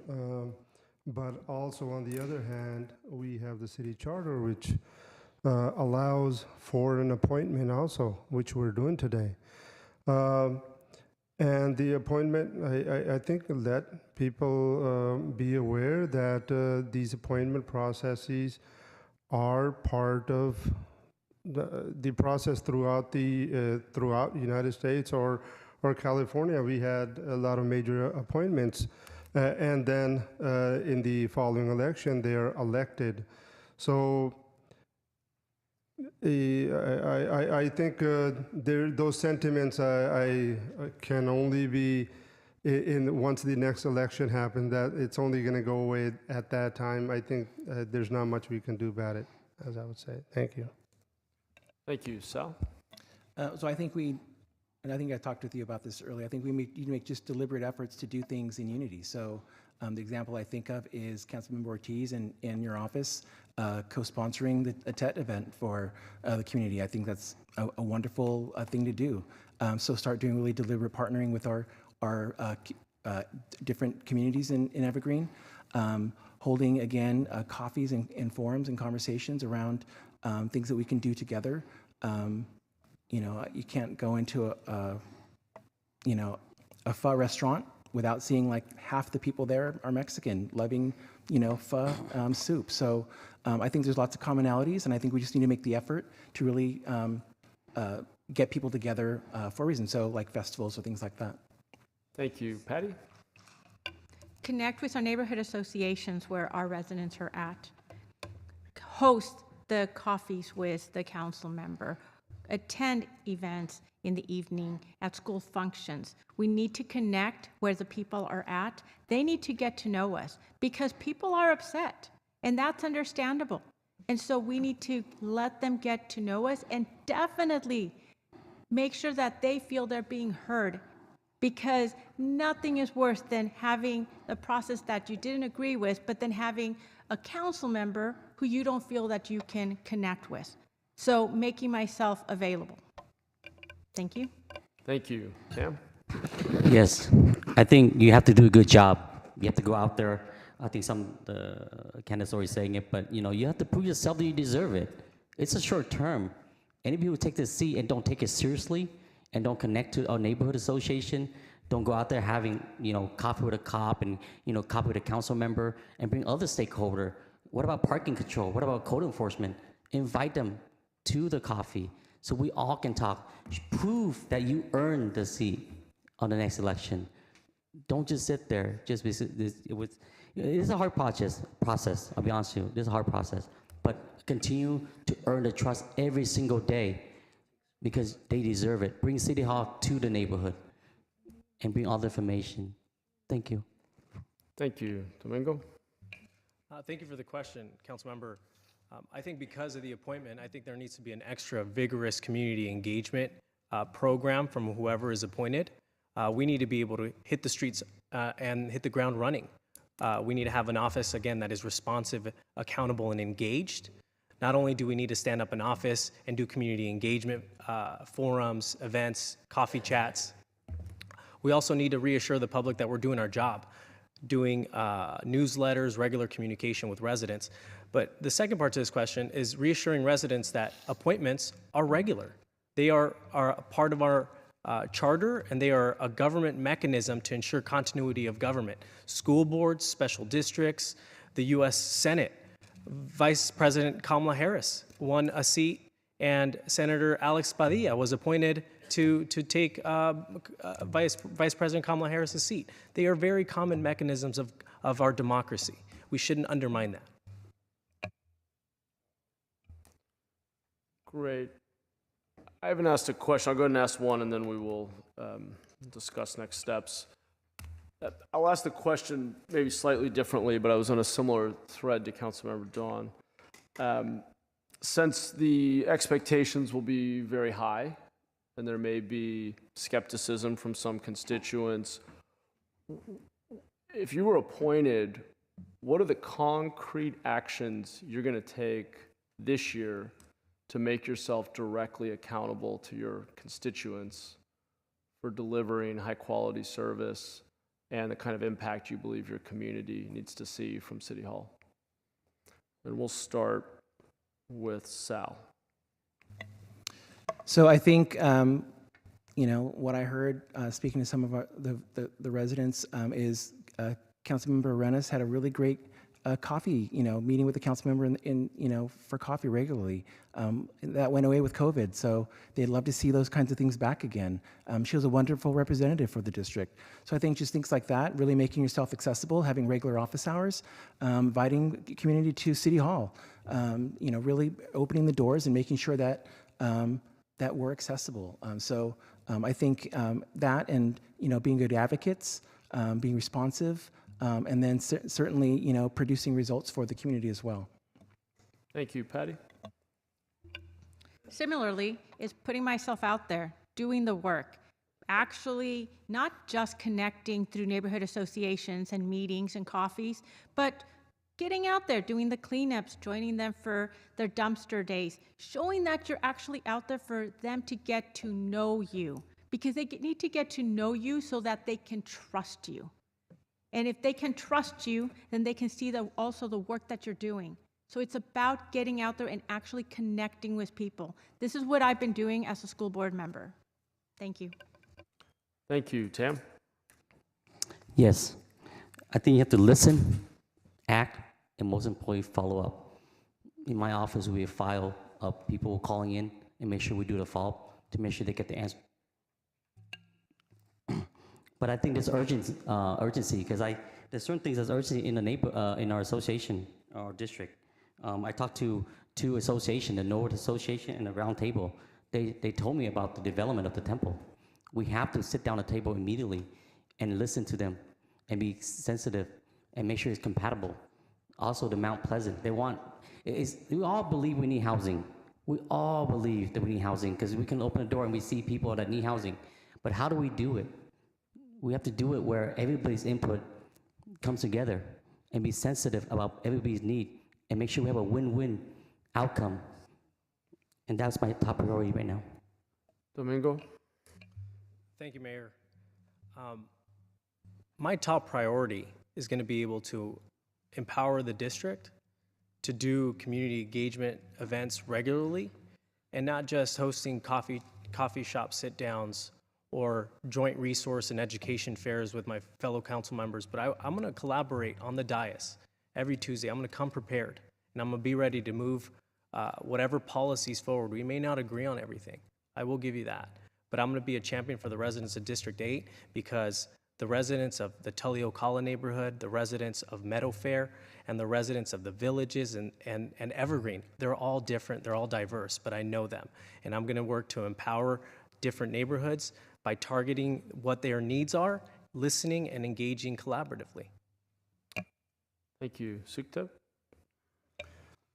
I'll do several things. One of the things I want to restart up is the block parties, where we get the people engaged with each other and talk about what's happening in their neighborhood, and then starting those neighborhood watches for safety. And also volunteerism, bringing different nonprofits in that area together, collaborate with each together to make District 8 maybe have a cleanup day, talk about each other's cultures, so we can make, and also bring all the different small business associations together to make a more vibrant District 8. Thank you. Thank you. Okay, I believe we've heard a question from everyone. I'd like to recommend, unless the council feels otherwise, a very brief recess. And then I think we should decide if we're going to entertain motions. 5 minutes? Is 5 minutes okay? Okay, take 5. Thank you.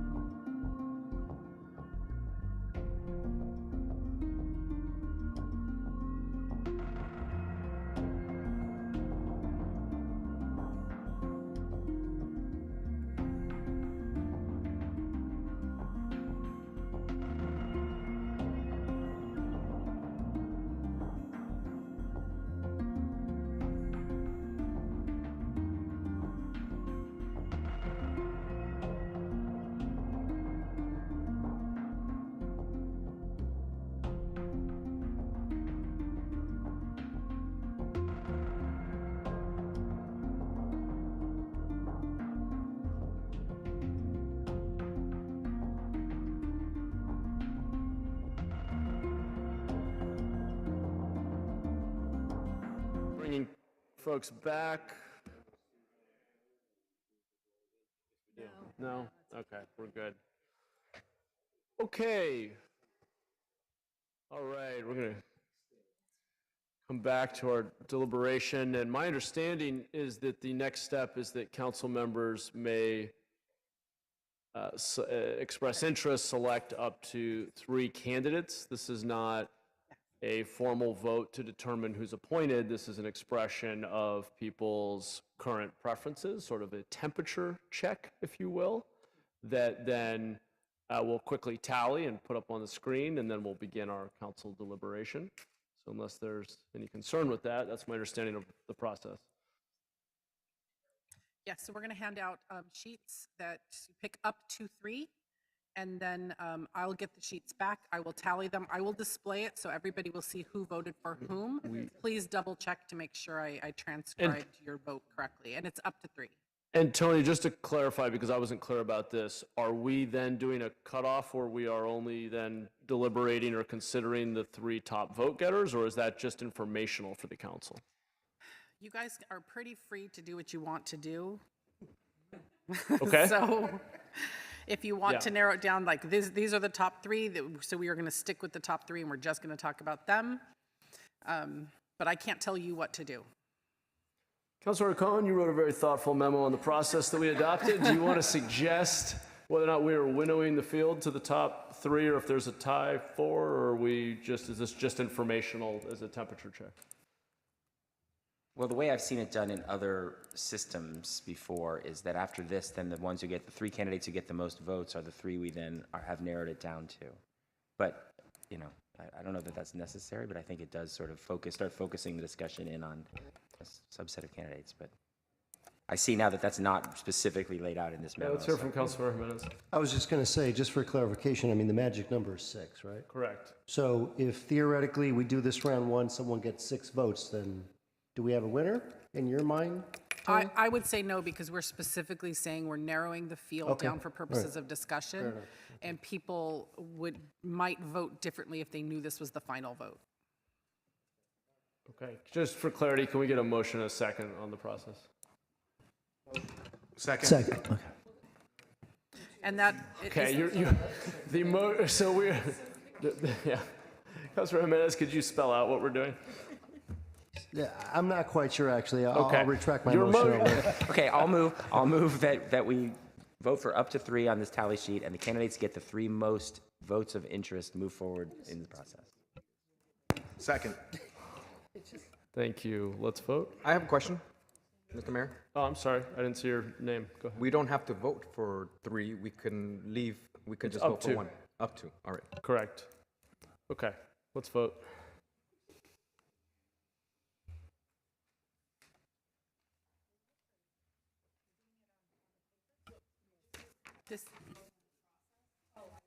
This is the vote to say that the top 3 will be, the bottom 2 will be eliminated and the top 3 will be deliberated.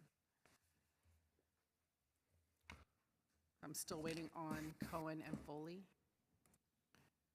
to agree to that process.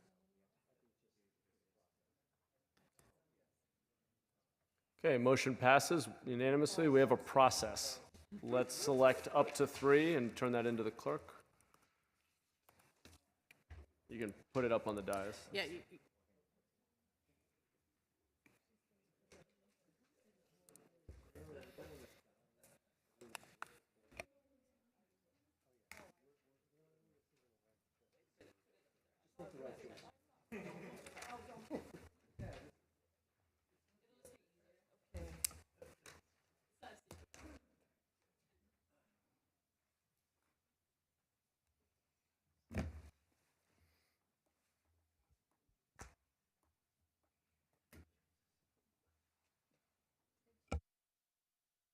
Give me a few minutes. Okay, so Omar.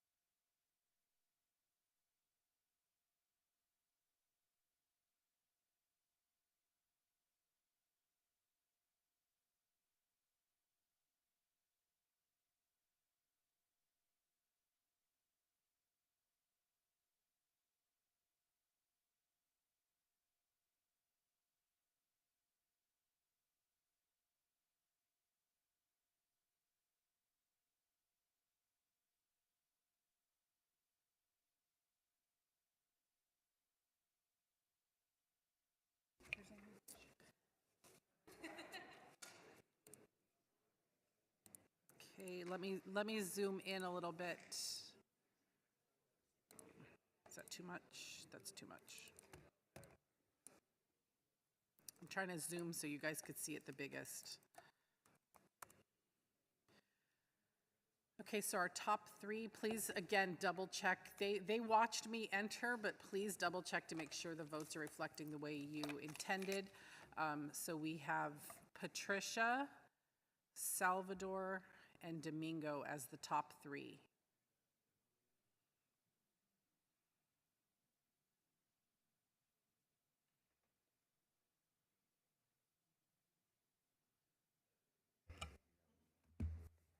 Okay, so according to the process, we are continuing with a deliberation that involves Patty, Domingo, and Sal. Is that correct? Yes. Okay. Great, I'll give my colleagues a moment to put up their hands.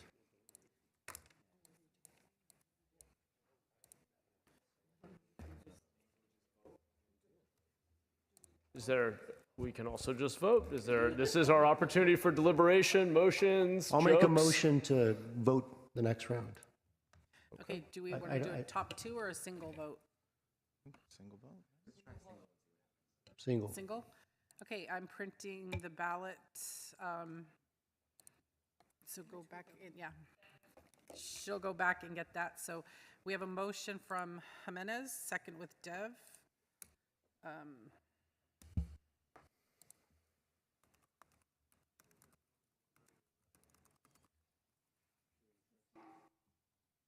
And I'm waiting on Ortiz.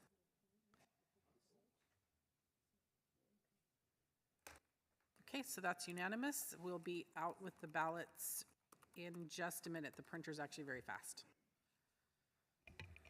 Can I ask Tony a question, Mayor? Please. So Tony, so we're going a single vote, meaning we're going to see three names, you have one vote, and whoever gets six. If somebody gets six or more. If someone gets six or more, they're then. Yes. And once the ballot comes out, I'll repeat that. Okay. I want to remind you to make sure you write your name at the top so we know who is voting. Tony, just to clarify, you said if no one gets six, you will repeat the vote? Is that Well, what you said? that's when you might want to have a discussion. We may want to do deliberation, yeah, but there's no elimination.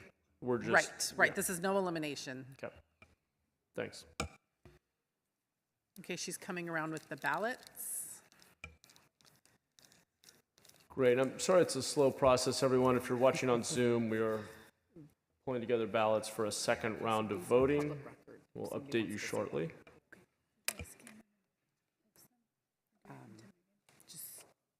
Yeah, I think we do need to scan and post because we're not doing paper copies anymore. Yeah.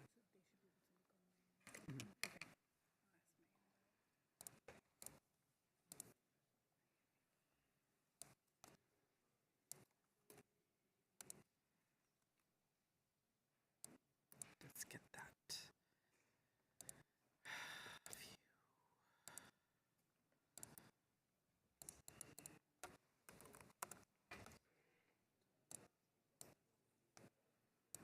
We dropped Sukdev and Tam.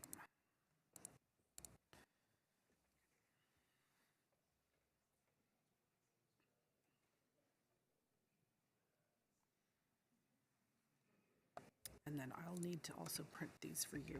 For the Tony? record. Yes. I think we need to make sure that the record for this meeting is clear on what this vote is for at this point, and so the mayor's going to make sure we have that clarity. Okay.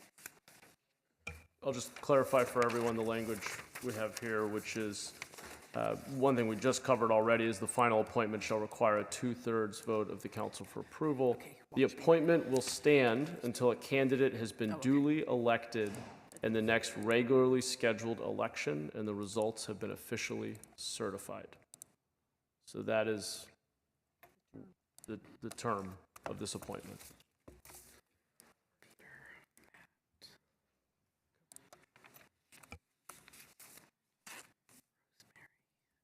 Who's left?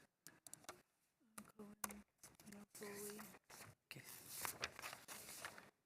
Davis.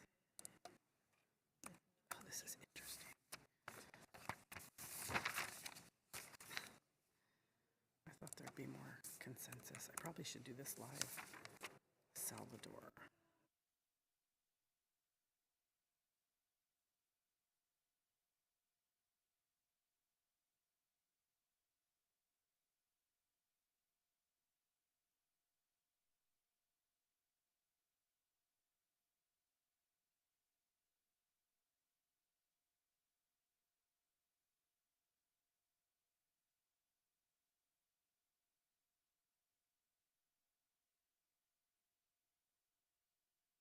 Nobody has 6 votes at this point.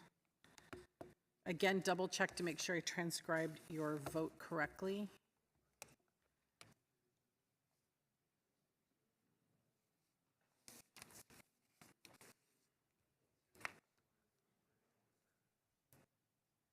Do you want me to read that out loud? I can read it out loud. Patricia Andrade has 1, Salvador Alvarez has 3, and Domingo Candelas has 5.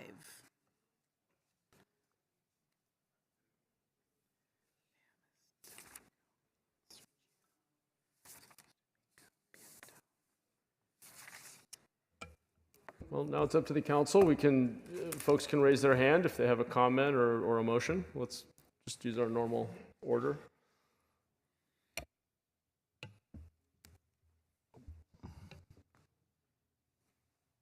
Councilmember Ortiz, I propose that we revote. We just have another vote. is that a motion? I motion that we revote. With the top two? I could have a friendly amendment if that's something you'd like. Yes. Okay, let's go back to press the button and then we move and we second. And, okay, no problem. So, sorry, Councilor Torres, did you have a question? Can I offer a friendly amendment of the top two? We get to vote on the top two now. I'm not sure he had a second, so oh, but mine was the second. Sorry. Okay, so the motion was seconded. Okay, is that okay with the seconder? Okay, can we repeat the motion? Sorry, just want to make sure I've got it. The motion is that we will have a revote with the top 2 candidates. Understood. Okay, Tony, can we make that happen?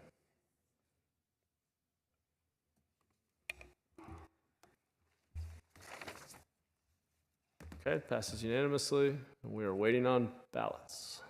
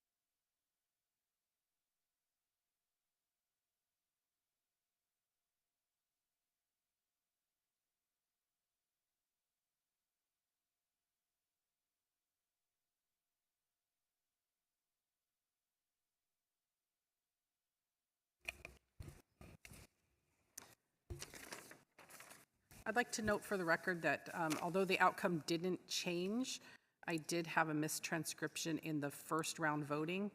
It did not change the outcome of the top 3, but it did change the numbers. So it's still Patricia, Salvador, and Domingo. However, Patricia, instead of receiving 7, received 6. But again, the outcome didn't change.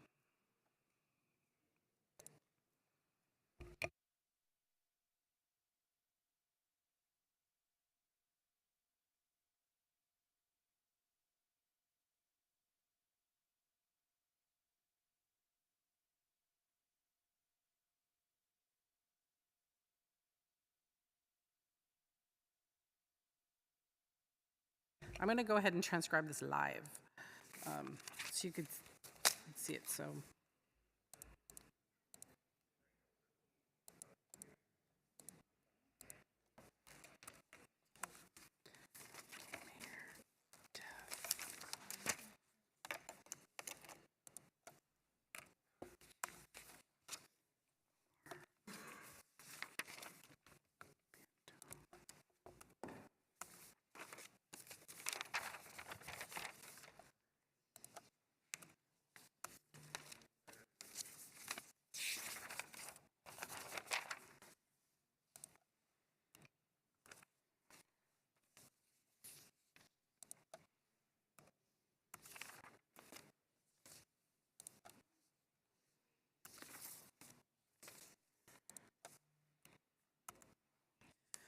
So we have 7 votes for Domingo.